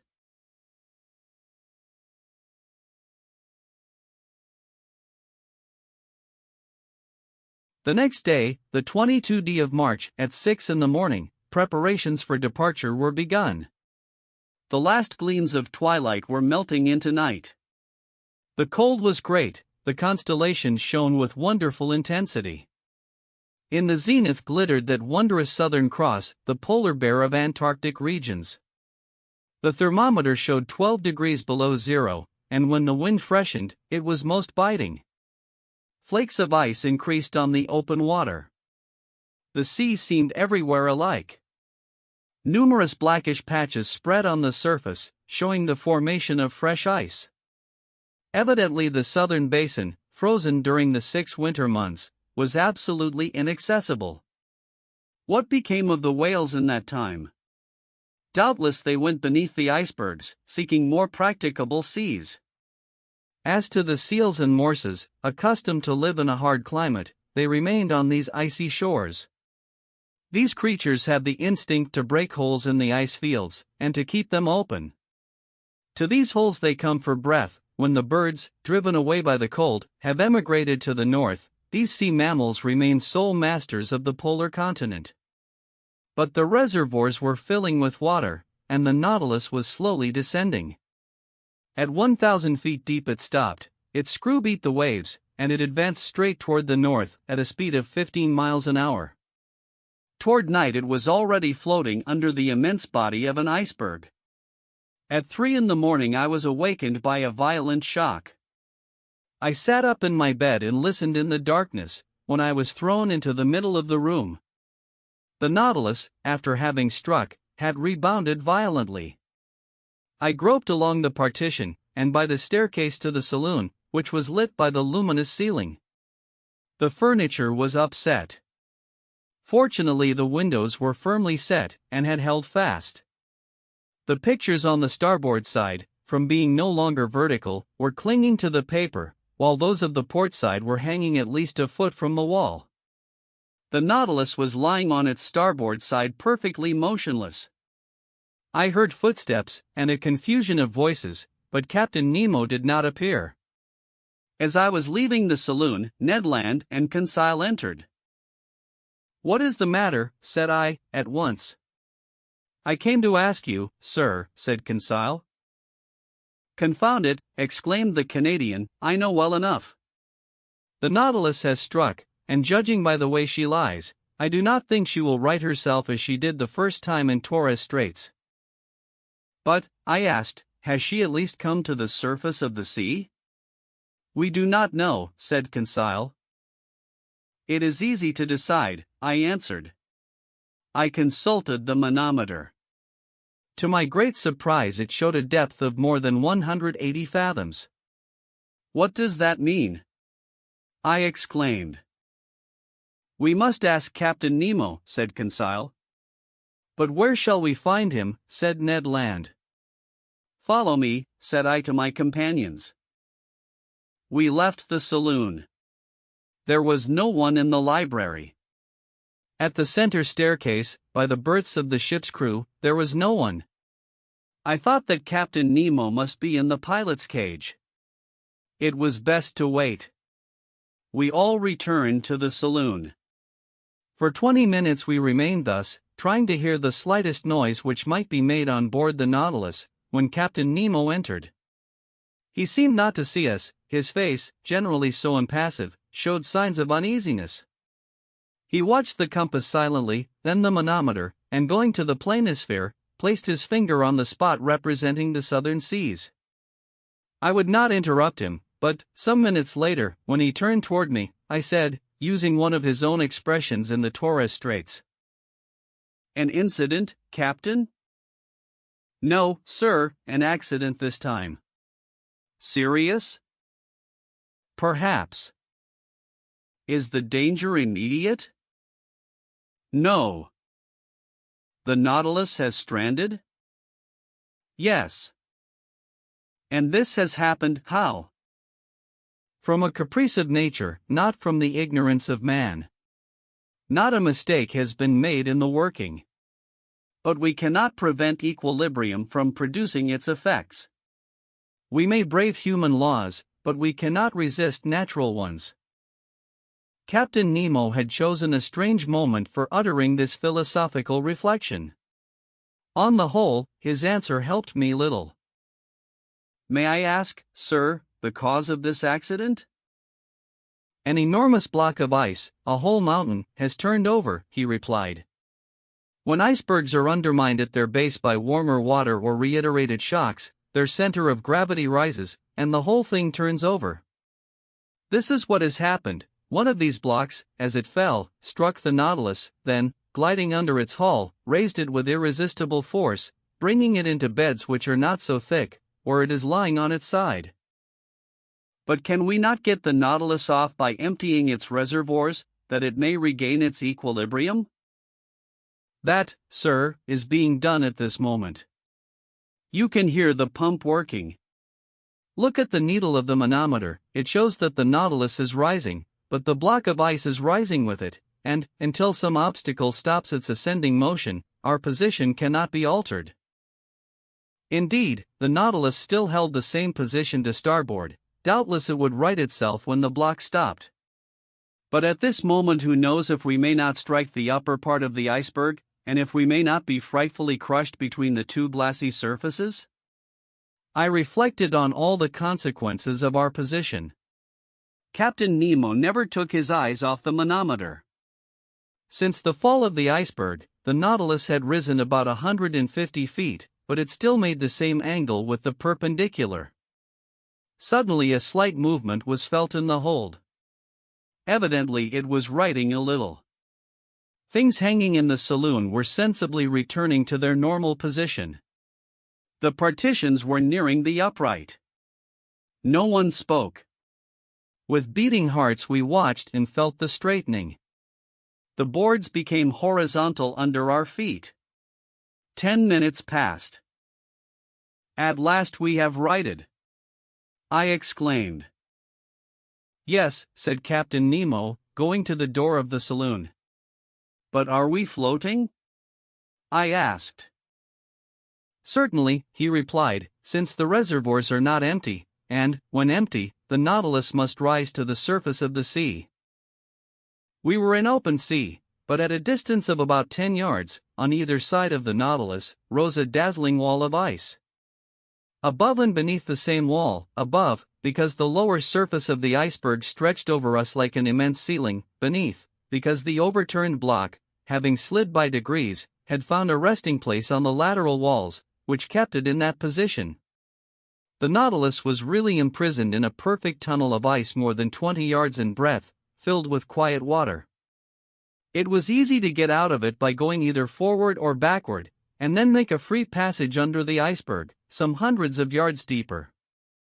The luminous ceiling had been extinguished, but the saloon was still resplendent with intense light. It was the powerful reflection from the glass partition sent violently back to the sheets of the lantern. I cannot describe the effect of the voltaic rays upon the great blocks so capriciously cut. Upon every angle, every ridge, every facet, was thrown a different light, according to the nature of the veins running through the ice, a dazzling mine of gems, particularly of sapphires, their blue rays crossing with the green of the emerald. Here and there were opal shades of wonderful softness, running through bright spots like diamonds of fire, the brilliancy of which the eye could not bear. The power of the lantern seemed increased 100-fold, like a lamp through the lenticular plates of a first-class lighthouse. "How beautiful! How beautiful!" cried Conseil. "Yes," I said, "it is a wonderful sight." "Is it not, Ned?" "Yes, confound it." "Yes," answered Ned Land, "it is superb. I am mad at being obliged to admit it. No one has ever seen anything like it, but the sight may cost us dear. And if I must say all, I think we are seeing here things which God never intended man to see." Ned was right, it was too beautiful. Suddenly a cry from Conseil made me turn. "What is it?" I asked. "Shut your eyes, sir. Do not look, sir." Saying which, Conseil clapped his hands over his eyes. "But what is the matter, my boy?" "I am dazzled, blinded." My eyes turned involuntarily toward the glass, but I could not stand the fire which seemed to devour them. I understood what had happened. The Nautilus had put on full speed. All the quiet luster of the ice walls was at once changed into flashes of lightning. The fire from these myriads of diamonds was blinding. It required some time to calm our troubled looks. At last the hands were taken down. "Faith, I should never have believed it," said Conseil. It was then 5 in the morning, and at that moment a shock was felt at the bows of the Nautilus. I knew that its spur had struck a block of ice. It must have been a false maneuver, for this submarine tunnel, obstructed by blocks, was not very easy navigation. I thought that Captain Nemo, by changing his course, would either turn these obstacles, or else follow the windings of the tunnel. In any case, the road before us could not be entirely blocked. But, contrary to my expectations, the Nautilus took a decided retrograde motion. "We are going backward," said Conseil. "Yes," I replied. "This end of the tunnel can have no egress." "And then?" "Then," said one, "the working is easy. We must go back again, and go out at the southern opening. That is all." In speaking thus, I wished to appear more confident than I really was. But the retrograde motion of the Nautilus was increasing, and, reversing the screw, it carried us at great speed. "It will be a hindrance," said Ned. "What does it matter, some hours more or less, provided we get out at last?" "Yes," repeated Ned Land, "provided we do get out at last." For a short time I walked from the saloon to the library. My companions were silent. I soon threw myself on an ottoman, and took a book, which my eyes overran mechanically. A quarter of an hour after, Conseil, approaching me, said, "Is what you are reading very interesting, sir?" "Very interesting," I replied. "I should think so, sir. It is your own book you are reading." "My book?" And indeed I was holding in my hand the work on the great submarine depths. I did not even dream of it. I closed the book, and returned to my walk. Ned and Conseil rose to go. "Stay here, my friends," said I, detaining them. "Let us remain together until we are out of this block." "As you please, sir," Conseil replied. Some hours passed. I often looked at the instruments hanging from the partition. The manometer showed that the Nautilus kept at a constant depth of more than 300 yards, the compass still pointed to the south, the log indicated a speed of 20 miles an hour, which, in such a cramped space, was very great. But Captain Nemo knew that he could not hasten too much, and that minutes were worth ages to us. At 25 minutes past 8 a second shock took place, this time from behind. I turned pale. My companions were close by my side. I seized Conseil's hand. Our looks expressed our feelings better than words. At this moment the captain entered the saloon. I went up to him. "Our course is barred southward?" I asked. Yes, sir. The iceberg has shifted and closed every outlet. We are blocked up, then? Yes. Chapter 16. Want of air. Thus, around the Nautilus, above and below, was an impenetrable wall of ice. We were prisoners to the iceberg. I watched the captain. His countenance had resumed its habitual imperturbability. Gentlemen, he said calmly, there are two ways of dying in the circumstances in which we are placed. This inexplicable person had the air of a mathematical professor lecturing to his pupils. The first is to be crushed, the second is to die of suffocation. I do not speak of the possibility of dying of hunger, for the supply of provisions in the Nautilus will certainly last longer than we shall. Let us then calculate our chances. As to suffocation, Captain, I replied, that is not to be feared, because our reservoirs are full. Just so, but they will only yield 2 days' supply of air. Now, for 36 hours we have been hidden under the water, and already the heavy atmosphere of the Nautilus requires renewal. In 48 hours our reserve will be exhausted. Well, Captain, can we be delivered before 48 hours? We will attempt it, at least, by piercing the wall that surrounds us. On which side? Sound will tell us. I am going to run the Nautilus aground on the lower bank, and my men will attack the iceberg on the side that is least thick. Captain Nemo went out. Soon I discovered by a hissing noise that the water was entering the reservoirs. The Nautilus sank slowly, and rested on the ice at a depth of 350 yards, the depth at which the lower bank was immersed. My friends, I said, our situation is serious, but I rely on your courage and energy. Sir, replied the Canadian, I am ready to do anything for the general safety. Good, Ned, and I held out my hand to the Canadian.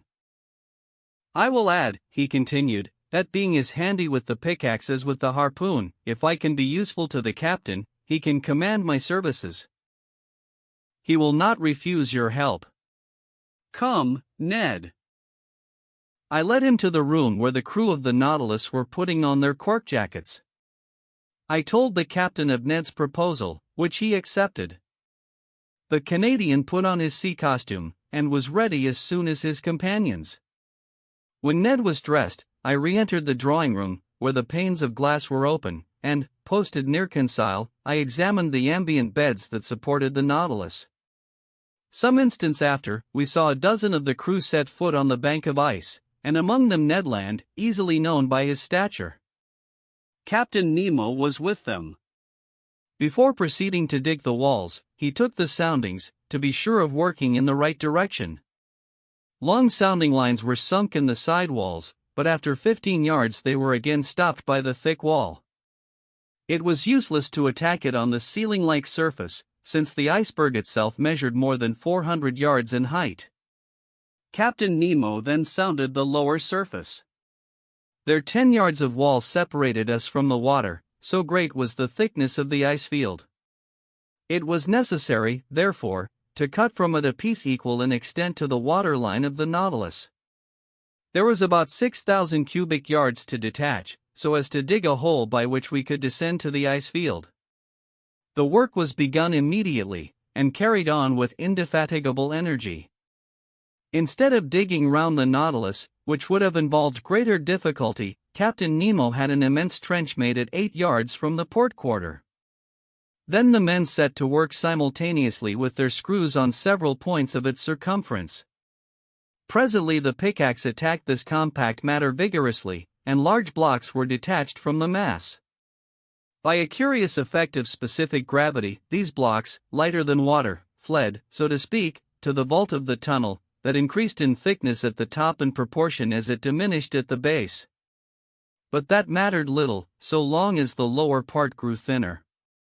After 2 hours' hard work, Ned Land came in exhausted. He and his comrades were replaced by new workers, whom Consile and I joined. The second lieutenant of the Nautilus superintended us. The water seemed singularly cold, but I soon got warm handling the pickaxe. My movements were free enough, although they were made under a pressure of 30 atmospheres. When I re-entered, after working 2 hours, to take some food and rest, I found a perceptible difference between the pure fluid with which the Requerol engine supplied me, and the atmosphere of the Nautilus, already charged with carbonic acid. The air had not been renewed for 48 hours, and its vivifying qualities were considerably enfeebled. However, after a lapse of 12 hours, we had only raised a block of ice 1 yard thick, on the marked surface, which was about 600 cubic yards. Reckoning that it took 12 hours to accomplish this much, it would take 5 nights and 4 days to bring this enterprise to a satisfactory conclusion. 5 nights and 4 days. And we have only air enough for 2 days in the reservoirs. Without taking into account, said Ned, that, even if we get out of this infernal prison, we shall also be imprisoned under the iceberg, shut out from all possible communication with the atmosphere. True enough. Who could then foresee the minimum of time necessary for our deliverance? We might be suffocated before the Nautilus could regain the surface of the waves. Was it destined to perish in this ice too, with all those it enclosed? The situation was terrible. But everyone had looked the danger in the face, and each was determined to do his duty to the last. As I expected, during the night a new block a yard square was carried away, and still further sank the immense hollow. But in the morning when, dressed in my cork jacket, I traversed the slushy mass at a temperature of 6 or 7 degrees below zero, I remarked that the sidewalls were gradually closing in. The beds of water furthest from the trench, that were not warmed by the men's mere work, showed a tendency to solidification. In presence of this new and imminent danger, what would become of our chances of safety, and how hinder the solidification of this liquid medium, that would burst the partitions of the Nautilus like glass? I did not tell my companions of this new danger. What was the good of damping the energy they displayed in the painful work of escape? But when I went on board again, I told Captain Nemo of this grave complication. I know it, he said, in that calm tone which could counteract the most terrible apprehensions.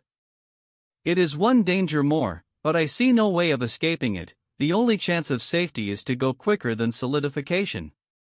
We must be beforehand with it, that is all. On this day for several hours I used my pickaxe vigorously. The work kept me up. Besides, to work was to quit the Nautilus, and breathe directly the pure air drawn from the reservoirs, and supplied by our apparatus, and to quit the impoverished and vitiated atmosphere. Toward evening the trench was dug 1 yard deeper. When I returned on board, I was nearly suffocated by the carbonic acid with which the air was filled up. If we had only the chemical means to drive away this deleterious gas. We had plenty of oxygen. All this water contained a considerable quantity, and by dissolving it with our powerful piles, it would restore the vivifying fluid. I had thought well over it, but of what good was that, since the carbonic acid produced by our respiration had invaded every part of the vessel? To absorb it, it was necessary to fill some jars with caustic potash, and to shake them incessantly. Now this substance was wanting on board, and nothing could replace it. On that evening, Captain Nemo ought to open the taps of his reservoirs, and let some pure air into the interior of the Nautilus. Without this precaution, we could not get rid of the sense of suffocation. The next day, March 26, I resumed my miner's work in beginning the 5th yard. The side walls and the lower surface of the iceberg thickened visibly. It was evident that they would meet before the Nautilus was able to disengage itself. Despair seized me for an instant, my pickaxe nearly fell from my hands. What was the good of digging if I must be suffocated, crushed by the water that was turning into stone, a punishment that the ferocity of the savages even would not have invented? Just then Captain Nemo passed near me.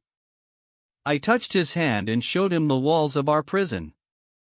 The wall to port had advanced to at least 4 yards from the hull of the Nautilus. The captain understood me, and signed to me to follow him. We went on board. I took off my cork jacket and accompanied him into the drawing room. Aronnax, we must attempt some desperate means, or we shall be sealed up in this solidified water as in cement. Yes, but what is to be done? Ah! If my Nautilus were strong enough to bear this pressure without being crushed. Well? I asked, not catching the captain's idea. Do you not understand, he replied, that this congelation of water will help us? Do you not see that, by its solidification, it would burst through this field of ice that imprisons us, as, when it freezes, it bursts the hardest stones? Do you not perceive that it would be an agent of safety instead of destruction? Yes, Captain, perhaps. But whatever resistance to crushing the Nautilus possesses, it could not support this terrible pressure, and would be flattened like an iron plate. I know it, sir. Therefore we must not reckon on the aid of nature, but on our own exertions. We must stop this solidification. Not only will the side walls be pressed together, but there is not 10 feet of water before or behind the Nautilus. The congelation gains on us on all sides. How long will the air in the reservoirs last for us to breathe on board? The captain looked in my face. After tomorrow they will be empty. A cold sweat came over me. However, ought I to have been astonished at the answer? On March 22, the Nautilus was in the open polar seas. We were at 26 degrees. For 5 days we had lived on the reserve on board. And what was left of the respirable air must be kept for the workers. Even now, as I write, my recollection is still so vivid that an involuntary terror seizes me, and my lungs seem to be without air. Meanwhile Captain Nemo reflected silently, and evidently an idea had struck him, but he seemed to reject it. At last, these words escaped his lips. "Boiling water," he muttered. "Boiling water?" I cried. "Yes, sir. We are enclosed in a space that is relatively confined. Would not jets of boiling water, constantly injected by the pumps, raise the temperature in this part, and stay the congelation?" "Let us try it," I said resolutely. "Let us try, Professor." The thermometer then stood at 7 degrees outside. Captain Nemo took me to the galleys, where the vast distillatory machines stood that furnished the drinkable water by evaporation. They filled these with water, and all the electric heat from the piles was thrown through the worms bathed in the liquid. In a few minutes this water reached 100 degrees. It was directed toward the pumps, while fresh water replaced it in proportion. The heat developed by the troughs was such that cold water, drawn up from the sea, after only having gone through the machines, came boiling into the body of the pump. The injection was begun, and 3 hours after the thermometer marked 6 degrees below zero outside. 1 degree was gained. 2 hours later, the thermometer only marked 4 degrees. "We shall succeed," I said to the captain, after having anxiously watched the result of the operation. "I think," he answered, "that we shall not be crushed. We have no more suffocation to fear." During the night the temperature of the water rose to 1 degree below zero. The injections could not carry it to a higher point. But as the congelation of the seawater produces at least 2 degrees, I was at last reassured against the dangers of solidification. The next day, March 27, 6 yards of ice had been cleared, 4 yards only remaining to be cleared away. There was yet 48 hours' work. The air could not be renewed in the interior of the Nautilus. And this day would make it worse. An intolerable weight oppressed me. Toward 3 o'clock in the evening, this feeling rose to a violent degree. Yawns dislocated my jaws. My lungs panted as they inhaled this burning fluid, which became rarefied more and more. A moral torpor took hold of me. I was powerless, almost unconscious. My brave Conseil, though exhibiting the same symptoms and suffering in the same manner, never left me. He took my hand and encouraged me, and I heard him murmur, "Oh, if I could only not breathe, so as to leave more air for my master." Tears came into my eyes on hearing him speak thus. If our situation to all was intolerable in the interior, with what haste and gladness would we put on our cork jackets to work in our turn? Pickaxes sounded on the frozen ice beds. Our arms ached, the skin was torn off our hands. But what were these fatigues? What did the wounds matter? Vital air came to the lungs. We breathed. We breathed. All this time no one prolonged his voluntary task beyond the prescribed time. His task accomplished, each one handed in turn to his panting companions the apparatus that supplied him with life. Captain Nemo set the example, and submitted first to this severe discipline. When the time came he gave up his apparatus to another, and returned to the vitiated air on board, calm, unflinching, unmurmuring. On that day the ordinary work was accomplished with unusual vigor. Only 2 yards remained to be raised from the surface. 2 yards only separated us from the open sea. But the reservoirs were nearly emptied of air. The little that remained ought to be kept for the workers, not a particle for the Nautilus. When I went back on board, I was half suffocated. What a night! I know not how to describe it. The next day my breathing was oppressed. Dizziness accompanied the pain in my head, and made me like a drunken man. My companions showed the same symptoms. Some of the crew had rattling in the throat. On that day, the 6th of our imprisonment, Captain Nemo, finding the pickaxes work too slowly, resolved to crush the ice bed that still separated us from the liquid sheet. This man's coolness and energy never forsook him. He subdued his physical pains by moral force. By his orders the vessel was lightened, that is to say, raised from the ice bed by a change of specific gravity. When it floated they towed it so as to bring it above the immense trench made on the level of the waterline. Then filling his reservoirs of water, he descended and shut himself up in the hole. Just then all the crew came on board, and the double door of communication was shut. The Nautilus then rested on the bed of ice, which was not 1 yard thick, and which the sounding leads had perforated in 1,000 places. The taps of the reservoirs were then opened, and 100 cubic yards of water was let in, increasing the weight of the Nautilus to 1,800 tons. We waited, we listened, forgetting our sufferings in hope. Our safety depended on this last chance. Notwithstanding the buzzing in my head, I soon heard the humming sound under the hull of the Nautilus. The ice cracked with a singular noise, like tearing paper, and the Nautilus sank. "We are off," murmured Conseil in my ear. I could not answer him. I seized his hand, and pressed it convulsively. All at once, carried away by its frightful overcharge, the Nautilus sank like a bullet under the waters, that is to say, it fell as if it was in a vacuum. Then all the electric force was put on the pumps, that soon began to let the water out of the reservoirs. After some minutes, our fall was stopped.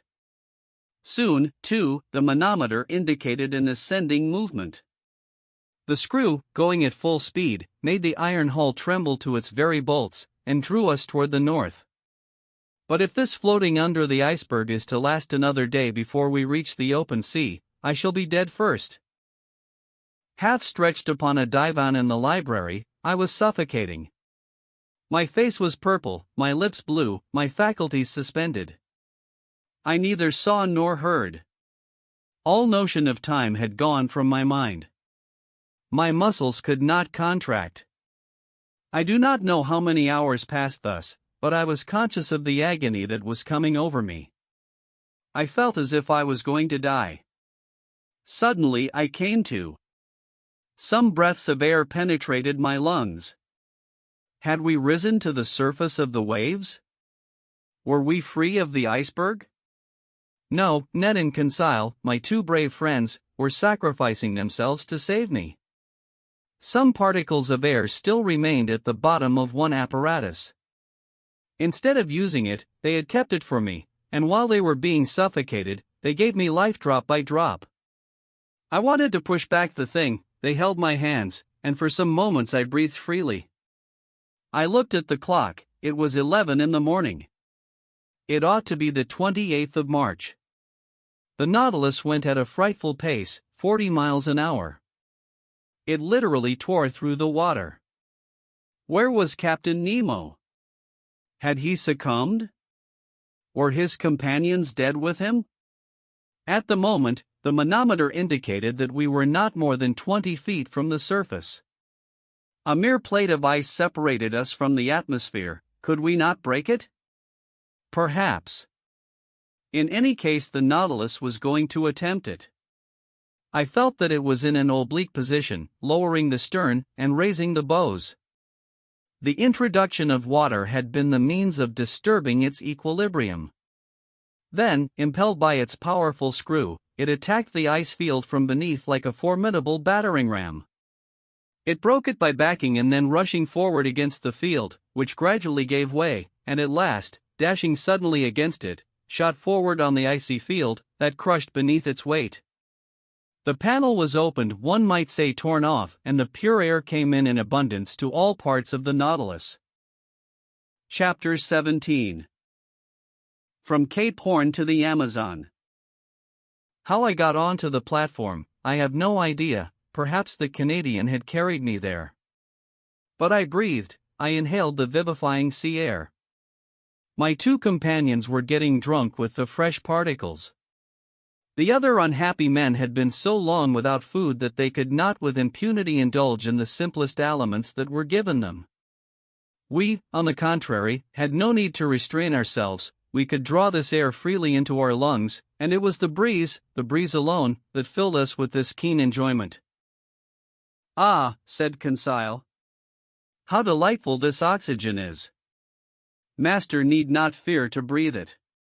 There is enough for everybody." Ned Land did not speak, but he opened his jaws wide enough to frighten a shark. Our strength soon returned, and when I looked round me, I saw we were alone on the platform. The foreign seamen in the Nautilus were contented with the air that circulated in the interior. None of them had come to drink in the open air. The first words I spoke were words of gratitude and thankfulness to my two companions. Ned and Conseil had prolonged my life during the last hours of this long agony. All my gratitude could not repay such devotion. "My friends," said I, "we are bound one to the other forever, and I am under infinite obligations to you." "Which I shall take advantage of," exclaimed the Canadian. "What do you mean?" said Conseil. "I mean that I shall take you with me when I leave this infernal Nautilus." "Well," said Conseil, "after all this, are we going right?" "Yes," I replied, "for we are going the way of the sun, and here the sun is in the north." "No doubt," said Ned Land, "but it remains to be seen whether he will bring the ship into the Pacific or the Atlantic Ocean, that is, into frequented or deserted seas." I could not answer that question, and I feared that Captain Nemo would rather take us to the vast ocean that touches the coasts of Asia and America at the same time. He would thus complete the tour round the submarine world, and return to those waters in which the Nautilus could sail freely. We ought, before long, to settle this important point. The Nautilus went at a rapid pace. The polar circle was soon passed, and the course shaped for Cape Horn. We were off the American point, March 31st, at 7 o'clock in the evening. Then all our past sufferings were forgotten. The remembrance of that imprisonment in the ice was effaced from our minds. We only thought of the future. Captain Nemo did not appear again either in the drawing room or on the platform. The point shown each day on the planisphere, and marked by the lieutenant, showed me the exact direction of the Nautilus. Now, on that evening, it was evident, to my great satisfaction, that we were going back to the north by the Atlantic. The next day, April 1st, when the Nautilus ascended to the surface, some minutes before noon, we sighted land to the west. It was Terra del Fuego, which the first navigators named thus from seeing the quantity of smoke that rose from the natives' huts. The coast seemed low to me, but in the distance rose high mountains. I even thought I had a glimpse of Mount Sarmiento, that rises 2,070 yards above the level of the sea, with a very pointed summit, which, according as it is misty or clear, is a sign of fine or of wet weather. At this moment, the peak was clearly defined against the sky. The Nautilus, diving again under the water, approached the coast, which was only some few miles off. From the glass windows in the drawing room, I saw long seaweeds, and gigantic fuci, and varech, of which the open polar sea contains so many specimens. With their sharp polished filaments, they measured about 300 yards in length. Real cables, thicker than one's thumb, and having great tenacity, they are often used as ropes for vessels.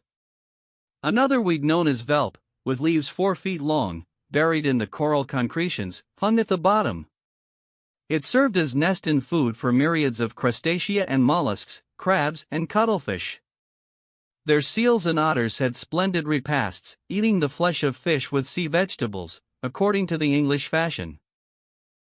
Over this fertile and luxuriant ground the Nautilus passed with great rapidity. Toward evening it approached the Falkland Group, the rough summits of which I recognized the following day. The depth of the sea was moderate. On the shores, our nets brought in beautiful specimens of seaweed, and particularly a certain fucus, the roots of which were filled with the best mussels in the world. Geese and ducks fell by dozens on the platform, and soon took their places in the pantry on board. With regard to fish, I observed especially specimens of the goby species, some 2 feet long, all over white and yellow spots. I admired also numerous medusae, and the finest of the sort, the chrysaera, peculiar to the sea about the Falkland Isles. I should have liked to preserve some specimens of these delicate zoophytes, but they are only like clouds, shadows, apparitions, that sink and evaporate, when out of their native element.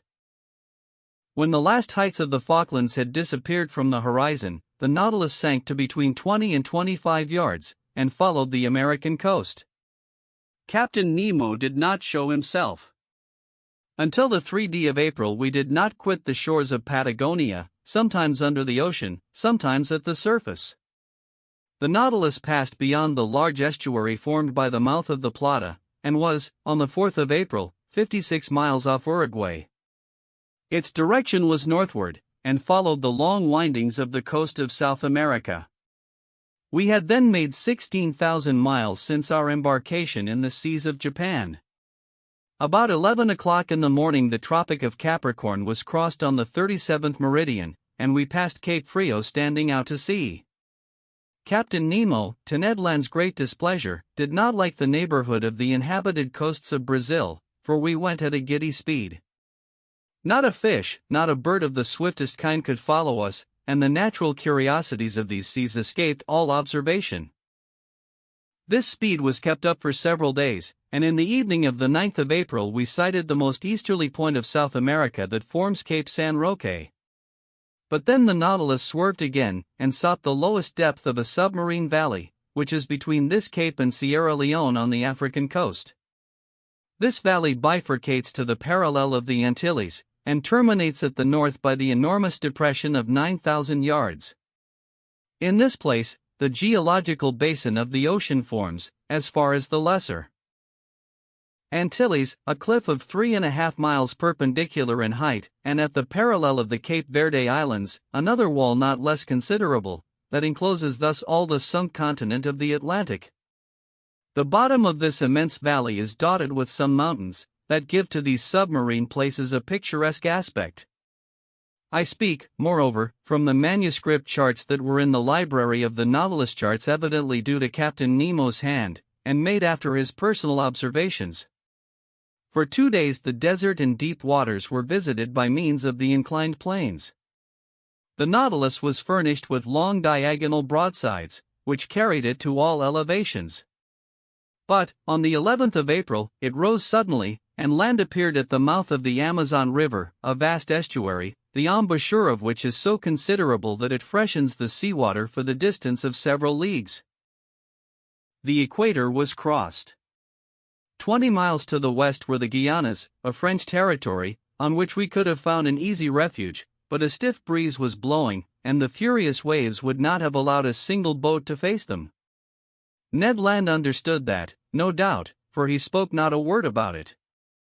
For my part, I made no allusion to his schemes of flight, for I would not urge him to make an attempt that must inevitably fail. I made the time pass pleasantly by interesting studies. During the days of April 11th and 12th the Nautilus did not leave the surface of the sea, and the net brought in a marvelous haul of zoophytes, fish, and reptiles.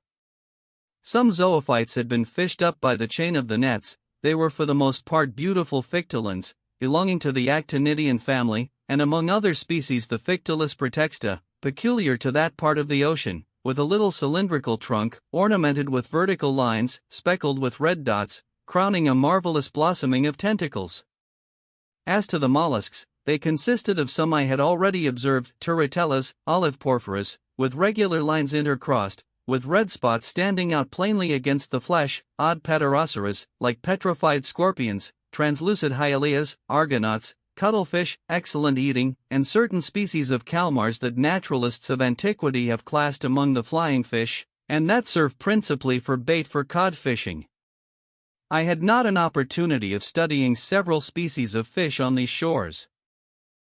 Among the cartilaginous ones, Petromyzons prica, a sort of eel, 15 inches long, with a greenish head, violet fins, gray-blue back, brown belly, silvered and sewn with bright spots, the pupil of the eye encircled with gold, a curious animal that the current of the Amazon had drawn to the sea, for they inhabit fresh waters, tuberculated streaks, with pointed snouts, and a long loose tail, armed with a long jagged sting, little sharks, a yard long, gray and whitish skin, and several rows of teeth, bent back, that are generally known by the name of pantofles, vespertilios, a kind of red isosceles triangle, half a yard long, to which pectorals are attached by fleshy prolongations that make them look like bats, but that their horny appendage, situated near the nostrils, has given them the name of sea unicorns. Lastly, some species of ballistae, the curasavian, whose spots were of a brilliant gold color, and the capriscus of clear violet, and with varying shades like a pigeon's throat. I end here this catalogue, which is somewhat dry, perhaps, but very exact, with a series of bony fish that I observed in passing, belonging to the Apteronotes, and whose snout is white as snow, the body of a beautiful black, marked with a very long loose fleshy strip, odontognates, armed with spikes, sardines, 9 inches long, glittering with a bright silver light, a species of mackerel provided with 2 anal fins, centronotes of a blackish tint, that are fished for with torches, long fish, 2 yards in length, with fat flesh, white and firm, which, when they are fresh, taste like eel, and when dry, like smoked salmon, labrees, half red, covered with scales only at the bottom of the dorsal and anal fins, chrysoptera, on which gold and silver blend their brightness with that of the ruby and topaz, golden-tailed spares, the flesh of which is extremely delicate, and whose phosphorescent properties betray them in the midst of the waters, orange-colored spares with a long tongue, magres, with gold caudal fins, dark thorntails, anableps of Suriname, etc. Notwithstanding this etc., I must not omit to mention fish that Conseil will long remember, and with good reason. One of our nets had hauled up a sort of very flat rayfish, which, with the tail cut off, formed a perfect disc, and weighed 20 ounces. It was white underneath, red above, with large round spots of dark blue encircled with black, very glossy skin, terminating in a bilobed fin. Laid out on the platform, it struggled, tried to turn itself by convulsive movements, and made so many efforts that one last turn had nearly sent it into the sea. But Conseil, not wishing to let the fish go, rushed to it, and, before I could prevent him, had seized it with both hands. In a moment he was overthrown, his legs in the air, and half his body paralyzed, crying, "Oh, master, master! Come to me!" It was the first time the poor boy had not spoken to me in the third person. The Canadian and I took him up, and rubbed his contracted arms till he became sensible. The unfortunate Conseil had attacked a crampfish of the most dangerous kind, the cumana. This odd animal, in a medium conductor like water, strikes fish at several yards distance, so great is the power of its electric organ, the two principal surfaces of which do not measure less than 27 square feet. The next day, April 12, the Nautilus approached the Dutch coast, near the mouth of the Maroni. There's several groups of sea cows herded together. They were manatees, that, like the dugong and the stellara, belong to the Sirenian order. These beautiful animals, peaceable and inoffensive, from 18 to 21 feet in length, weigh at least 1,600 weight. I told Ned Land and Conseil that provident nature had assigned an important role to these mammalia. Indeed, they, like the seals, are designed to graze on the submarine prairies, and thus destroy the accumulation of weed that obstructs the tropical rivers. And do you know, I added, what has been the result since men have almost entirely annihilated this useful race? That the putrefied weeds have poisoned the air, and the poisoned air causes the yellow fever, CB, that desolates these beautiful countries. Enormous vegetations are multiplied under the torrid seas, and the evil is irresistibly developed from the mouth of the Rio de la Plata to Florida. If we are to believe Towsonal, this plague is nothing to what it would be if the seas were cleared of whales and seals. Then, infested with pulps, medusae, and cuttlefish, they would become immense centers of infection, since their waves would not possess these vast stomachs that God had charged to infest the surface of the seas. However, without disputing these theories, the crew of the Nautilus took possession of half a dozen manatees. They provisioned the larders with excellent flesh, superior to beef and veal. This sport was not interesting. The manatees allowed themselves to be hit without defending themselves. Several thousand pounds of meat were stored up on board to be dried. On this day, a successful haul of fish increased the stores of the Nautilus, so full of game were these seas. They were echiniides belonging to the third family of the Malacopterygians. Their flattened discs were composed of transverse movable cartilaginous plates, by which the animal was enabled to create a vacuum, and so to adhere to any object like a cupping glass. The remora that I had observed in the Mediterranean belongs to this species. But the one of which we are speaking was the Echiniis osteochara, peculiar to this sea. The fishing over, the Nautilus neared the coast. About here a number of sea turtles were sleeping on the surface of the water. It would have been difficult to capture these precious reptiles, for the least noise awakens them, and their solid skull is proof against the harpoon. But the Echiniis effects their capture with extraordinary precision and certainty. This animal is, indeed, a living fishhook, which would make the fortune of an inexperienced fisherman. The crew of the Nautilus tied a ring to the tail of these fish, so large as not to encumber their movements, and to this ring a long cord, lashed to the ship's side by the other end. The Echiniids, thrown into the sea, directly began their game, and fixed themselves to the breastplate of the turtles. Their tenacity was such that they were torn rather than let go their hold. The men hauled them on board, and with them the turtles to which they adhered. They took also several cacawans a yard long, which weighed 400 pounds. Their carapace covered with large horny plates, thin, transparent, brown, with white and yellow spots, fetch a good price in the market. Besides, they were excellent in an edible point of view, as well as the fresh turtles, which have an exquisite flavor. This day's fishing brought to a close our stay on the shores of the Amazon, and by nightfall the Nautilus had regained the high seas. Chapter 18. The Polpsk. For several days the Nautilus kept off from the American coast. Evidently it did not wish to risk the tides of the Gulf of Mexico, or of the Sea of the Antilles. April 16, we sighted Martinique and Guadeloupe from a distance of about 30 miles. I saw their tall peaks for an instant. The Canadian, who counted on carrying out his projects in the Gulf, by either landing, or hailing one of the numerous boats that coast from one island to another, was quite disheartened. Flight would have been quite practicable, if Ned Land had been able to take possession of the boat without the captain's knowledge. But in the open sea it could not be thought of. The Canadian, Conseil, and I had a long conversation on this subject. For 6 months we had been prisoners on board the Nautilus. We had traveled 17,000 leagues, and, as Ned Land said, there was no reason why it should not come to an end. We could hope nothing from the captain of the Nautilus, but only from ourselves. Besides, for some time past he had become graver, more retired, less sociable. He seemed to shun me. I met him rarely.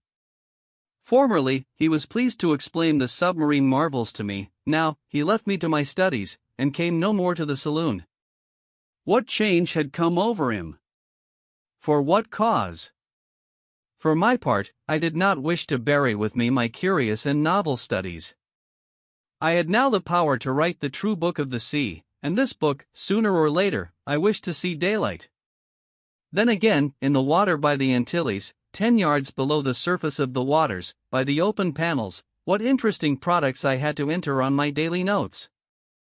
There were, among other zoophytes, those known under the name of Physalis pelagica, a sort of large oblong bladder with mother-of-pearl rays, holding out their membranes to the wind, and letting their blue tentacles float like threads of silk, charming medusae to the eye, real nettles to the touch, that distill a corrosive fluid. There were also annelids, 1.5 yards long, furnished with a pink horn, and with 1,700 locomotive organs that wind through the waters, and throw out in passing all the light of the solar spectrum.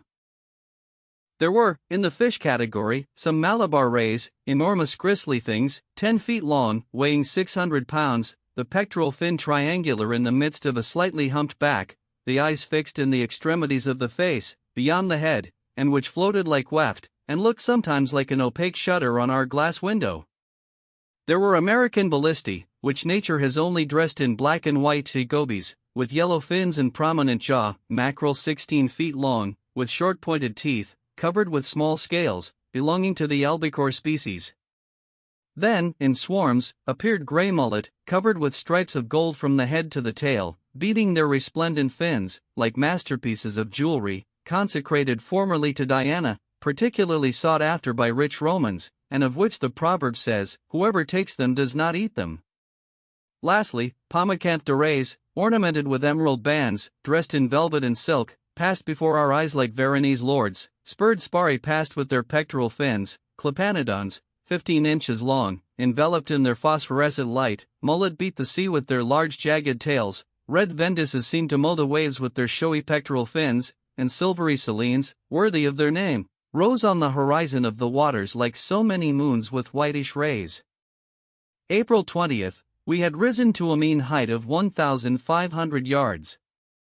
The land nearest us then was the archipelago of the Bahamas. There rose high submarine cliffs covered with large weeds, giant laminarii and fuci, a perfect espalier of hygrophytes worthy of a Titan world. It was about 11 o'clock when Ned Land drew my attention to a formidable pricking, like the sting of an ant, which was produced by means of large seaweeds. "Well," I said, "these are proper caverns for pulps, and I should not be astonished to see some of these monsters." "What?" said Conseil. "Cuttlefish, real cuttlefish, of the cephalopod class?" "No," I said, "pulps of huge dimensions." "I will never believe that such animals exist," said Ned. "Well," said Conseil, with the most serious air in the world, "I remember perfectly to have seen a large vessel drawn under the waves by a cephalopod's arm." "You saw that," said the Canadian. "Yes, Ned." "With your own eyes?" "With my own eyes." "Where, pray, might that be?" "At St. Malo," answered Conseil. "In the port," said Ned ironically. "No, in a church," replied Conseil. "In a church?" cried the Canadian. "Yes, friend Ned. In a picture representing the pulp in question." "Good," said Ned Land, bursting out laughing. "He is quite right," I said. "I have heard of this picture, but the subject represented is taken from a legend, and you know what to think of legends in the matter of natural history. Besides, when it is a question of monsters, the imagination is apt to run wild. Not only is it supposed that these pulps can draw down vessels, but a certain Olus Magnus speaks of a cephalopod a mile long, that is more like an island than an animal. It is also said that the Bishop of Nidros was building an altar on an immense rock. Mass finished, the rock began to walk, and returned to the sea. The rock was a pulp. Another bishop, Pontoppidan, speaks also of a pulp on which a regiment of cavalry could maneuver.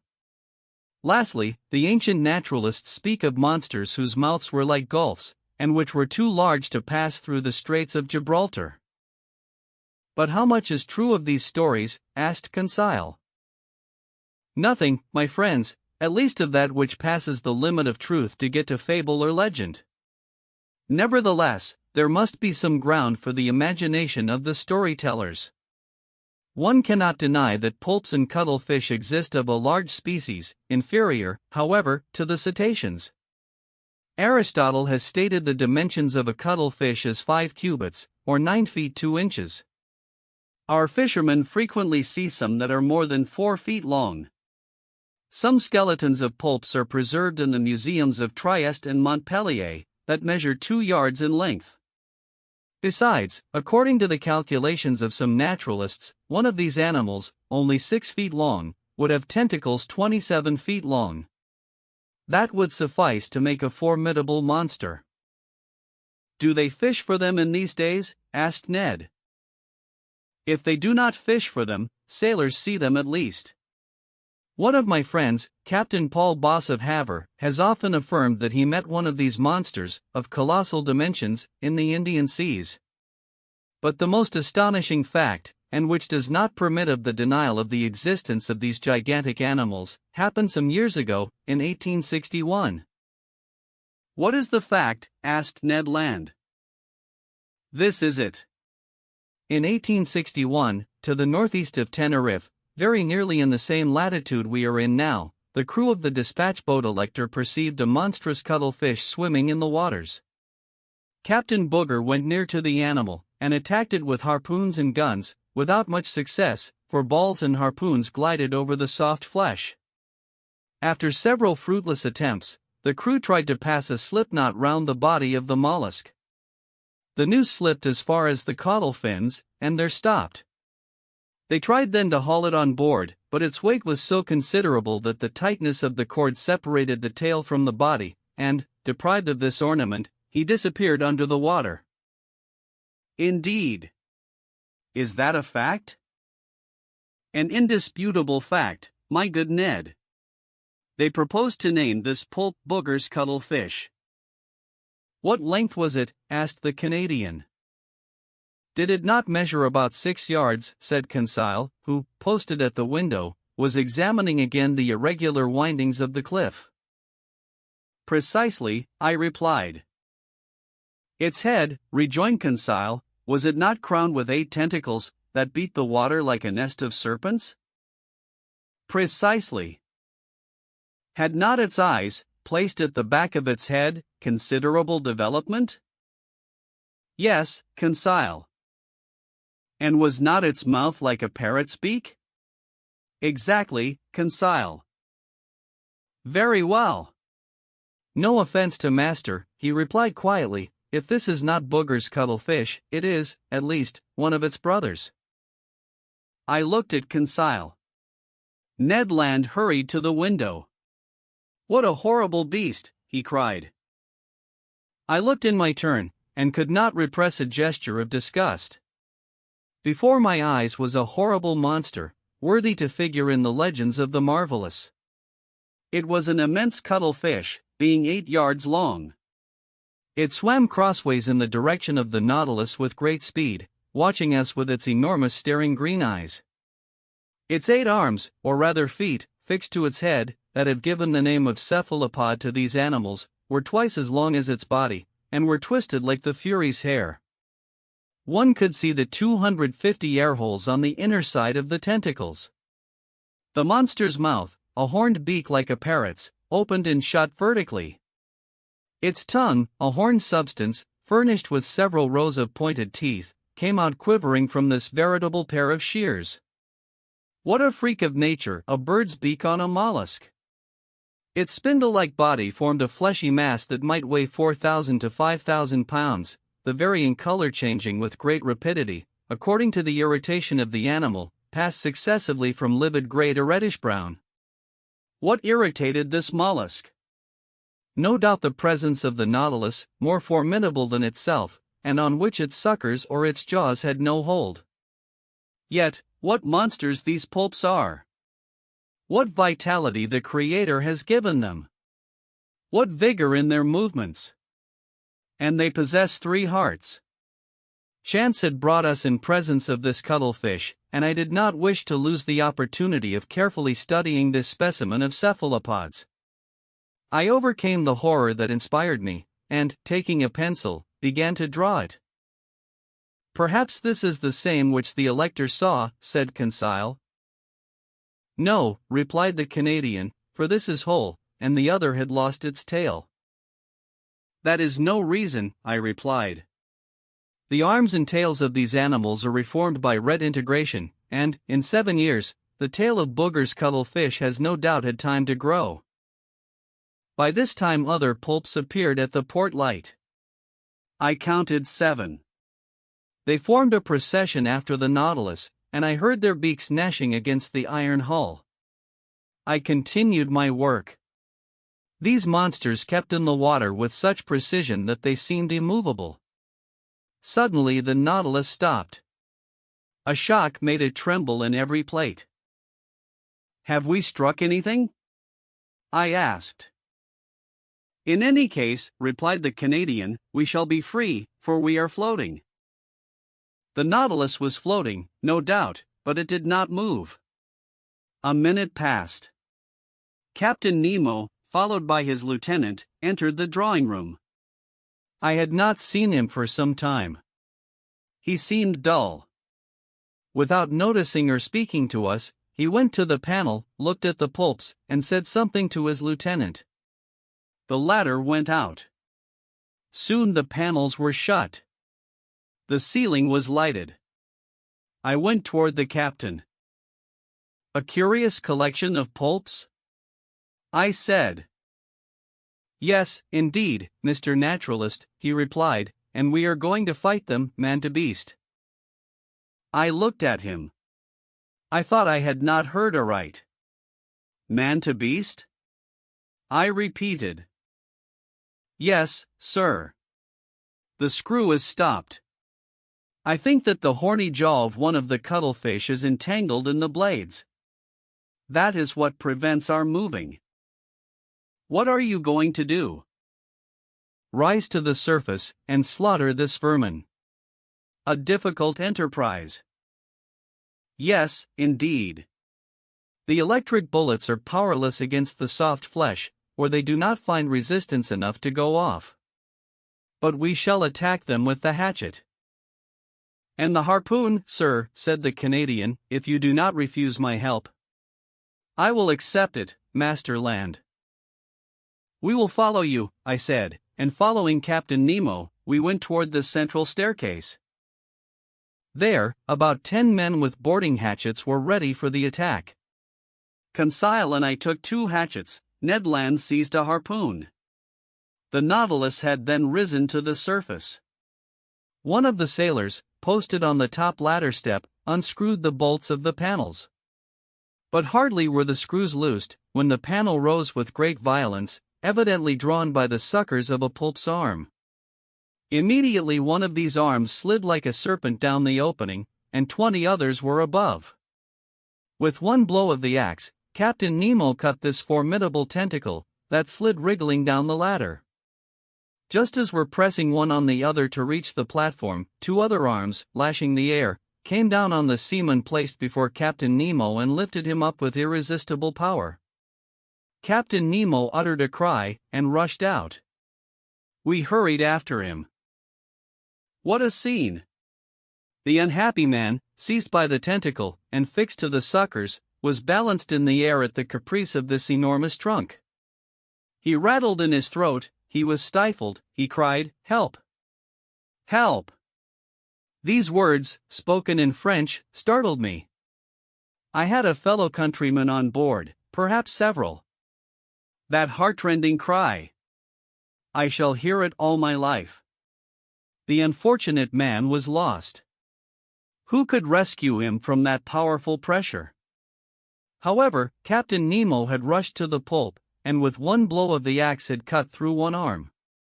His lieutenant struggled furiously against other monsters that crept on the flanks of the Nautilus. The crew fought with their axes.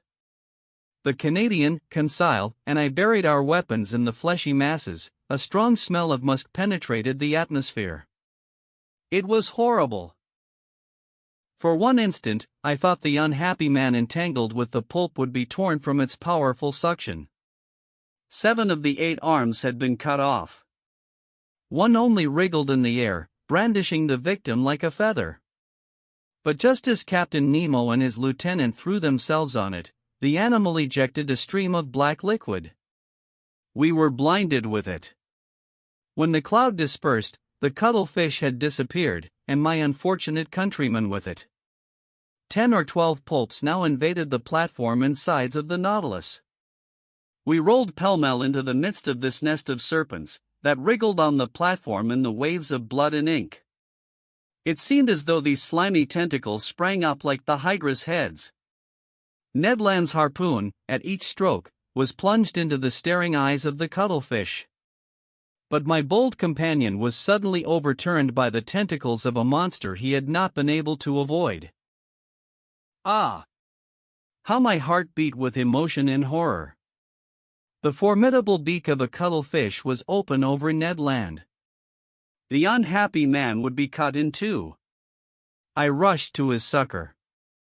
But Captain Nemo was before me. His axe disappeared between the 2 enormous jaws, and, miraculously saved, the Canadian, rising, plunged his harpoon deep into the triple heart of the pulp. I owed myself this revenge, said the captain to the Canadian. Ned bowed without replying. The combat had lasted a quarter of an hour. The monsters, vanquished and mutilated, left us at last, and disappeared under the waves. Captain Nemo, covered with blood, nearly exhausted, gazed upon the sea that had swallowed up one of his companions, and great tears gathered in his eyes. Chapter 19. The Gulf Stream. This terrible scene of the 20th of April none of us can ever forget. I have written it under the influence of violent emotion. Since then I have revised the recital, I have read it to Conseil and to the Canadian. They found it exact as to facts, but insufficient as to effect.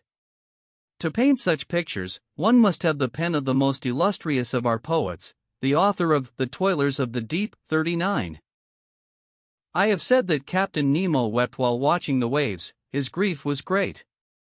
It was the second companion he had lost since our arrival on board, and what a death! That friend, crushed, stifled, bruised by the dreadful arms of a pulp, pounded by his iron jaws, would not rest with his comrades in the peaceful coral cemetery. In the midst of the struggle, it was the despairing cry uttered by the unfortunate man that had torn my heart.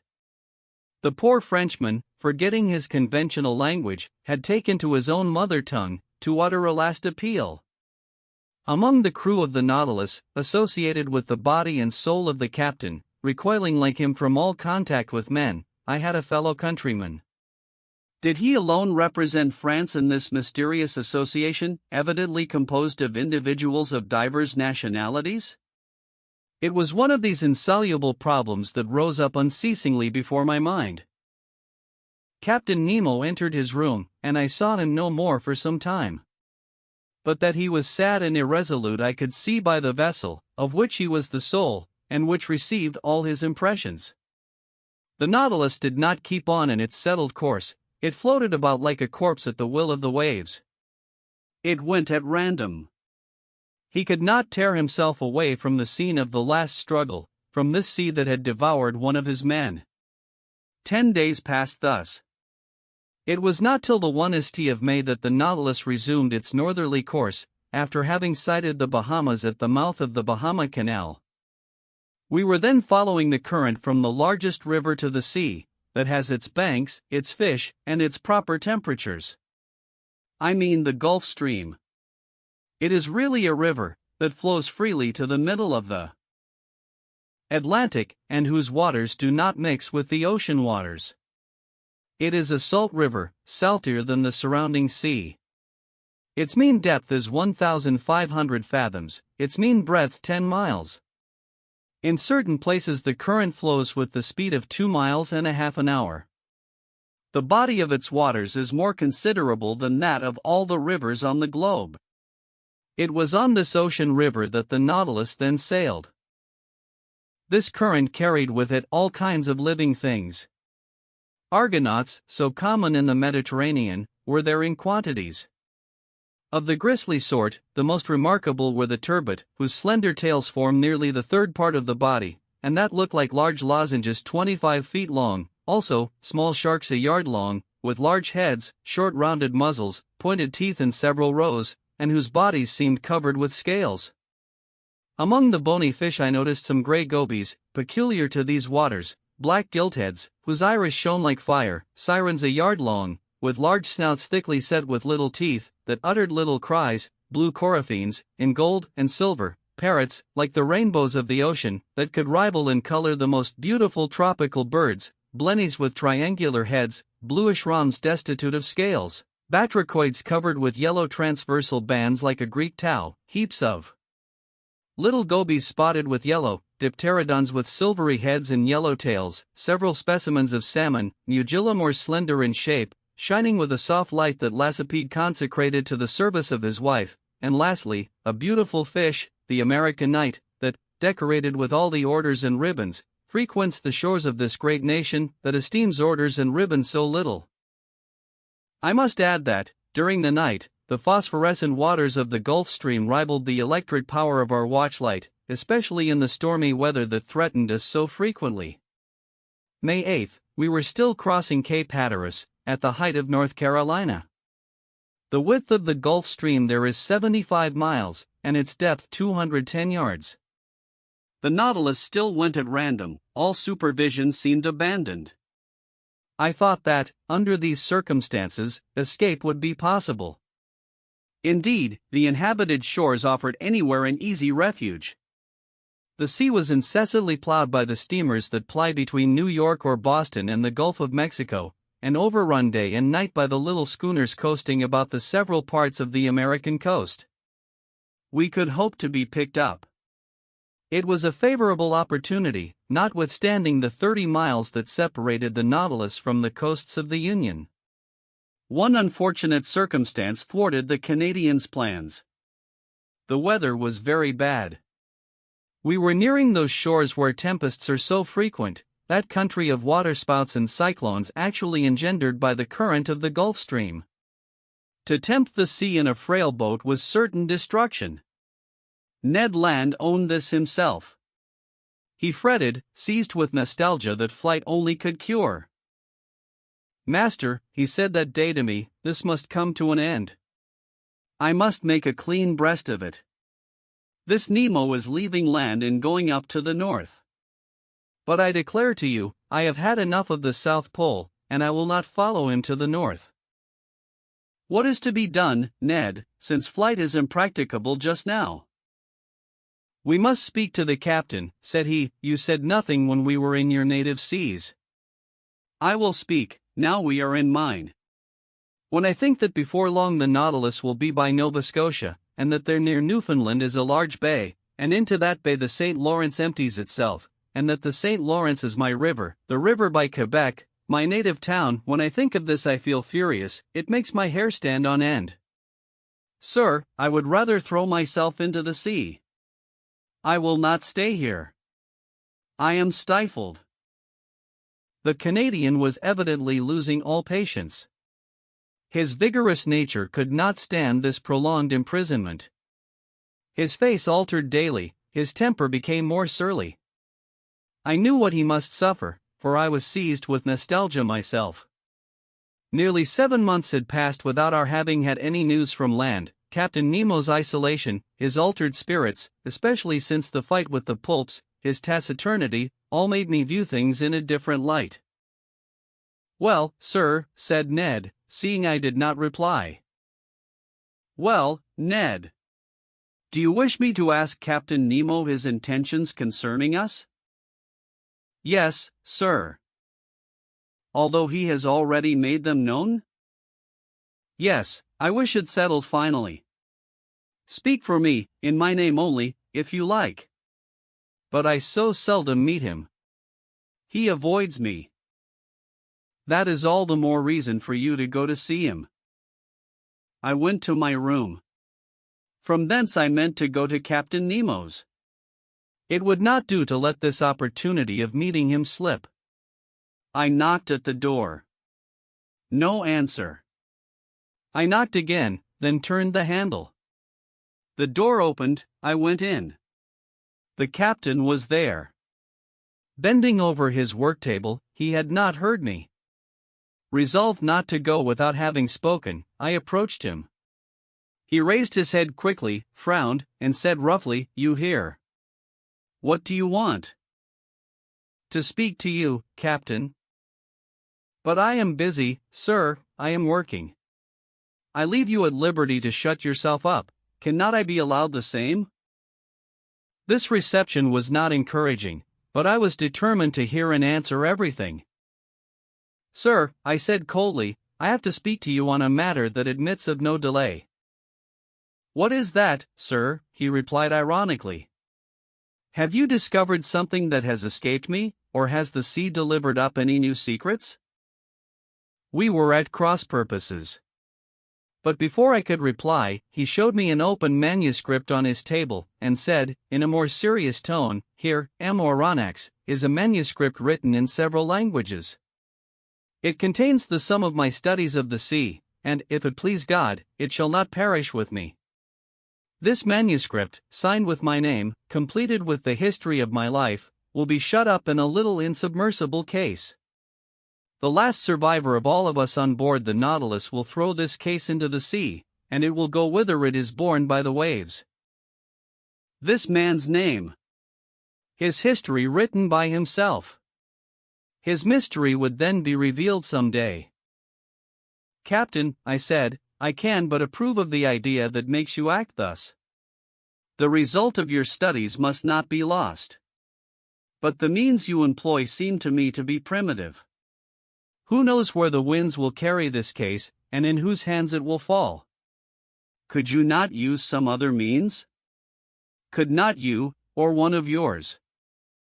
"Never, sir," he said, hastily interrupting me. "But I and my companions are ready to keep this manuscript in store, and, if you will put us at liberty—" "At liberty," said the captain, rising. "Yes, sir, that is the subject on which I wish to question you. For 7 months we have been here on board, and I ask you today, in the name of my companions, and in my own, if your intention is to keep us here always?" "Aronnax, I will answer you today as I did 7 months ago, whoever enters the Nautilus must never quit it." "You impose actual slavery on us. Give it what name you please." "But everywhere the slave has the right to regain his liberty." "Who denies you this right? Have I ever tried to chain you with an oath?" He looked at me with his arms crossed. "Sir," I said, "to return a second time to this subject will be neither to your nor to my taste, but as we have entered upon it, let us go through with it. I repeat, it is not only myself whom it concerns. Study is to me a relief, a diversion, a passion that could make me forget everything. Like you, I am willing to live obscure in the frail hope of bequeathing one day, to future time, the result of my labors.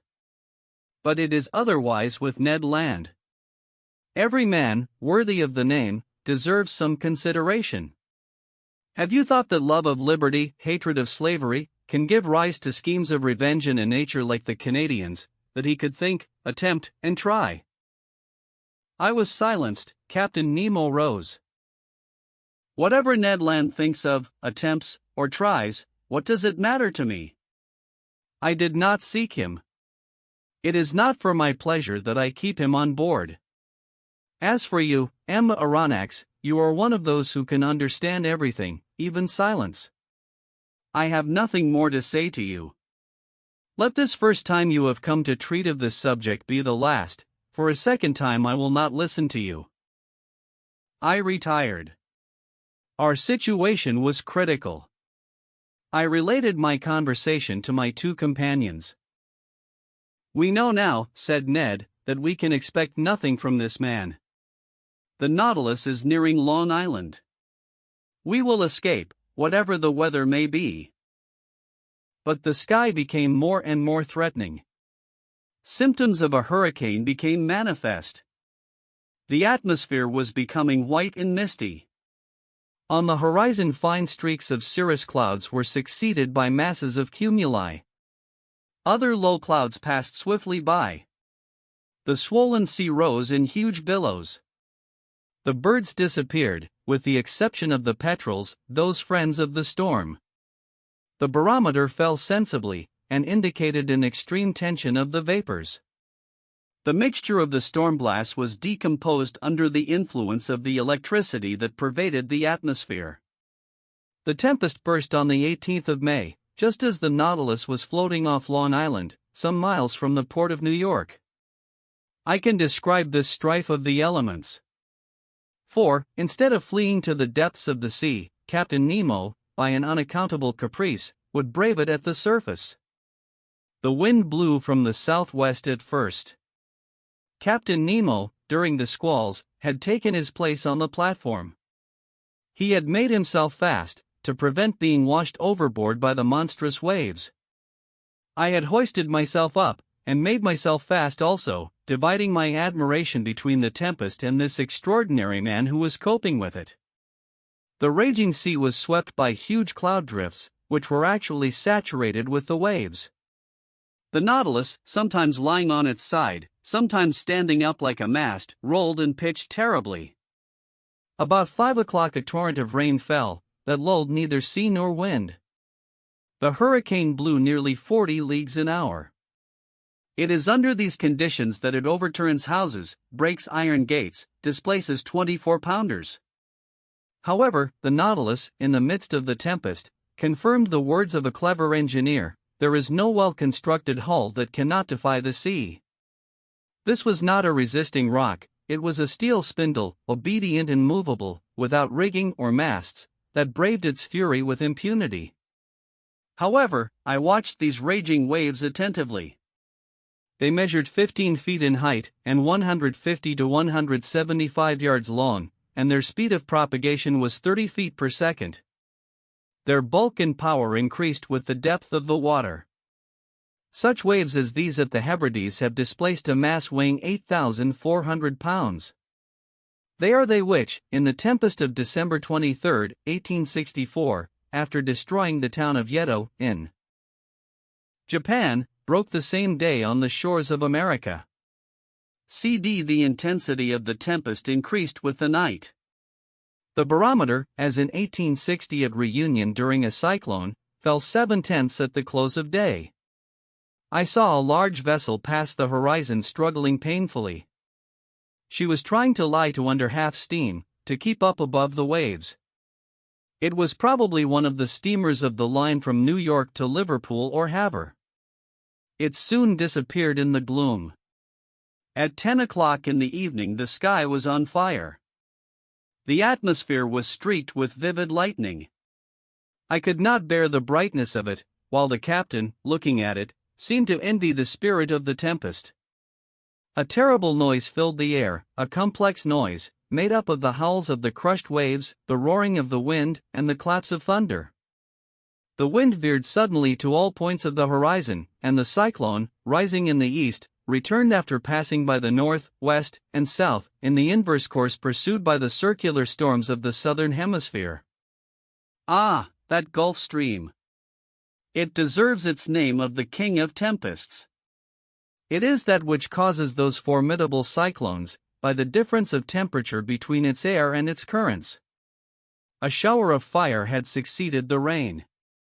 The drops of water were changed to sharp spikes. One would have thought that Captain Nemo was courting a death worthy of himself, a death by lightning. As the Nautilus, pitching dreadfully, raised its steel spur in the air, it seemed to act as a conductor, and I saw long sparks burst from it. Crushed and without strength, I crawled to the panel, opened it, and descended to the saloon. The storm was then at its height. It was impossible to stand upright in the interior of the Nautilus. Captain Nemo came down about 12. I heard the reservoirs filling by degrees, and the Nautilus sank slowly beneath the waves. Through the open windows in the saloon I saw large fish, terrified, passing like phantoms in the water. Some were struck before my eyes. The Nautilus was still descending. I thought that at about 8 fathoms deep we should find a calm. But no! The upper beds were too violently agitated for that. We had to seek repose at more than 25 fathoms in the bowels of the deep. But there, what quiet, what silence, what peace! Who could have told that such a hurricane had been let loose on the surface of that ocean? Chapter 20. From latitude 47 degrees 24 foot to longitude 17 degrees 28. In consequence of the storm, we had been thrown eastward once more. All hope of escape on the shores of New York or St. Lawrence had faded away, and poor Ned, in despair, had isolated himself like Captain Nemo.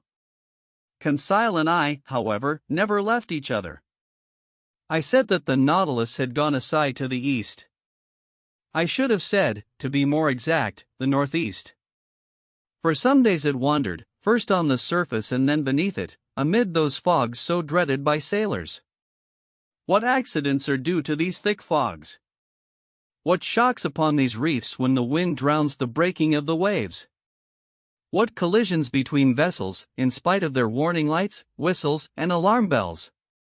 And the bottoms of these seas look like a field of battle, where still lie all the conquered of the ocean, some old and already encrusted, others fresh and reflecting from their iron bands and copper plates the brilliancy of our lantern. On the 15th of May we were at the extreme south of the Bank of Newfoundland.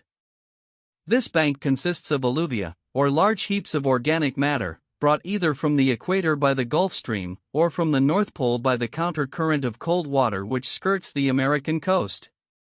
There also are heaped up those erratic blocks which are carried along by the broken ice, and close by, a vast charnel house of mollusks or zoophytes, which perish here by millions.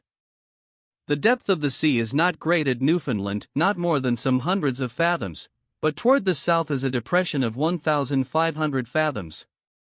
There the Gulf Stream widens. It loses some of its speed and some of its temperature, but it becomes a sea.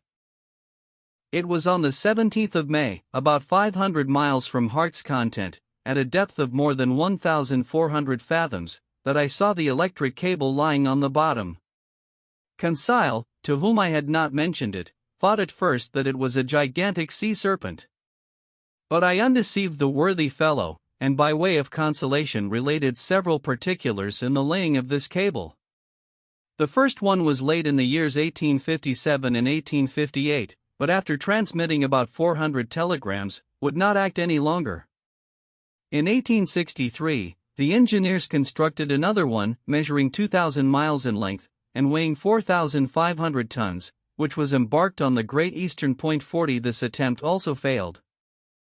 On the 25th of May, the Nautilus, being at a depth of more than 1,918 fathoms, was on the precise spot where the rupture occurred which ruined the Enterprise. It was within 638 miles of the coast of Ireland, and at 2:30 in the afternoon they discovered that communication with Europe had ceased.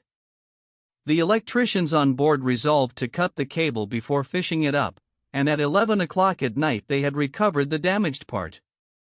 They made another point and spliced it, and it was once more submerged. But some days after it broke again, and in the depths of the ocean could not be recaptured. The Americans, however, were not discouraged.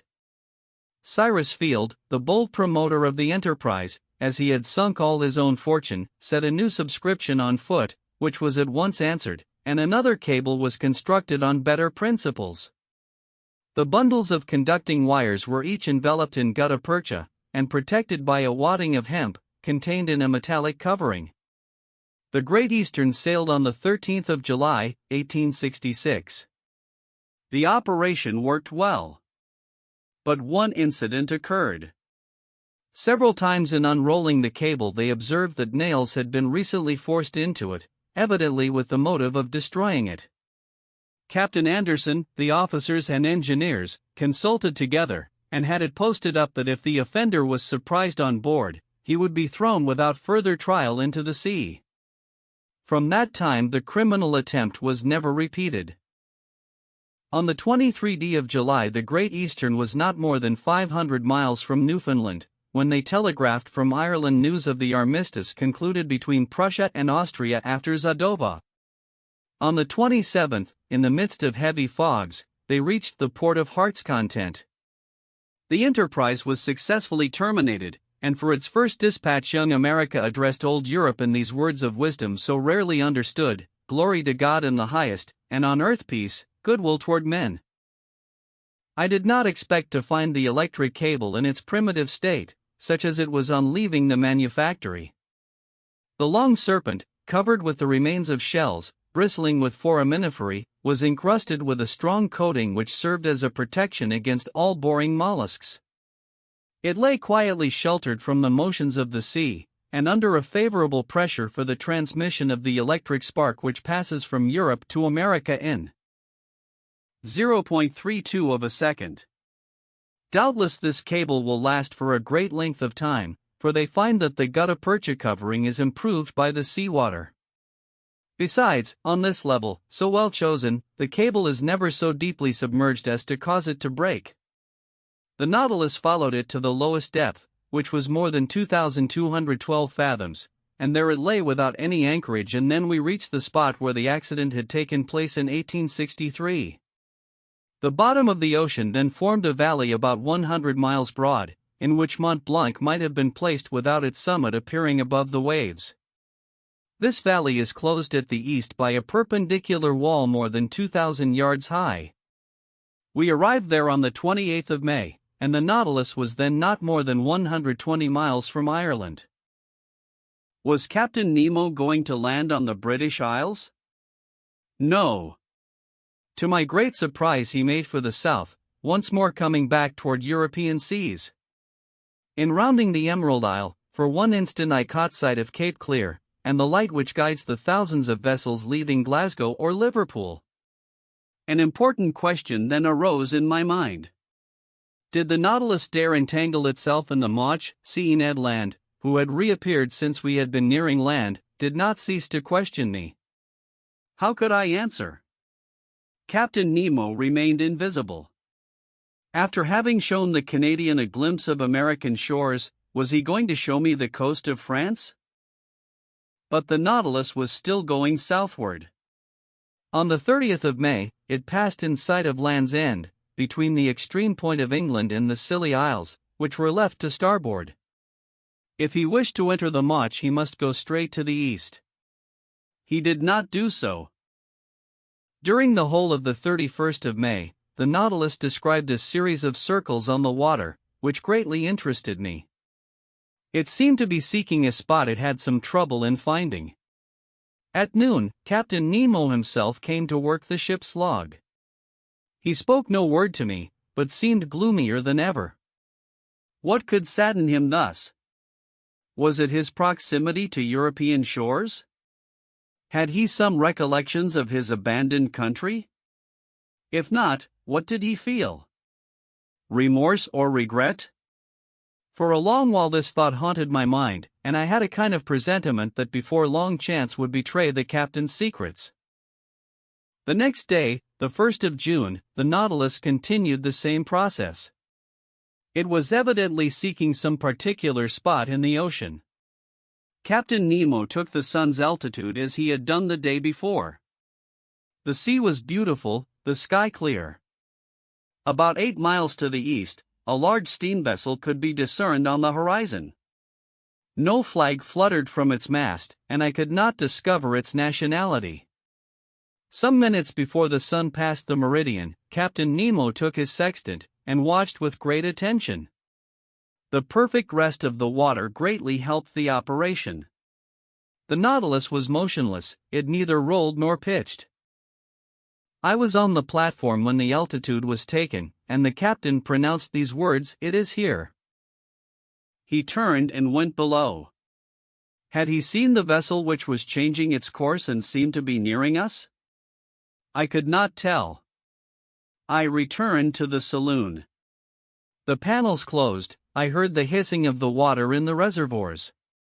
The Nautilus began to sink, following a vertical line, for its screw communicated no motion to it. Some minutes later it stopped at a depth of more than 420 fathoms, resting on the ground. The luminous ceiling was darkened, then the panels were opened, and through the glass I saw the sea brilliantly illuminated by the rays of our lantern for at least half a mile round us. I looked to the port side, and saw nothing but an immensity of quiet waters. But to starboard, on the bottom appeared a large protuberance, which at once attracted my attention. One would have thought it a ruin buried under a coating of white shells, much resembling a covering of snow. Upon examining the mass attentively, I could recognize the ever-thickening form of a vessel bare of its masts, which must have sunk. It certainly belonged to past times. This wreck, to be thus encrusted with the lime of the water, must already be able to count many years past at the bottom of the ocean. What was this vessel? Why did the Nautilus visit its tomb? Could it have been aught but a shipwreck which had drawn it under the water? I knew not what to think, when near me in a slow voice I heard Captain Nemo say, "At one time this ship was called the Marseillaise. It carried 74 guns, and was launched in 1762. In 1778, the 13th of August, commanded by La Poivre-Vertrix, it fought boldly against the Preston. In 1779, on the 4th of July, it was at the taking of Grenada, with the squadron of Admiral Estaffe. In 1781, on the 5th of September, it took part in the Battle of Comte de Grasse, in Chesapeake Bay. In 1794, the French Republic changed its name. On the 16th of April, in the same year, it joined the squadron of Villaret-Joyeuse, at Brest, being entrusted with the escort of a cargo of corn coming from America, under the command of Admiral Van Stable. On the 11th and 12th peril of the second year, 41 this squadron fell in with an English vessel.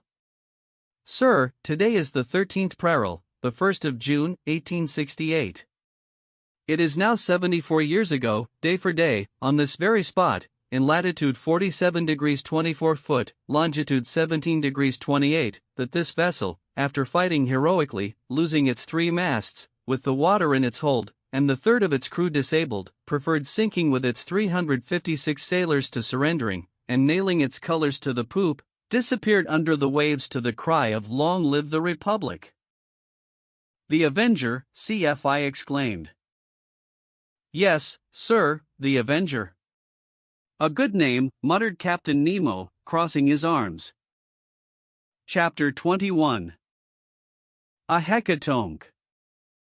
The way of describing this unlooked-for scene, the history of the Patriot ship, told at first so coldly, and the emotion with which this strange man pronounced the last words, the name of the Avenger, the significance of which could not escape me, all impressed itself deeply on my mind. My eyes did not leave the captain, who, with his hands stretched out to sea, was watching with a glowing eye the glorious wreck. Perhaps I was never to know who he was, from whence he came, or where he was going to, but I saw the man move, and apart from the savant. It was no common misanthropy which had shut Captain Nemo and his companions within the Nautilus, but a hatred, either monstrous or sublime, which time could never weaken. Did this hatred still seek for vengeance? The future would soon teach me that. But the Nautilus was rising slowly to the surface of the sea, and the form of the Avenger disappeared by degrees from my sight. Soon a slight rolling told me that we were in the open air. At that moment a dull boom was heard. I looked at the captain. He did not move. "Captain," said I. He did not answer. I left him and mounted the platform. Conseil and the Canadian were already there. "Where did that sound come from?" I asked. "It was a gunshot," replied Ned Land. I looked in the direction of the vessel I had already seen. It was nearing the Nautilus, and we could see that it was putting on steam. It was within 6 miles of us. "What is that ship, Ned?" "By its rigging, and the height of its lower masts," said the Canadian, "I bet she is a ship of war. May it reach us, and, if necessary, sink this cursed Nautilus." "Friend Ned," replied Conseil, What harm can it do to the Nautilus? Can it attack it beneath the waves? Can it cannonade us at the bottom of the sea? Tell me, Ned, said I, can you recognize what country she belongs to? The Canadian knitted his eyebrows, dropped his eyelids, and screwed up the corners of his eyes, and for a few moments fixed a piercing look upon the vessel. No, sir, he replied, I cannot tell what nation she belongs to, for she shows no colors. But I can declare she is a man of war, for a long pennant flutters from her mainmast. For a quarter of an hour we watched the ship which was steaming toward us. I could not, however, believe that she could see the Nautilus from that distance, and still less that she could know what this submarine engine was. Soon the Canadian informed me that she was a large armored two-decker ram. A thick black smoke was pouring from her two funnels. Her closely furled sails were stopped to her yards. She hoisted no flag at her mizzen peak. The distance prevented us from distinguishing the colors of her pennant, which floated like a thin ribbon. She advanced rapidly. If Captain Nemo allowed her to approach, there was a chance of salvation for us. Sir, said Ned Land, if that vessel passes within a mile of us, I shall throw myself into the sea, and I should advise you to do the same. I did not reply to the Canadian's suggestion, but continued watching the ship.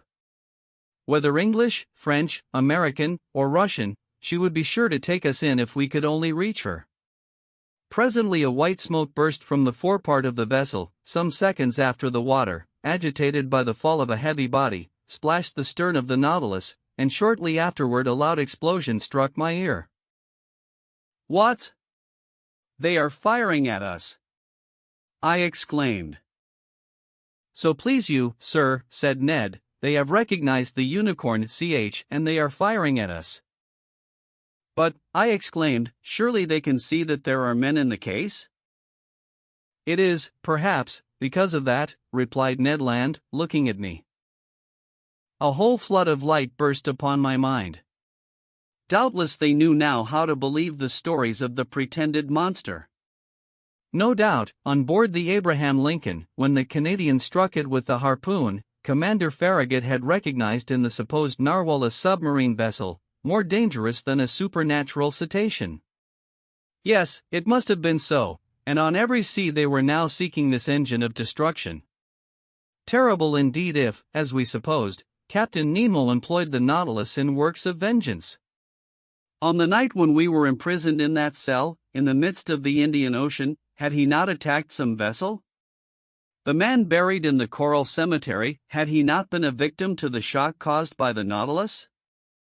Yes, I repeat it, it must be so. One part of the mysterious existence of Captain Nemo had been unveiled, and if his identity had not been recognized, at least, the nations united against him were no longer hunting a chimerical creature, but a man who had vowed a deadly hatred against them. All the formidable past rose before me. Instead of meeting friends on board the approaching ship, we could only expect pitiless enemies. But the shot rattled about us. Some of them struck the sea and ricocheted, losing themselves in the distance. But none touched the Nautilus. The vessel was not more than 3 miles from us.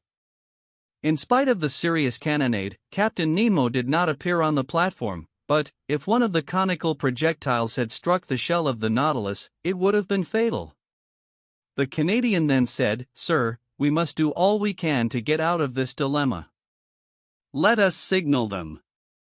They will then, perhaps, understand that we are honest folks.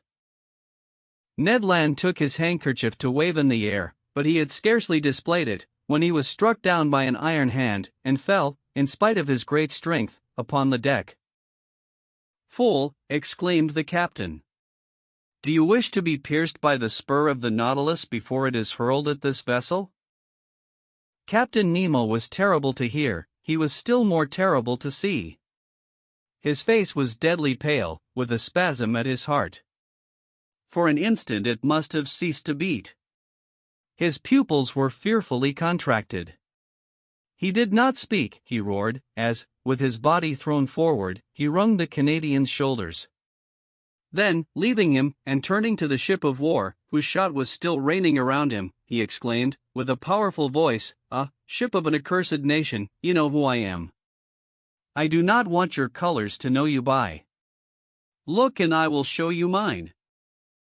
And on the forepart of the platform Captain Nemo unfurled a black flag, similar to the one he had placed at the South Pole.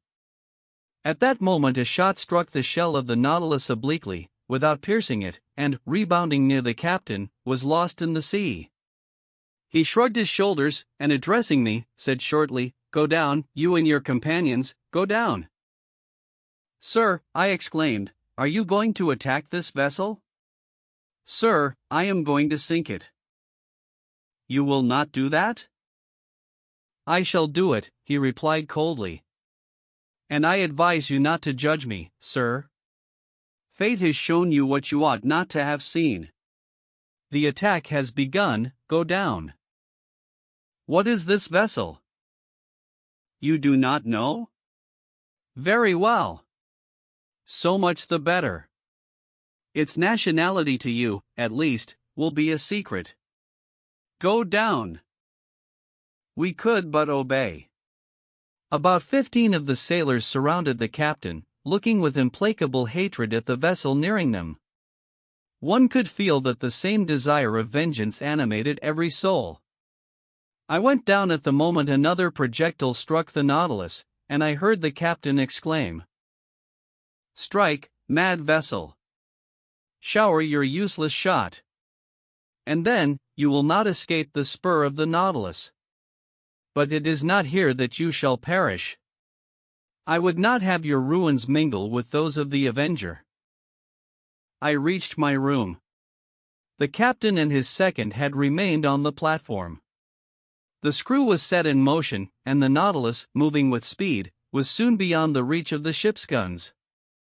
But the pursuit continued, and Captain Nemo contented himself with keeping his distance. About 4 in the afternoon, being no longer able to contain my impatience, I went to the central staircase. The panel was open, and I ventured on to the platform. The captain was still walking up and down with an agitated step. He was looking at the ship, which was 5 or 6 miles to leeward. He was going round it like a wild beast, and drawing it eastward, he allowed them to pursue. But he did not attack. Perhaps he still hesitated? I wished to mediate once more. But I had scarcely spoken, when Captain Nemo imposed silence, saying, "I am the law, and I am the judge. I am the oppressed, and there is the oppressor. Through him I have lost all that I loved, cherished, and venerated, country, wife, children, father, and mother. I saw all perish. All that I hate is there. Say no more."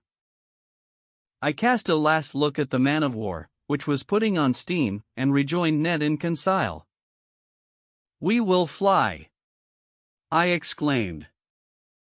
"Good," said Ned. "What is this vessel?" "I do not know, but whatever it is, it will be sunk before night. In any case, it is better to perish with it, than be made accomplices in a retaliation, the justice of which we cannot judge." "That is my opinion too," said Ned Land coolly. "Let us wait for night." Night arrived. Deep silence reigned on board. The compass showed that the Nautilus had not altered its course. It was on the surface, rolling slightly. My companions and I resolved to fly when the vessel should be near enough either to hear us or to see us, for the moon, which would be full in 2 or 3 days, shone brightly. Once on board the ship, if we could not prevent the blow which threatened it, we could, at least we would, do all that circumstances would allow. Several times I thought the Nautilus was preparing for attack, but Captain Nemo contented himself with allowing his adversary to approach, and then fled once more before it. Part of the night passed without any incident. We watched the opportunity for action. We spoke little, for we were too much moved. Ned Land would have thrown himself into the sea, but I forced him to wait. According to my idea, the Nautilus would attack the ship at her waterline, and then it would not only be possible, but easy to fly. At 3 in the morning, full of uneasiness, I mounted the platform. Captain Nemo had not left it. He was standing at the forepart near his flag, which a slight breeze displayed above his head. He did not take his eyes from the vessel. The intensity of his look seemed to attract, and fascinate, and draw it onward more surely than if he had been towing it. The moon was then passing the meridian. Jupiter was rising in the east. Amid this peaceful scene of nature, sky and ocean rivaled each other in tranquility, the sea offering to the orbs of night the finest mirror they could ever have in which to reflect their image. As I thought of the deep calm of these elements, compared with all those passions brooding imperceptibly within the Nautilus, I shuddered. The vessel was within 2 miles of us. It was ever nearing that phosphorescent light which showed the presence of the Nautilus. I could see its green and red lights, and its white lantern hanging from the large mizzenmast. An indistinct vibration quivered through its rigging, showing that the furnaces were heated to the uttermost. Sheaves of sparks and red ashes flew from the funnels, shining in the atmosphere like stars.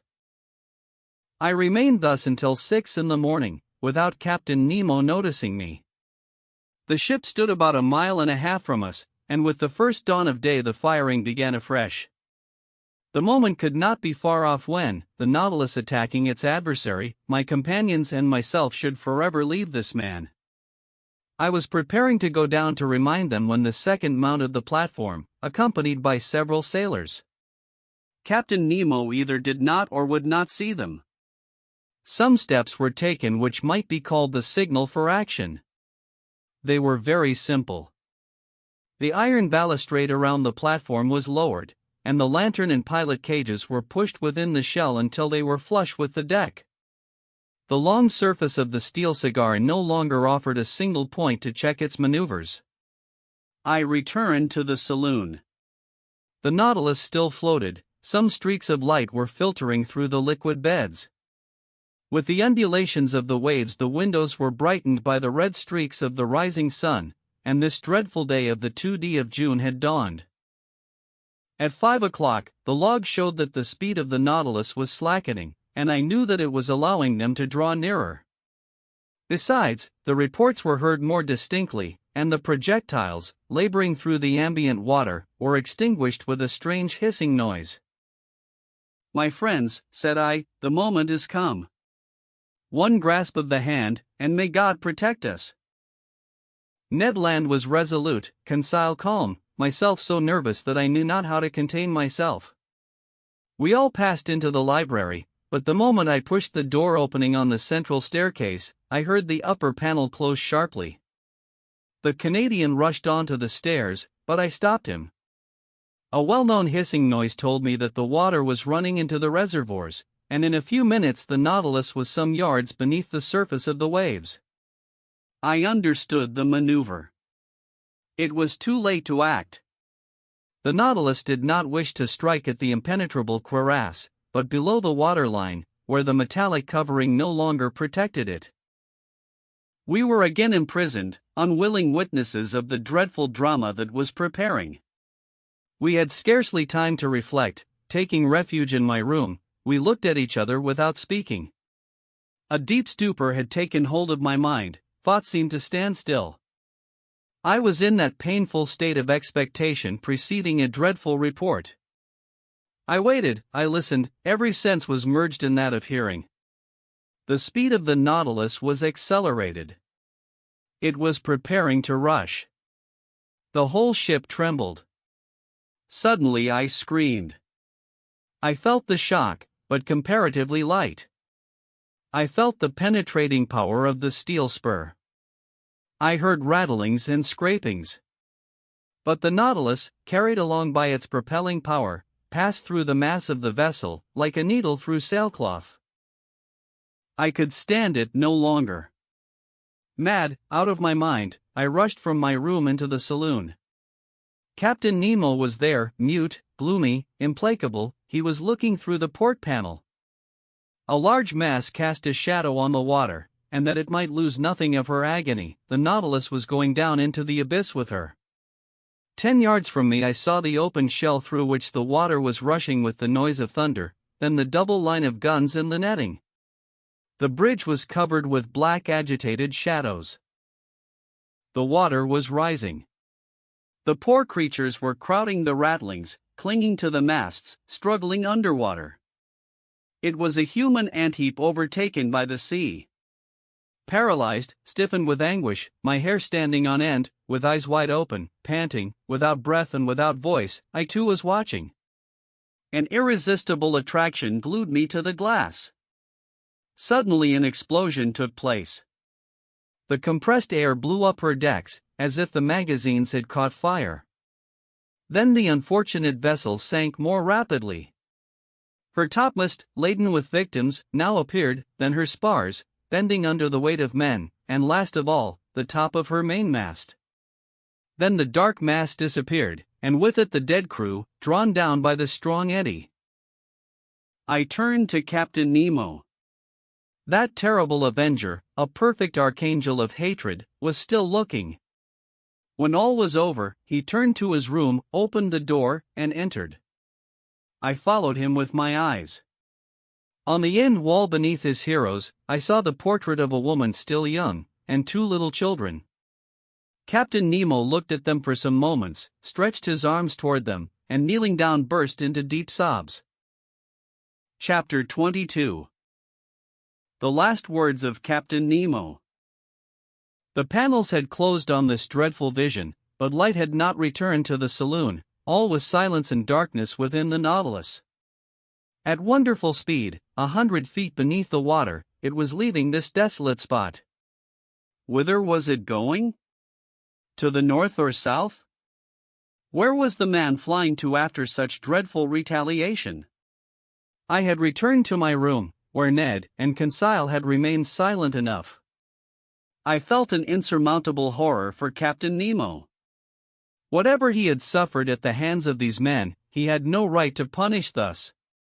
He had made me, if not an accomplice, at least a witness of his vengeance. At 11 the electric light reappeared. I passed into the saloon. It was deserted. I consulted the different instruments. The Nautilus was flying northward at the rate of 25 miles an hour, now on the surface, and now 30 feet below it. On taking the bearings by the chart, I saw that we were passing the mouth of the Mach, and that our course was hurrying us toward the northern seas at a frightful speed. That night we had crossed 200 leagues of the Atlantic. The shadows fell, and the sea was covered with darkness until the rising of the moon. I went to my room, but could not sleep. I was troubled with a dreadful nightmare. The horrible scene of destruction was continually before my eyes. From that day, who could tell into what part of the North Atlantic basin the Nautilus would take us?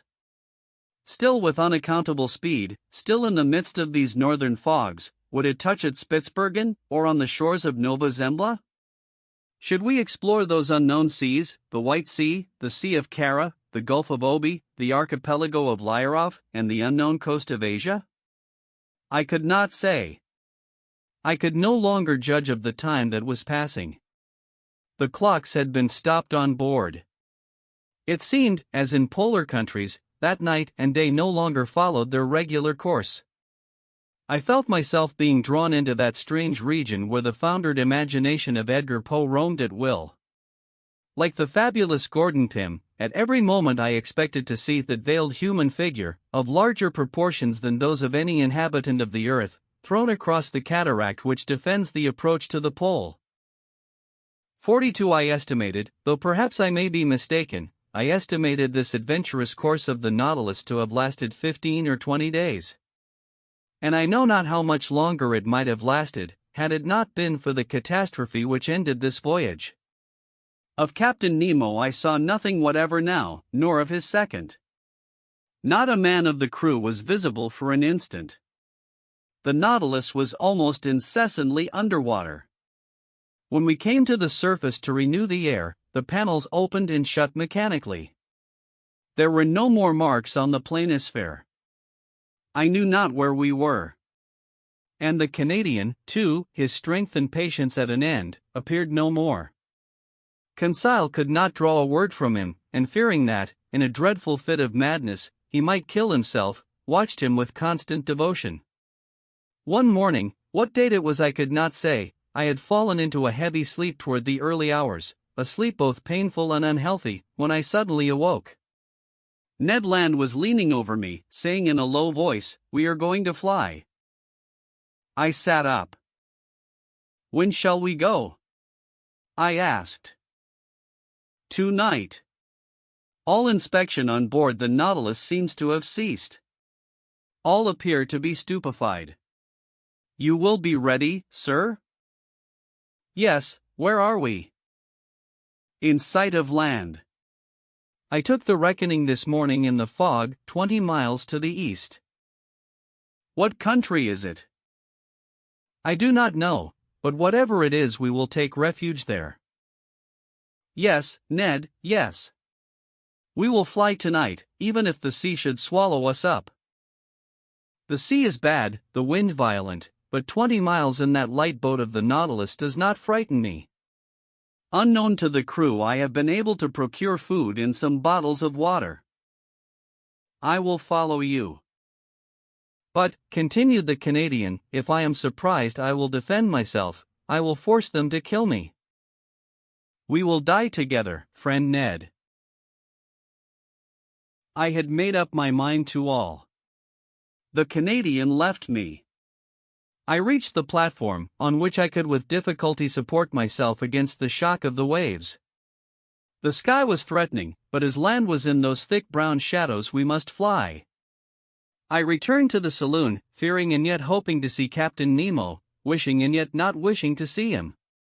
What could I have said to him?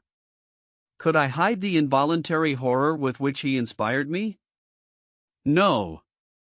It was better that I should not meet him face to face, better to forget him. And yet, how long seemed that day, the last that I should pass in the Nautilus? I remained alone. Ned Land and Conseil avoided speaking, for fear of betraying themselves. At 6 I dined, but I was not hungry. I forced myself to eat in spite of my disgust, that I might not weaken myself. At 6:30 Ned Land came to my room saying, "We shall not see each other again before our departure. At 10 the moon will not be risen. We will profit by the darkness. Come to the boat, Conseil, and I will wait for you." The Canadian went out without giving me time to answer. Wishing to verify the course of the Nautilus, I went to the saloon. We were running at any yet frightful speed and more than 50 yards deep. I cast a last look on these wonders of nature, on the riches of art heaped up in this museum, upon the unrivaled collection destined to perish at the bottom of the sea with him who had formed it. I wished to fix an indelible impression of it in my mind.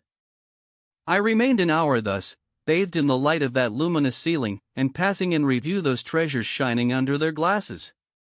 Then I returned to my room. I dressed myself in strong sea clothing. I collected my notes, placing them carefully about me. My heart beat loudly. I could not check its pulsations. Certainly my trouble and agitation would have betrayed me to Captain Nemo's eyes. What was he doing at this moment? I listened at the door of his room. I heard steps. Captain Nemo was there. He had not gone to rest. At every moment I expected to see him appear and ask me why I wished to fly.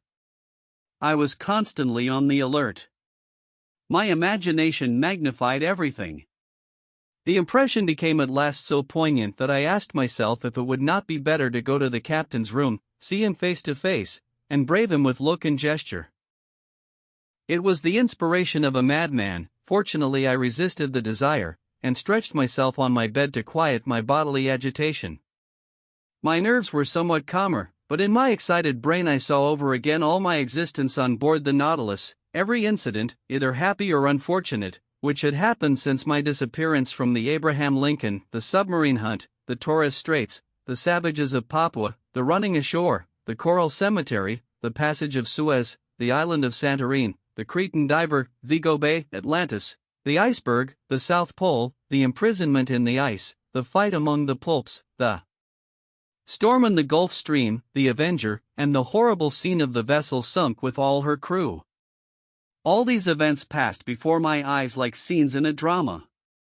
Then Captain Nemo seemed to grow enormously, his features to assume superhuman proportions. He was no longer my equal, but a man of the waters, the genie of the sea. It was then 9:30. I held my head between my hands to keep it from bursting. I closed my eyes, I would not think any longer. There was another half hour to wait, another half hour of a nightmare, which might drive me mad. At that moment I heard the distant strains of the organ, a sad harmony to an undefinable chant, the wail of a soul longing to break these earthly bonds. I listened with every sense, scarcely breathing, plunged, like Captain Nemo, in that musical ecstasy, which was drawing him in spirit to the end of life. Then a sudden thought terrified me. Captain Nemo had left his room. He was in the saloon, which I must cross to fly. There I should meet him for the last time. He would see me, perhaps speak to me. A gesture of his might destroy me, a single word chain me on board. But 10 was about to strike. The moment had come for me to leave my room and join my companions. I must not hesitate, even if Captain Nemo himself should rise before me. I opened my door carefully, and even then, as it turned on its hinges, it seemed to me to make a dreadful noise. Perhaps it only existed in my own imagination. I crept along the dark stairs of the Nautilus, stopping at each step to check the beating of my heart. I reached the door of the saloon, and opened it gently. It was plunged in profound darkness. The strains of the organ sounded faintly. Captain Nemo was there. He did not see me. In the full light I do not think he would have noticed me, so entirely was he absorbed in the ecstasy. I crept along the carpet, avoiding the slightest sound which might betray my presence. I was at least 5 minutes reaching the door, at the opposite side, opening into the library. I was going to open it, when a sigh from Captain Nemo nailed me to the spot. I knew that he was rising. I could even see him, for the light from the library came through to the saloon. He came toward me silently, with his arms crossed, gliding like a spectre rather than walking.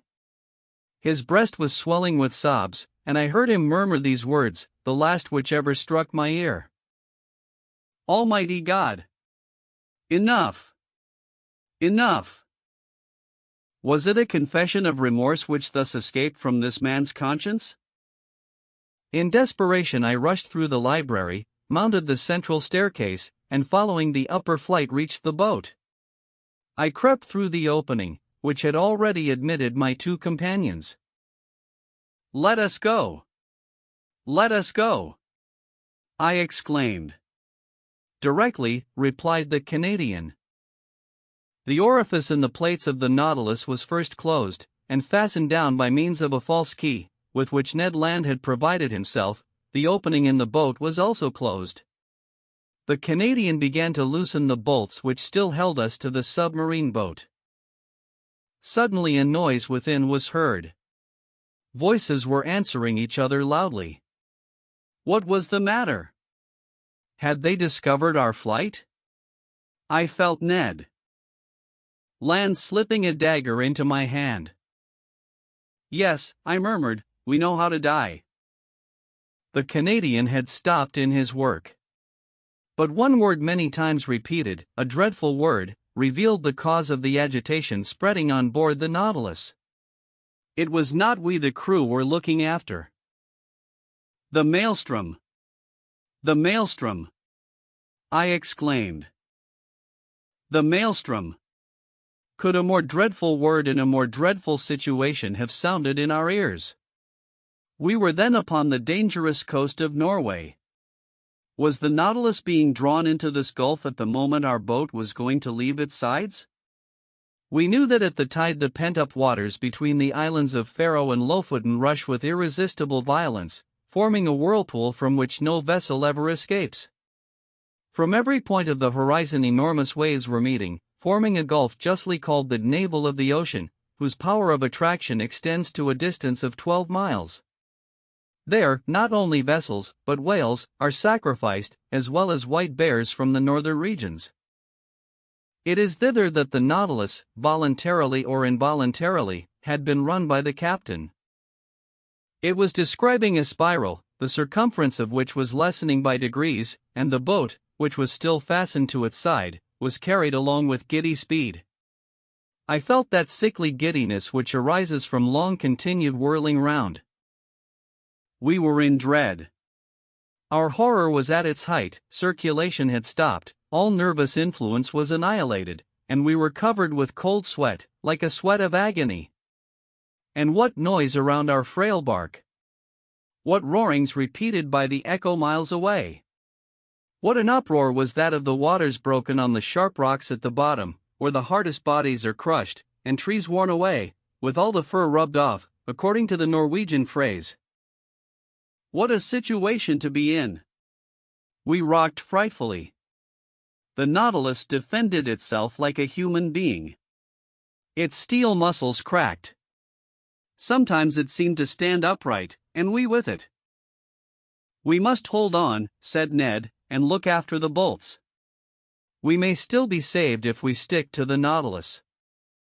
He had not finished the words when we heard a crashing noise, the bolts gave way, and the boat, torn from its groove, was hurled like a stone from a sling into the midst of the whirlpool.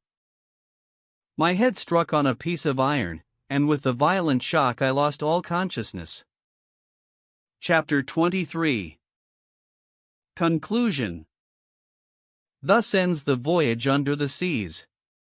What passed during that night? How the boat escaped from the eddies of the maelstrom, how Ned Land, Conseil, and myself ever came out of the gulf, I cannot tell. But when I returned to consciousness, I was lying in a fisherman's hut, on the Lofoten Isles. My two companions, safe and sound, were near me holding my hands. We embraced each other heartily. At that moment we could not think of returning to France. The means of communication between the north of Norway and the south are rare, and I am therefore obliged to wait for the steamboat running monthly from Cape North. And among the worthy people who have so kindly received us I revise my record of these adventures once more. Not a fact has been omitted, not a detail exaggerated. It is a faithful narrative of this incredible expedition in an element inaccessible to man, but to which progress will one day open a road. Shall I be believed? I do not know. And it matters little, after all. What I now affirm is, that I have a right to speak of these seas, under which, in less than 10 months, I have crossed 20,000 leagues in that submarine tour of the world which has revealed so many wonders. But what has become of the Nautilus? Did it resist the pressure of the maelstrom? Does Captain Nemo still live, and does he still follow under the ocean those frightful retaliations? Or did he stop after that last hecatomb? Will the waves one day carry to him this manuscript containing the history of his life? Shall I ever know the name of this man? Will the missing vessel tell us by its nationality that of Captain Nemo? I hope so. And I also hope that his powerful vessel has conquered the sea at its most terrible gulf, and that the Nautilus has survived where so many other vessels have been lost. If it be so, if Captain Nero still inhabits the ocean, his adopted country, may hatred be appeased in that savage heart. May the contemplation of so many wonders extinguish forever the spirit of vengeance. May the judge disappear, and the philosopher continue the peaceful exploration of the sea. If his destiny be strange, it is also sublime. Have I not understood it myself? Have I not lived 10 months of this unnatural life? And to the question asked by Ecclesiastes 3,000 years ago, that which is far off and exceeding deep, who can find it out, 2 men alone of all now living have the right to give an answer. Captain Nemo and myself. Finus. About the author. Jules Verne. The creator of the Roman scientifique, the popular literary genre known today as science fiction, Jules Gabriel Verne was born in the port town of Nantes, France, in 1828. His father, Pierre, was a prominent lawyer, and his mother, Sophie, was from a successful shipbuilding family. Despite his father's wish that he pursue law, young Jules was fascinated by the sea and all things foreign and adventurous. Legend holds that at age 11 he ran away from school to work aboard a ship bound for the West Indies but was caught by his father shortly after leaving port. Jules developed an abiding love of science and language from a young age. He studied geology, Latin, and Greek in secondary school, and frequently visited factories, where he observed the workings of industrial machines. These visits likely inspired his desire for scientific plausibility in his writing and perhaps informed his depictions of the submarine Nautilus and the other seemingly fantastical inventions he described. After completing secondary school, Jules studied law in Paris, as his father had before him. However, during the 2 years he spent earning his degree, he developed more consuming interests. Through family connections, he entered Parisian literary circles and met many of the distinguished writers of the day. Inspired in particular by novelists Victor Hugo and Alexandre Dumas, father and son, Verne began writing his own works. His poetry, plays, and short fiction achieved moderate success, and in 1852 he became secretary of the Théâtre Lyrique. In 1857 he married Honorine Morel, a young widow with 2 children. Seeking greater financial security, he took a position as a stockbroker with the Paris firm Egli & Company. However, he reserved his mornings for writing. Baudelaire's recently published French translation of the works of Edgar Allan Poe, as well as the days Verne spent researching points of science in the library, inspired him to write a new sort of novel, the roman scientifique. His first such novel, 5 Weeks in a Balloon, was an immediate success and earned him a publishing contract with the important editor Pierre-Jules Hetzel. For the rest of his life, Verne published an average of 2 novels a year. The 54 volumes published during his lifetime, collectively known as Voyages Extraordinaires, include his best-known works, Around the World in 80 Days and 20,000 Leagues Under the Sea. Begun in 1865 and published to huge success in 1869, 20,000 Leagues has been translated into 147 languages and adapted into dozens of films. The novel also holds the distinction of describing a submarine 25 years before one was actually constructed. As a tribute to Verne, the first electric and nuclear submarines were named Nautilus. In 1872 Verne settled in Amiens with his family. During the next several years he traveled extensively on his yachts, visiting such locales as North Africa, Gibraltar, Scotland, and Ireland. In 1886 Verne's mentally ill nephew shot him in the leg, and the author was lame thereafter. This incident, as well as the tumultuous political climate in Europe, marked a change in Verne's perspective on science, exploration, and industry. Although not as popular as his early novels, Verne's later works are in many ways as prescient. Touching on such subjects as the ill effects of the oil industry, the negative influence of missionaries in the South Seas, and the extinction of animal species, they speak to concerns that remain urgent in our own time. Verne continued writing actively throughout his life, despite failing health, the loss of family members, and financial troubles. At his death in 1905 his desk drawers contained the manuscripts of several new novels. Jules Verne is buried in the Madeleine Cemetery in Amiens.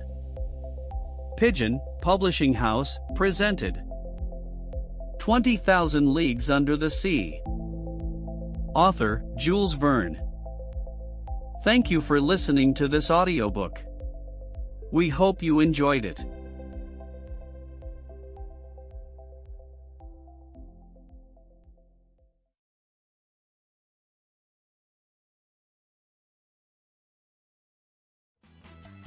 If you enjoyed this classic, follow the show and leave a quick review, and join us every Tuesday and Thursday for more timeless stories.